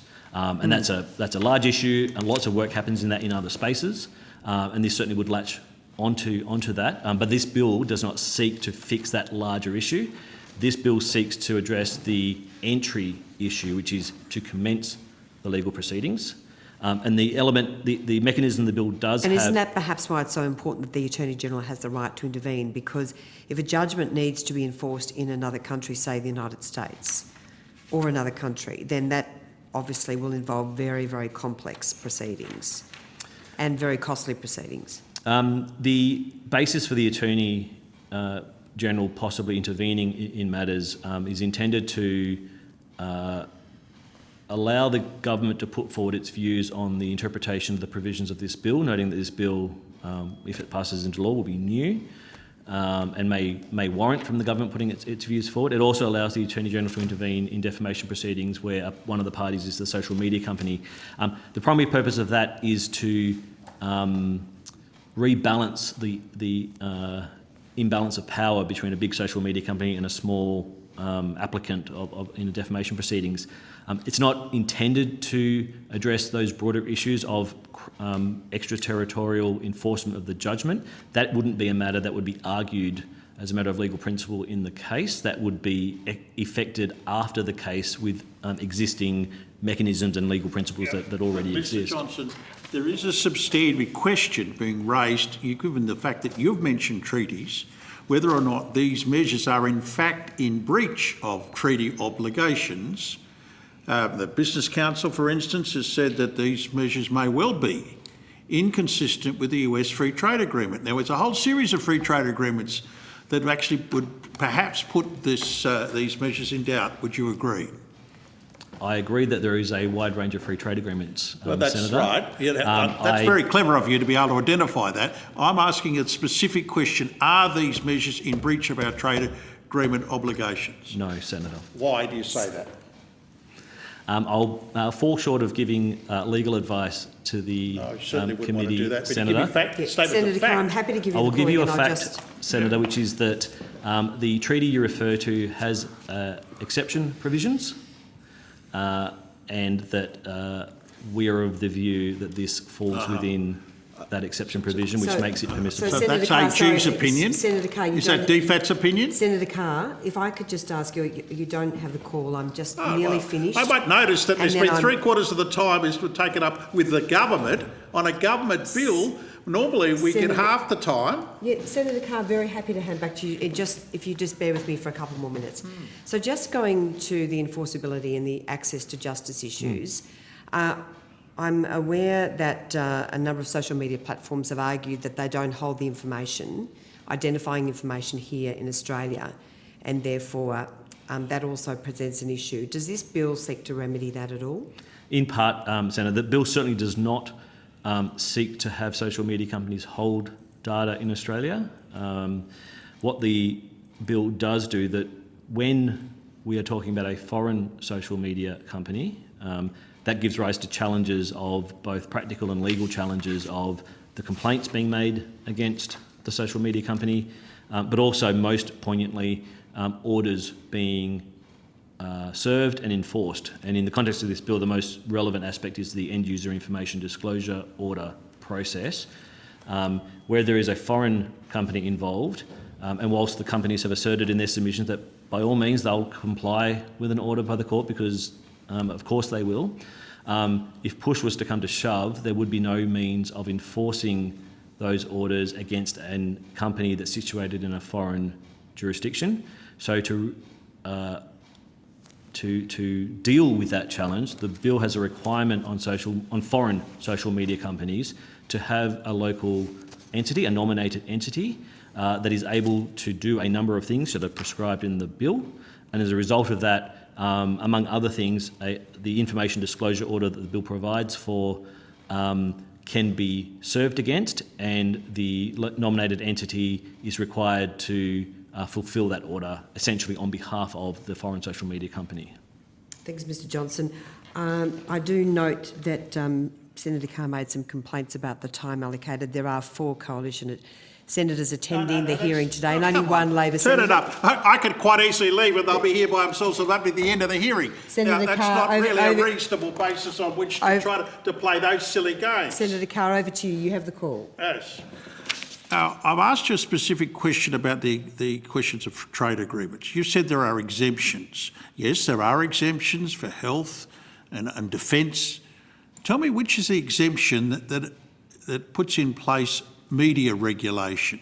There is no exception that puts in place media regulation. No. The relevant exception, again, I'll be very careful to not be giving legal advice to the committee. No, but you can give me advice on the nature of a trade agreement. This is the Attorney General's department you're representing. Yep. So which exemption are you calling on that allows for this regulation to proceed? Thank you, Senator. I am in the midst of providing that. There is an exception which allows for measures which are necessary for, necessary to enable the enforcement of other laws. No, you have to do better than that. I missed that No, word. that's literally, that is... Sorry, Mr Johnson, I missed that word. There is of other laws. Laws, sorry. So Okay. there is an exception. It's in the General Agreement on Trade and Services, which is incorporated into the US Free Trade Agreement by express reference, which allows measures that might otherwise be inconsistent with a primary obligation in the Free Trade Agreement, which are necessary to ensure compliance with other regulations or laws that are otherwise consistent with the Free Trade Agreement. I've been dealing with free trade agreements for a very long time. I'd like you to take on notice the very specific clauses that allow this regulation and would dispute the claims made by the Business Council of Australia in regard to the US Free Trade Agreement. Certainly, Senator. And what about other trade agreements? For instance, China, various other agreements. How does it relate to those? So, Senator, I will happily take on notice to give you the specific provision. I believe the words I just said to you are more or less word for word. Thank you. The terms of the provision. Take a detailed answer, please, if you would mind. Yep. And look, can I? Sorry, Senator, just to also say, because you've referenced other free trade agreements. Yes. Most free trade agreements, not all free trade agreements include the same provisions. To the extent that other free trade agreements include an equivalent provision to the one you're talking about, for the most part, they also, rather than including exceptions written out themselves, as the US Free Trade Agreement does, they tend to refer to the exceptions which already exist in the General Agreement on Trade and Services as the Free Trade Agreement, that's the US Free Trade Agreement does. Therefore, it is the exact same provision that provides that. So how would you monitor, for instance, media companies operating from China in regard to the provisions of this bill? This bill does not seek to regulate the activities of social media companies. So what would happen then in terms of companies that were based in China with information that's been gathered about Australians, which is this provision of this bill, we're told by the Information Commissioner, up to billions of accounts across the full scheme of things. How would you go about dealing with a situation where a foreign company, and I say China, actually could be approached in this matter and protect the privacy of Australians? As the Information Commissioner gave evidence, Senator, whilst it's currently up for dispute before the court, the provisions of the Privacy Act apply to those companies and regulate how that company can deal with any personal information that they collect, whether they collect it because they're incentivised to do so from the mechanisms of this bill, or they collect that information otherwise. And I think it's really important to point out that, one, this bill does not require the collection of information, but it does, of course, incentivise it. But there is nothing that this bill incentivises the collection of that companies are not currently capable of collecting if they so wish to, consistent with complying with the obligations in the Privacy Act. Under self-regulation, they can voluntarily collect information. Is that what you're saying? Your 2 points there, Senator, were contradictory. Are they? Self-regulation and choosing to collect information, they can choose to collect information and they are regulated by the Privacy Act, not self-regulated. All right, well, we've got a matter before the High Court will establish whether the truth of that stands. Now, in regard to the actual policy decisions here, who initiated them? Who initiated the what, Senator? policy decision in regard to this particular measure on defamation changes? Because a number of, in fact, all the defamation lawyers that have appeared before the committee, all the evidence presented before the Committee on Legal Action is saying that these measures are in fact terribly designed. This bill is very badly drafted. There's no practical benefit to the victims of people subject to online abuse. Senator Carr, can I just ask to what you're referring? I'm a law commissioner. A number of people that have said here today, every submission today has said this bill is grossly inadequate in terms of its drafting, of the unintended consequences. I'm just wondering, where'd you come up with this idea from? Who initiated it? The bill is an initiative of the government, Senator. Right, thank you. And when did it come about? So where did it come about? When did it come about? I'm not quite sure how to answer your question, Senator. The department has been working on this bill on the instruction of the government since about October of 2021. Thank you. October 21. And that was on instruction from the Attorney General's department, the office itself? Yes, Senator. All the instructions come to the department from the Attorney General's office. So in terms of the beneficiaries of this bill, would you agree that the complaints that's been presented to this committee and various others has suggested that this bill is badly drafted and has numerous presumably unintended consequences? There's no practical benefit for the victims of online abuse. No, Senator. Why not? You're saying that which part of my statement is incorrect? Most of it, Senator. We'll go through it. It's your chance. Well, I would, of course, disagree with the assertion that the bill is badly drafted. The Office of Parliamentary Counsel are an excellent resource and just brilliant people who are very good at their job. So I think to suggest that the bill is badly drafted is not fair. To say that it does nothing. No practical benefit? Yes. I think you are paraphrasing a large number of comments in a range of submissions. Yes, I am. A large number of comments and submissions also support the measures in the bill. To my understanding, the comments which suggest that the bill is of no practical benefit, put in context, is that they assert that the bill will do little to address online trolling and do little to address broader forms of online harm. And as we've already discussed, Senator, this bill does not seek to do those things. I see. So you'd agree? You'd agree? I agree that the things that certain stakeholders have said that this bill does not do, this bill does not seek to do. Well, let me be clear about this. Was it the department's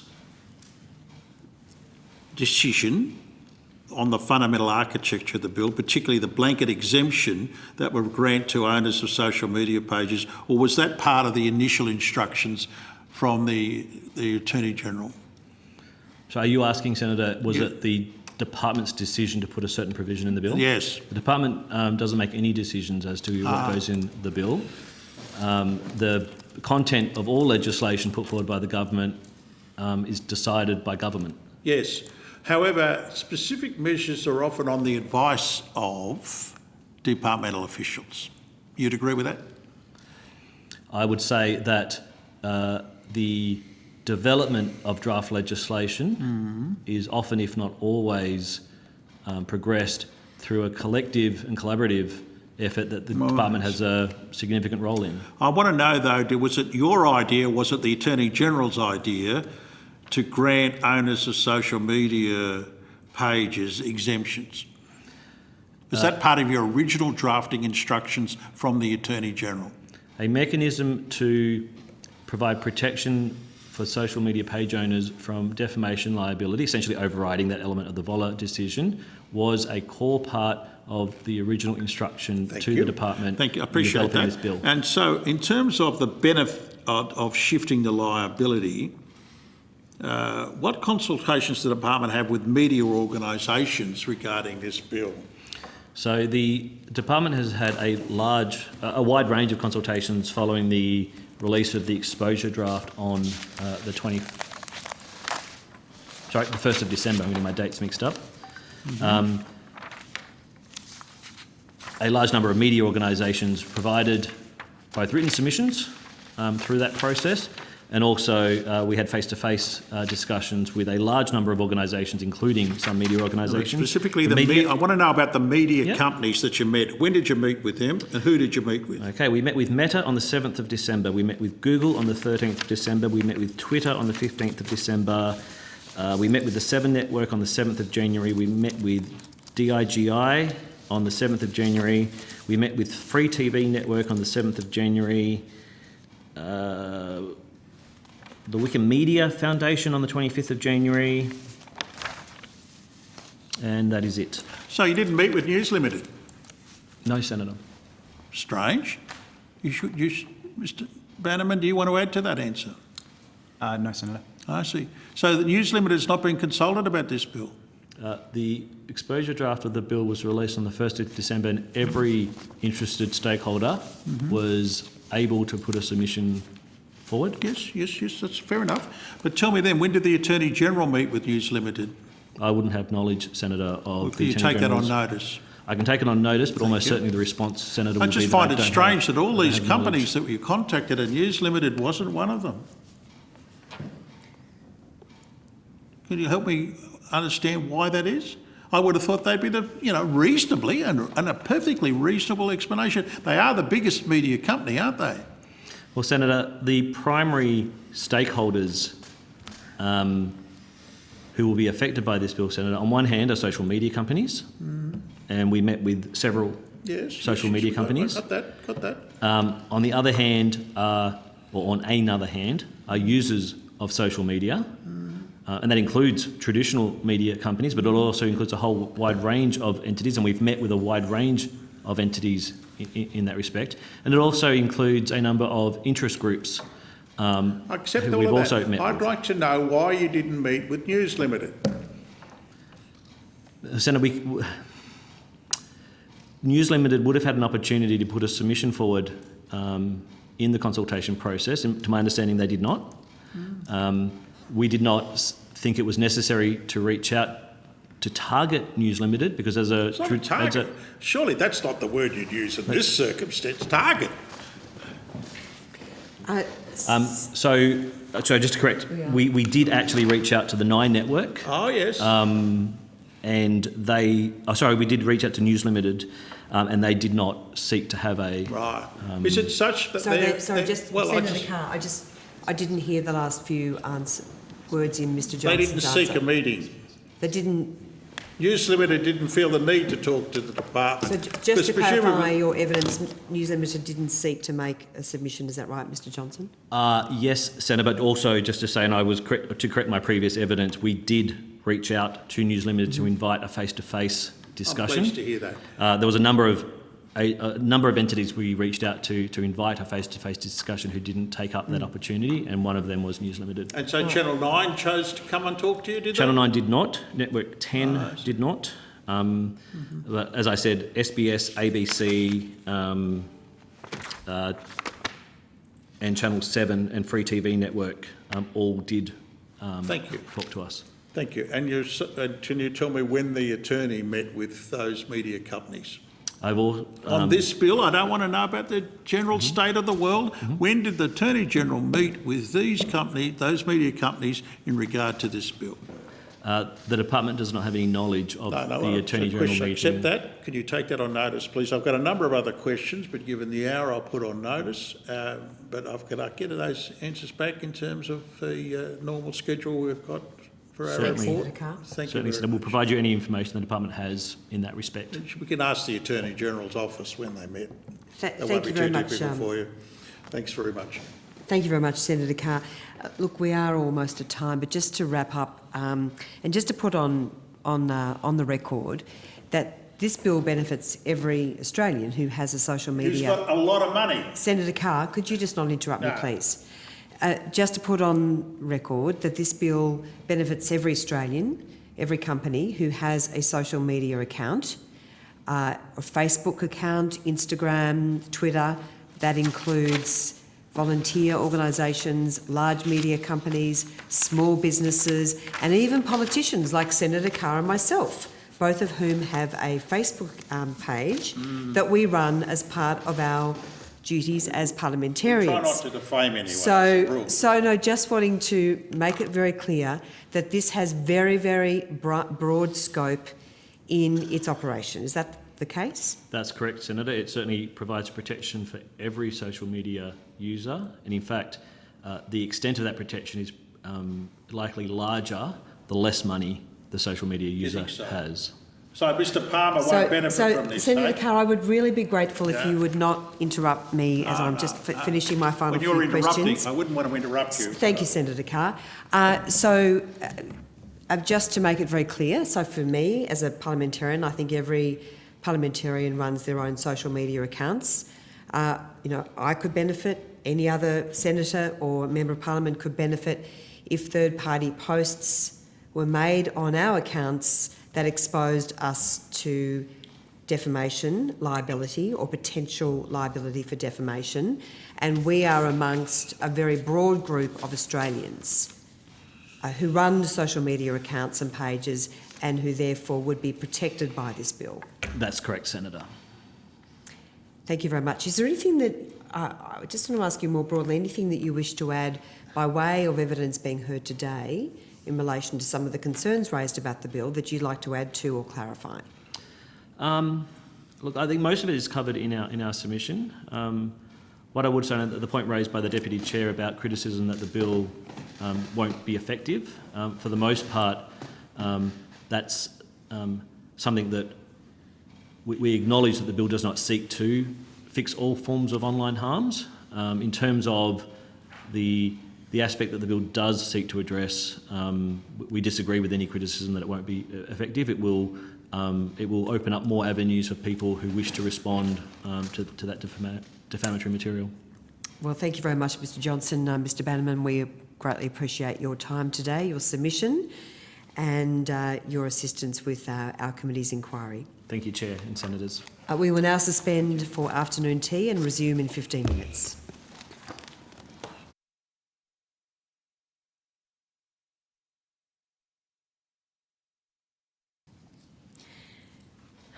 The committee is now in session and I welcome representatives of Meta. Thank you so much for taking the time to give evidence today Information about parliamentary privilege has been provided to you and is available from the Secretariat. The committee has received Meta's submission as submission 7. Do you wish to make any corrections to your submission? No? There being no Chair, we do not. Thank you. For the Hansard record, could you please state your full name and the capacity in which you appear today? Thank you, Chair. My name is Mia Garlick and I'm appearing as the Director of Policy for Meta across Australia, New Zealand and the Pacific Islands. And we do have a brief opening statement that we'd love to share with the committee first, but I'll just throw to my colleague Josh to introduce himself. Thank you, Ms Garlick. Thanks, Mia, and thanks, Chair. I'm Josh Machin, Meta's Head of Public Policy for Australia. Thank you very much, Mr Machin. And you have an opening statement, Ms Garlick? Yes, if we could just take a few minutes to read that, we'd absolutely. much appreciate that. Great, thank you. Thank you, Chair, and we're certainly appreciative of the opportunity to appear and assist the committee in its consideration of the anti-trolling legislation. And before turning to our substantive remarks, I did want to first pause and acknowledge the devastating impact that the flooding in Eastern Australia is having right now, and our thoughts are with everyone affected. Our crisis response tools have been activated by the community. We've made donations to local relief efforts and we're developing a plan to see what more we can do to support. And also before turning to our comments on the draft legislation, we did want to reaffirm Meta's strong commitment to and investment in online safety. We have more than 40,000 people working on safety and security at Meta. And we've invested more than 6.6 billion Australian dollars in online safety over the last year. And we were one of the first companies to publicly endorse the eSafety Commissioner's Safety by Design principles.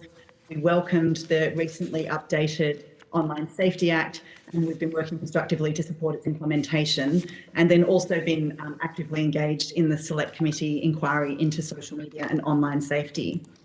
As the Attorney General's Department has confirmed, the draft legislation being considered by the committee relates to defamation reform. Meta has long supported reform of Australia's defamation laws to update them for the digital age, and we've engaged constructively during the process conducted by state and territory attorneys generals, and we've provided submissions to both the Federal Attorney General's Department as well as this committee in relation to this legislation. From our perspective, there is no doubt that defamation laws need reform, and we have no concerns with the core policy objective of the legislation. Internet intermediaries should have adequate systems in place to enable efficient resolution of defamation claims. We recognise that when someone is concerned that an online post about them is potentially defamatory, internet intermediaries should play a role in connecting the two people so that they can resolve that concern. And we already participate in a process along these lines in the United Kingdom. And so our goal in participating in the defamation reform processes is to suggest models that could address this policy objective. As outlined in our submission, the legislation institutes a host of new requirements that we believe go well beyond this core policy objective, and we've raised some considerations in our submission, and we would be happy to elaborate during this hearing. There are significant consequences from this legislation, and it's important to take time to consider it properly. We believe more time is needed to carefully and fully discuss its impact and assess those. So we ask Australian policymakers not to rush this through and to take time to get it right. We recognise that we are the only technology company to have accepted the committee's invitation to appear today, so we certainly can't speak for all of industry. However, at Meta, we are committed to continuing to work with the Australian government on possible solutions to allow efficient resolution of defamation complaints online, and it's in this constructive spirit that we appear before you today, and we look forward to your questions. Thank you, Chair. Thank you very much, Ms Garlick. I will now go to Senators' questions, and Senator Carr. Thank you. I'm pleased to hear that. Yes, yes, my pleasure. Chair, I'm delighted to hear that, in fact. And I'm wondering, Meta, you haven't supported regulation in terms of yourselves and Facebook in this country, have you? That's actually not correct. We've been actively calling for regulation for many years now and been supportive of a number of regulatory frameworks that have been proposed in Australia, including the Online Safety Act. So tell me this, in terms of the position that was taken on the various media companies and payment for use of materials, you opposed that, didn't you? We did express concerns about that law, yes. Yeah. I'm just wondering which particular pieces of actual legislation that you have supported. Well, certainly we've worked to comply with all of the updates to the online safety legislation, both the non-consensually shared intimate images, the abhorrent violent materials update, and then the latest reform. We've also been providing submissions supporting the online privacy reform processes, both the code and the legislation. And we were a founding member of the code regulating disinformation and misinformation that's within the ACMA portfolio. Fair enough. Look, you've appeared, we've discussed matters with the media inquiry. You, if I remember rightly, you actually appeared before that inquiry, and you recall the advice that was given, and particularly the senior international executives at News Limited, for instance, thought regulation was a good idea for you, that is for the digital platforms, but not for themselves. So it's not unusual, though, is it, for media companies such as yours to be concerned about regulations being imposed by different jurisdictions? Well, I think from a first principles perspective, we understand that we're a large company and that we have a large number of people using our services, and so it is important that we are transparent and accountable and able to be responsive to local community standards, particularly here in Australia. Having said that, we do work where we have concerns about particular proposals to try to be constructive. The measures are proportionate and will achieve the intended policy outcome. And so that's certainly where our advocacy is focused. Sure. Now, you've got an action before the High Court at the moment, haven't you, to oppose the actions of the Information Commissioner. Is that correct? Yes, Senator. What's the basis? I mean, this is your opportunity to put your case. It's not sub judice. You are able to put your case as to why have you taken that action? It's a procedural point that's related to to be the subject of that case. In the complaint so far, that has been focused on the Meta Platforms US entity, despite the fact that at the time it was the Facebook Ireland entity that was providing the services. So it's quite a procedural point. I see, a procedural point. See, because the general issue, though, that's on extraterritoriality, isn't it? Is that the concern? I think you could potentially characterise it as that. I mean, it is also about the correct entity. Yes, sure. I mean, is it your concern that there is these sort of ad hoc pieces of regulation coming through, or is there a broader question? I mean, you say you're not opposed to regulation per se, but you are opposed to these specific measures. Would that be a fair summary of your position?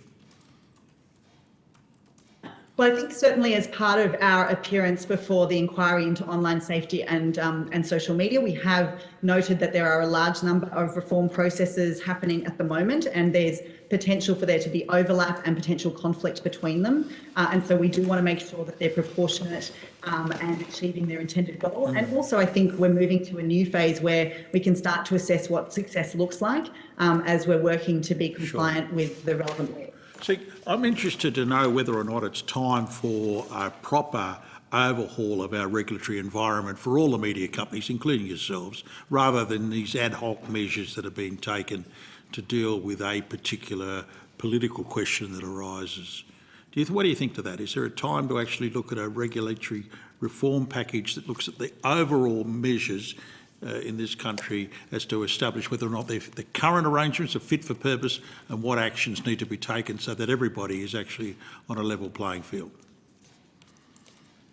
Well, I think, Senator, there's been a number of reviews that have looked at that. We've certainly identified areas where we think regulatory reform can be most helpful, in areas such as election integrity and privacy and content regulation. So certainly taking a holistic view does ensure that we avoid some of the concerns around potential conflicts and inconsistency. But do you regard the current regulatory framework in this country as fit for purpose? I think that's a matter for the government and the public, and we're certainly... I understand that. I'm asking you, on behalf of your company, do you regard the current regulatory framework that operates in this country, that affects all the media companies, including your own, is fit for purpose? Well, if we're talking about defamation reform, which is the focus of this legislation, we can certainly see that there are areas for improvement.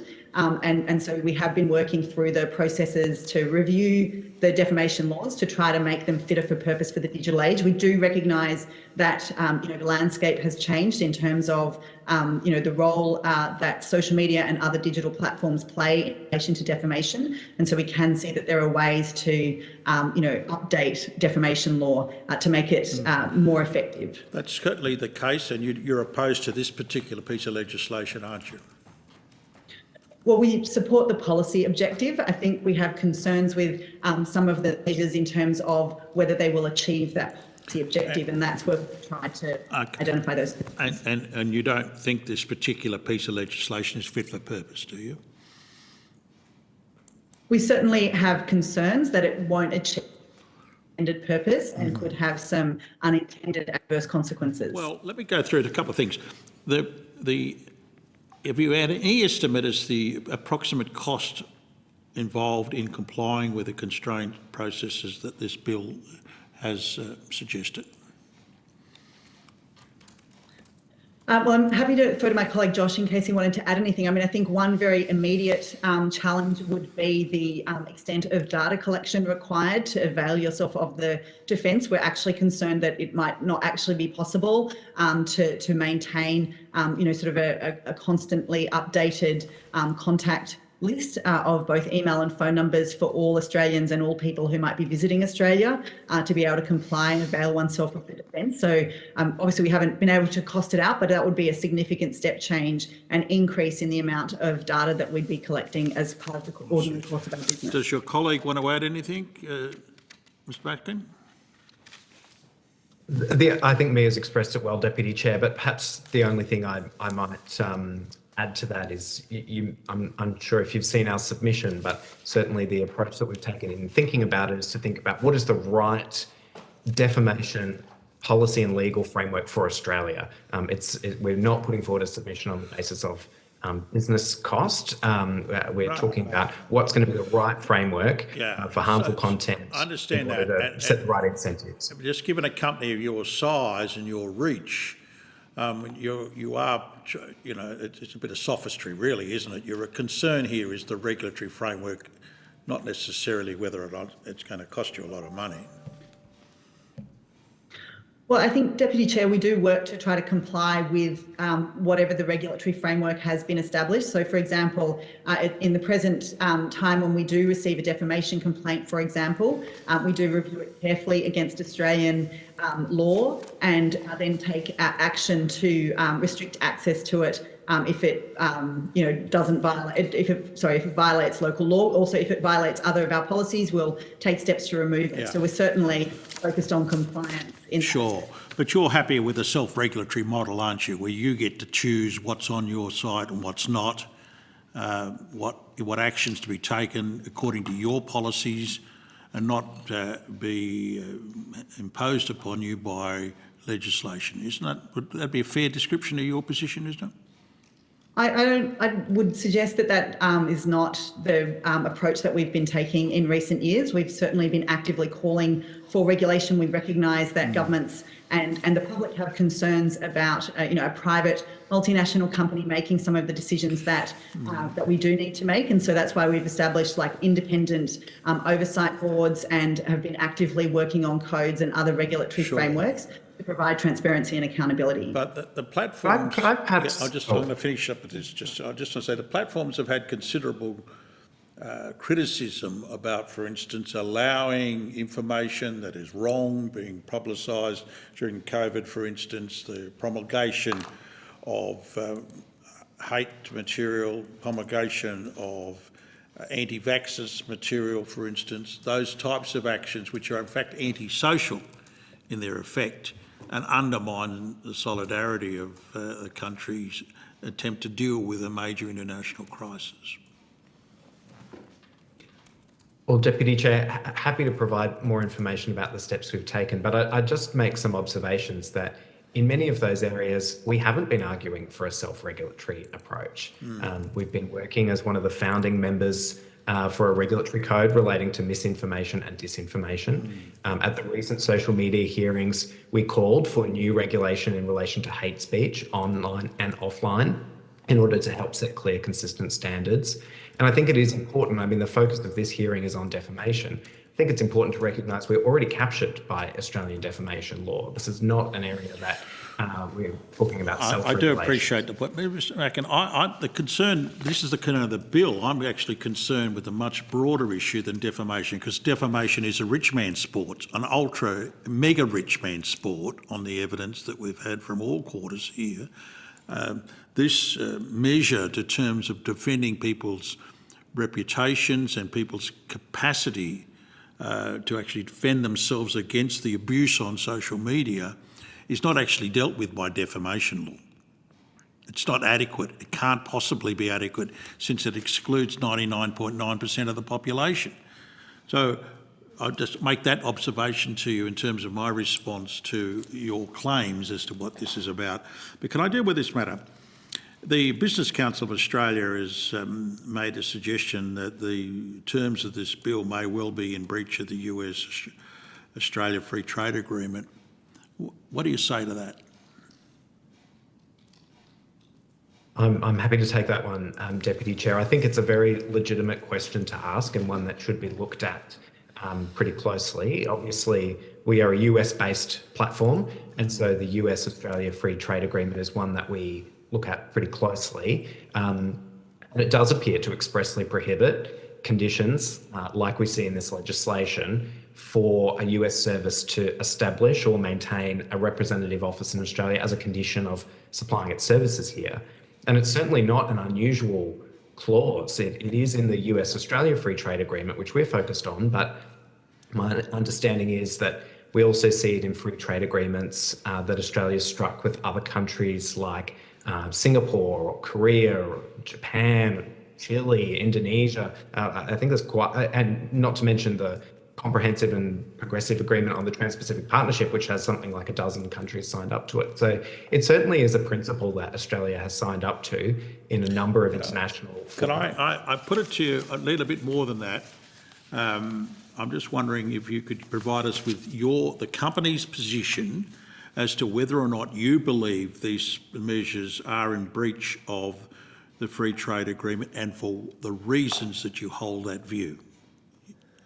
Yeah, of course, Deputy Chair. So I think others will determine whether the legislation is compliant if it ever ended up before the World Trade Organization or bodies like that. But I think what we can absolutely say is it's pretty expressly clear that the requirements of this legislation are not consistent with the spirit of the requirement of the US Free Trade Agreement. It says pretty explicitly, Article 10.5, that Australia will not require US services to establish or maintain a representative office as a condition of operating in Australia. And that's what this legislation does.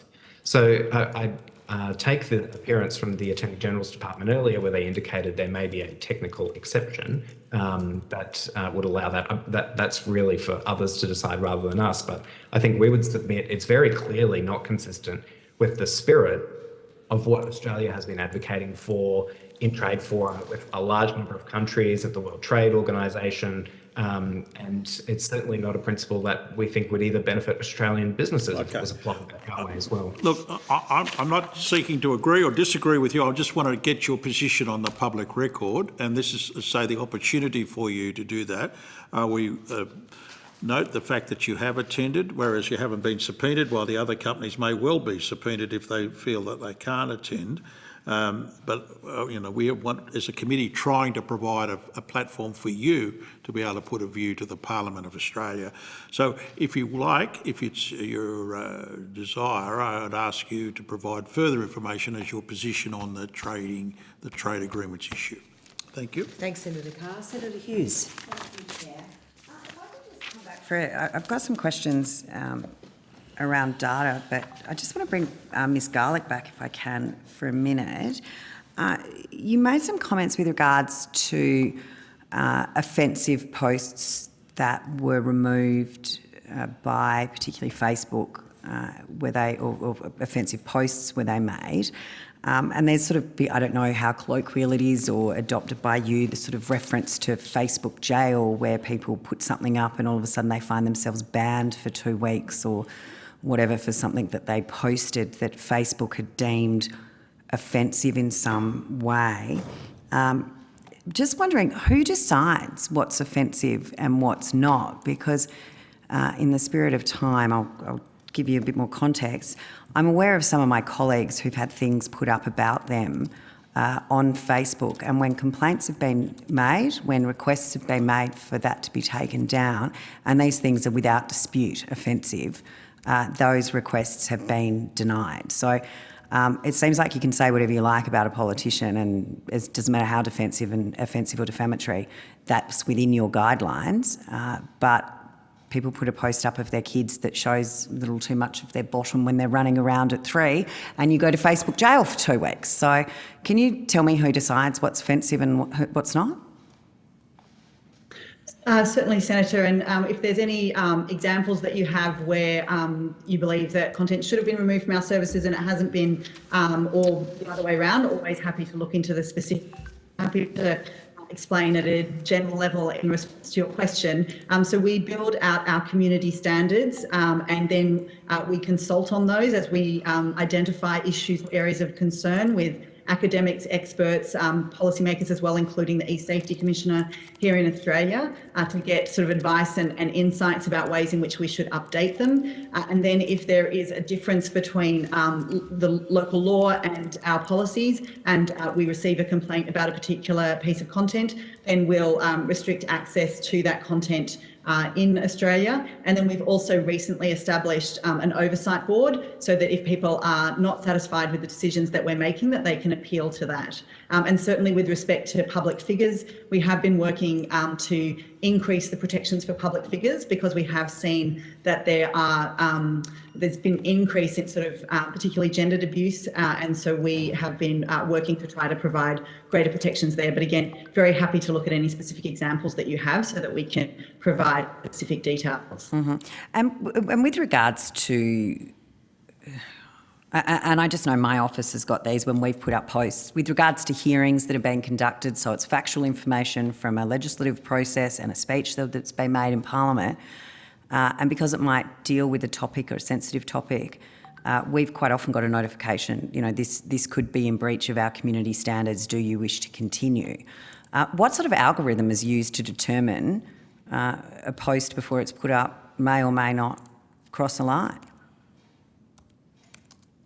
I'm actually not familiar with that being the flow that happens when a page is seeking to pop up a post of that nature. So it might be helpful if you could send me through screenshots, because the place in which we have been trialling this has been in relation to comments. So we have been, obviously we've been building up our proactive detection technologies. So using, you know, examples of content that we've removed for violating our policies. And then we've been using that when people are writing comments on Instagram to say, look, you know, this potentially could be considered bullying and harassing. Please click here to learn more. And we have seen that 50% of people have changed their comments in response. So it is something that, you know, we're often encouraged to explore more of, but I wasn't familiar with it happening on in terms of when you're going to make the post. So keen to get more details so I can answer your question better on notice. All right, I'll get my social media manager onto that because he's much more prolific and effective than I am. So just coming back to data though, I'm just interested, where does Meta store Australian users' data? Where's that data kept? Well, I think I'm happy to throw to my colleague Josh with more details. But in terms of the company that is the Australian users now contract with, that is Meta Platforms in the US. Josh, did you want to build on that? That's totally right, Mia. Senator Hughes, would it be helpful to tell you about the types of data on Australians, their contact information that we might collect? Well, I mean, let me put it to you in a couple of ways. So the first one is what we're talking about here with the defamation is the person who is setting up the page. So their name, their email address, their phone number, whatever it is, so that should they put something up defamatory, there is actually a way to locate who that person is. So where would that data be kept? And then where is the data kept with regards to, you know, what you sell to me when I decide I want to put a post up around a particular topic and I pick a demographic, I pick a location, I pick up, you know, I put all the points in. Again, my social media manager does this, but, you know, if you can give me an idea, where is that data stored? So I want to know where the data's stored with name, email, you know, I mean, the sort of information, if you used to go and get a video membership or a gym membership, that you store that when you set up a Facebook page or an Instagram account, but as well as that data that you collect with regards to consumer behaviours or likes, etc., so that there's that information on the Australian market and Australian users. Well, maybe there's a different way to answer the question. I think if the answer to the question is when the eSafety Commissioner, when Australian law enforcement, or when an Australian court asks us to disclose data, then we work to comply with that, sort of consistent with our policies and applicable law. Ms. Garlick, I'm sorry, it's the chair here. I'm sorry to interrupt, but Senator Hughes asked you a specific question. Where is your data stored? Could you please answer that question? So I'm just looking for a geographic location. Is it's stored in a company in Singapore? Is it stored via a company in the US? Where is the data stored? Is it stored in Australia? Where is it? Well, our data centres are located in various locations in the US and in Europe, but I think what I'm trying to do is be helpful to suggest that... I'm coming to more questions, so I just wanted the geographic. So what other, sorry, just to be specific, data is stored in the US. What other countries, please? Look, whereabouts in Europe? I think we have a data centre in Sweden as well. I'd have to double check and come back to you on that. And one in Ireland? I think for the purposes of European privacy law, Facebook Ireland is certainly considered a data controller under those laws, but I'd have to double check about the existence of a data centre there. Okay, but we can establish it's not Australia. Yes, we can. Yeah, okay. So coming back to your point that I heard you starting to make with regard to court orders, can you give me an idea how many requests you have had via an Australian court to provide user data? I'm happy to jump in on that one, Senator Hughes. For the purposes of defamation, 0. I'm not asking for purposes of defamation. I'm asking how many court orders from an Australian court have you had with regards to obtaining user data? So not defamation specific, any court orders. I'd have to confirm. So we can certainly provide the amount of figures that are for data that we provide to law enforcement, which will be... But I'm asking how many requests you've had, not how many times you've done it yet, how many requests you've had.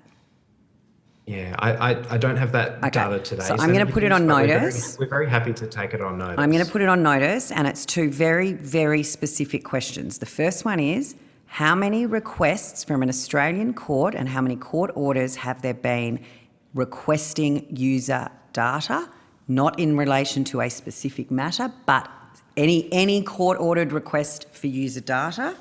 And then I want to also, as a follow-up to that, so how many requests and how many times is it being complied with? So it's two numbers. That's all I need in those questions on notice. Okay? Very, very happy to take that on notice, Senator Hughes. But perhaps if it's helpful, I don't have the exact number, we can double check, but just to give you a guide of what it looks like in terms of the percentage of law enforcement requests that we comply with when we're asked for user data, it's well above 80%. It's one of the highest levels of any country in the world in terms of our responsiveness in providing data in response to a valid request. And for those that haven't been fulfilled, usually it's because the request isn't quite valid. And so we'll go back to law enforcement and work with them in order to make sure they can submit valid legal request. So happy to take it on notice, but I just thought for the purposes of today's discussion, giving you a sense that we are very responsive when these requests come through from Australian courts, regulators or law enforcement. We are very responsive. I don't have those specific numbers, but I just do want to give you a sense of the willingness and responsiveness that we have when we do receive them. Okay. So would you agree with the statement and common belief, really, that the sector as a whole, when it comes to social media companies, has a pretty poor track record in providing information, that they've been reasonably active in trying to avoid judgments that are requesting data? Maybe I'm happy to take that one, Senator Hughes. I mean, we can only speak for ourselves. And I do acknowledge that you're here today, unlike some others. Of course, and happy to assist the committee's process however we can. But I guess I would observe too that, I mean, we're dealing with some fairly novel questions or novel pieces of legislation. So it hasn't been that recent, it hasn't been that long ago, it's a better way of framing it, that we started receiving requests for user data from the Safety Commissioner, I think something like only 12 months ago. And so, of course, when something begins for the first time, it can take some time to make sure the process is working. I think we're getting into a pretty good rhythm in terms of being able to respond to those requests now. So again, we can only provide the experience that that our company has had with Australian regulators and law enforcement. But certainly we're very happy to have discussions about what more we can do in order to have processes that are going to work. And in fact, I think in relation to this piece of controlling legislation, there's some, I'm not sure if you've caught some of the constructive suggestions we've put forward in our submission, where we've drawn from our experience in the UK about processes that we think would be really workable, very practical here, that can be efficient, relatively simple, in order to provide end user data for the purposes of facilitating a defamation claim. So very happy to share more about that if that's helpful too. We want to be helpful in looking at the right solutions to get at this type of policy objective. All right, I'm just conscious of time that we are over it, but just the final question for me, and you may have just answered part of it, and you may want to take some of it on notice. But I'm just interested to know what sort of company guidelines, policy, institutional arrangements Meta might have when it does come to complying with these sorts of requests. What sort of internal processes that you go through and look at when you do go to comply with those requests? Maybe I'll begin by making one comment, and then Mia might be able to talk through a little bit more detail in terms of the processes. But the first comment I'll make is we want to be very transparent about the requests that we're getting, either to provide user data or to restrict access to a particular piece of content. And so we've actually built an online transparency centre. It's at transparency.fb.com, where you can find, for example, the number of requests that we've got from law enforcement and the percentage where we've been able to provide data as a result. It also outlines, for example, data on the number of pieces of content in Australia that we have restricted access to on the basis of defamation. And it's something about 50 in the last year of reporting. And so just being transparent about some of those processes and how responsive that we are to them is something we really want to do to give people confidence about the steps that we're taking in response to these particular issues. But in relation to the process that we take, perhaps I'll hand over to Mia to provide a bit more information about. All right, thank you, Chair. And I may put a few questions on notice. Thank you very much, Senator Hughes. A couple of questions from me. I just want to reflect on the fact that Facebook has largely a terrible reputation of publishing harmful, abusive, defamatory and misleading information. Just today, the ACCC has raised serious concerns about Facebook failing to remove online scams, causing enormous harm to Australians under circumstances where Facebook has been advised of these scams. And of course, every Australian will remember Facebook's shocking failure in removing the Christchurch massacre live stream, which was absolutely horrendous. So in light of this, how can we be inspired that Facebook is going to start to become a responsible corporate citizen here in this country? Thank you, Chair. I'm happy to sort of outline some of the measures that we're taking, and then obviously we can talk, my colleague can talk a little bit more about how we've been being responsive to defamation complaints, which is the core focus of this of this inquiry and this legislation. So we are working to try to make sure that we are being transparent and accountable and responsive to applicable laws. So Josh mentioned our transparency report, the Community Standards Enforcement Report, where we disclose how much harmful content we're removing, how much harmful content we're finding proactively before people are exposed to it, and then also how prevalent we believe it to be on our services. And we're supporting independent audits of that work so that people don't think we're marking our own homework.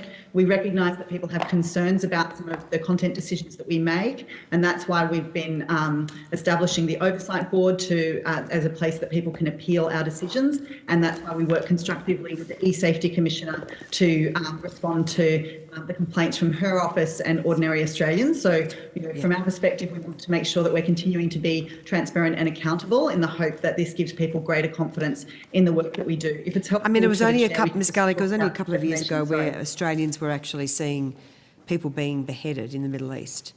I mean, there were the most horrific videos being posted on Facebook. So I'm pleased to hear that things are improving because, frankly, your conduct and your history has been largely appalling, in my view. So what do you do and what are your current processes if someone complains of harmful defamatory comment? Do you remove those comments? I'm happy to start off on that one, Chair. So it goes through a couple of stages of review. So in the first instance, we have pretty strong policies against bullying, harassment and abuse. And so if a comment violates our community standards by representing harassment or abuse, we can just remove it outright. That violates our community standards. We don't want to see it on our services. We will take it down. And how long does that review... Sorry, we heard this morning evidence that from a number of witnesses that people were raising serious complaints about Facebook. Facebook was doing absolutely nothing. So when did this sort of new way of operating commence at Facebook? Because clearly it hasn't been happening for very long. And how long do these reviews take? Yeah, and I understand. I think the goal is certainly continuous improvement in progress. I'm going to have to punch through these questions really quickly. How long does a review take? So that if there is harmful online defamatory comment, how can Australians be assured that Facebook will take this seriously and remove this content? Chair, it'll vary depending on the complexity of the complaint, but to give you an example, the E-Safety Commissioner has cited examples where she's provided harmful material to Facebook or Instagram that's been removed within 9 minutes. So we have well-resourced teams that operate very quickly to respond to reports as soon as we possibly can. What about harmful defamation, harmful defamatory content? I don't have a specific time frame in relation to defamatory content. Maybe I would note there is a recent court decision called Defteros from 2020, which indicated an expectation that internet intermediaries assess defamation complaints and need to respond if they want to keep an innocent dissemination defence within 7 days. So that's one key time frame that we really keep in mind when it comes to defamation complaints. If the bill is passed, do you intend to comply with the bill? I think if the bill is passed, obviously there's a large amount of engineering that needs to be undertaken in order to be able to, try to meet the defence. But we obviously respect the laws of Australia in terms of respecting defamation complaints and working to remove defamation material where it is found to be violating the law. So you will set up a local entity as required by the bill? Well, obviously, when large pieces of legislation like this are passed, we do set up compliance teams to work out how best to comply. So just a yes or no answer. You intend to set up a local entity? Well, Chair, I guess our hope is that through this process, we could work to try to make sure that the legislation is designed in a way that is consistent with some of the principles for a global internet. Sorry, So the bill, if we passed, can find requires Facebook to set up a local entity. Are you telling me that you don't intend to set up a local entity? No, I'm not saying that at all. I'm saying obviously we work to comply with the laws that are passed in this country. And will you, so obviously- if there's an end user information disclosure order made against Facebook, do you intend to comply with every one of those orders? Yes, we've worked to comply with all court orders that we've received to date. What's your policy if a court authorises a police search warrant against Facebook? Do you comply with all police search warrants in relation to information sought from Facebook?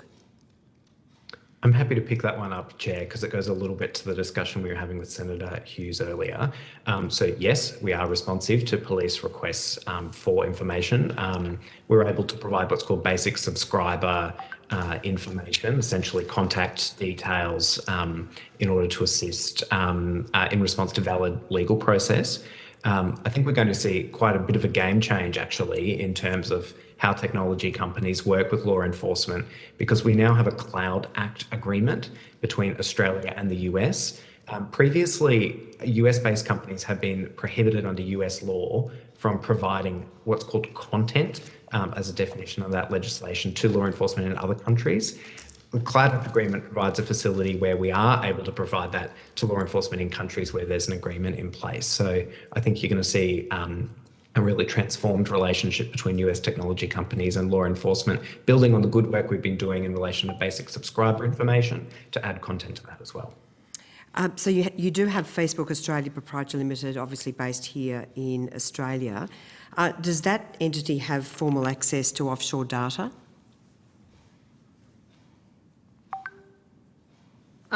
No, but I guess if the question is when Australians or law enforcement regulators or courts seek to force data, then we work to comply with the relevant directions that are made. And certainly we've set up systems, particularly for law enforcement, to make it easy for them to request that data regardless of jurisdiction or entity. So there's no, Australians should have no concern if this bill is passed that you will comply with all of the court orders, including in relation to providing full access to the data that you hold offshore. Certainly, we support the intent of this law, which is to ensure that people can get access to the right information. No, I'm not asking about the intent. I'm asking about whether Facebook will comply with all orders, all court orders in relation to providing Australians with access to data held offshore. Will Facebook comply with those orders? Yes, that's certainly been our process to date. Yeah, okay. All right, well, look, we are over time and I will need to put a couple more questions on notice. So I want to thank you both very much for your time today, for giving evidence, for your submission. It is very much appreciated, and Senator Carr did point out that at least there's one other company which has so far declined to appear, and we have very grave concerns about that, and we'll be considering that matter further. Madam Chair, can I just make a suggestion here? There may be that there are matters that you'd like to add to in terms of the evidence that's presented. We are hopefully seeing the other company next week. We're seeing Twitter next week, that's right. And there will be another? No, one company being Google and YouTube has so far declined to appear. Well, we might have to deal with that separately, but the point being, if there's evidence that's been presented to the committee that you want to contest or provide additional information to the committee, it's open to you to make a supplementary submission, or if there's any matters you want to clarify from today's hearings. Thanks very much, Senator Carr. Appreciate that offer. Thank you. Look, we thank you very much for your time and your evidence today. And yes, absolutely, if you wish to provide additional information, please, you're welcome to do so, and there will be further questions on notice. That concludes today's proceedings. The committee has agreed that answers to questions taken on notice at today's hearing must be returned by close of business Thursday, the 17th of March 2022. I want to thank all witnesses for their evidence today. Thanks also to Hansard, Broadcasting and our hard-working Secretariat. I declare the hearing adjourned.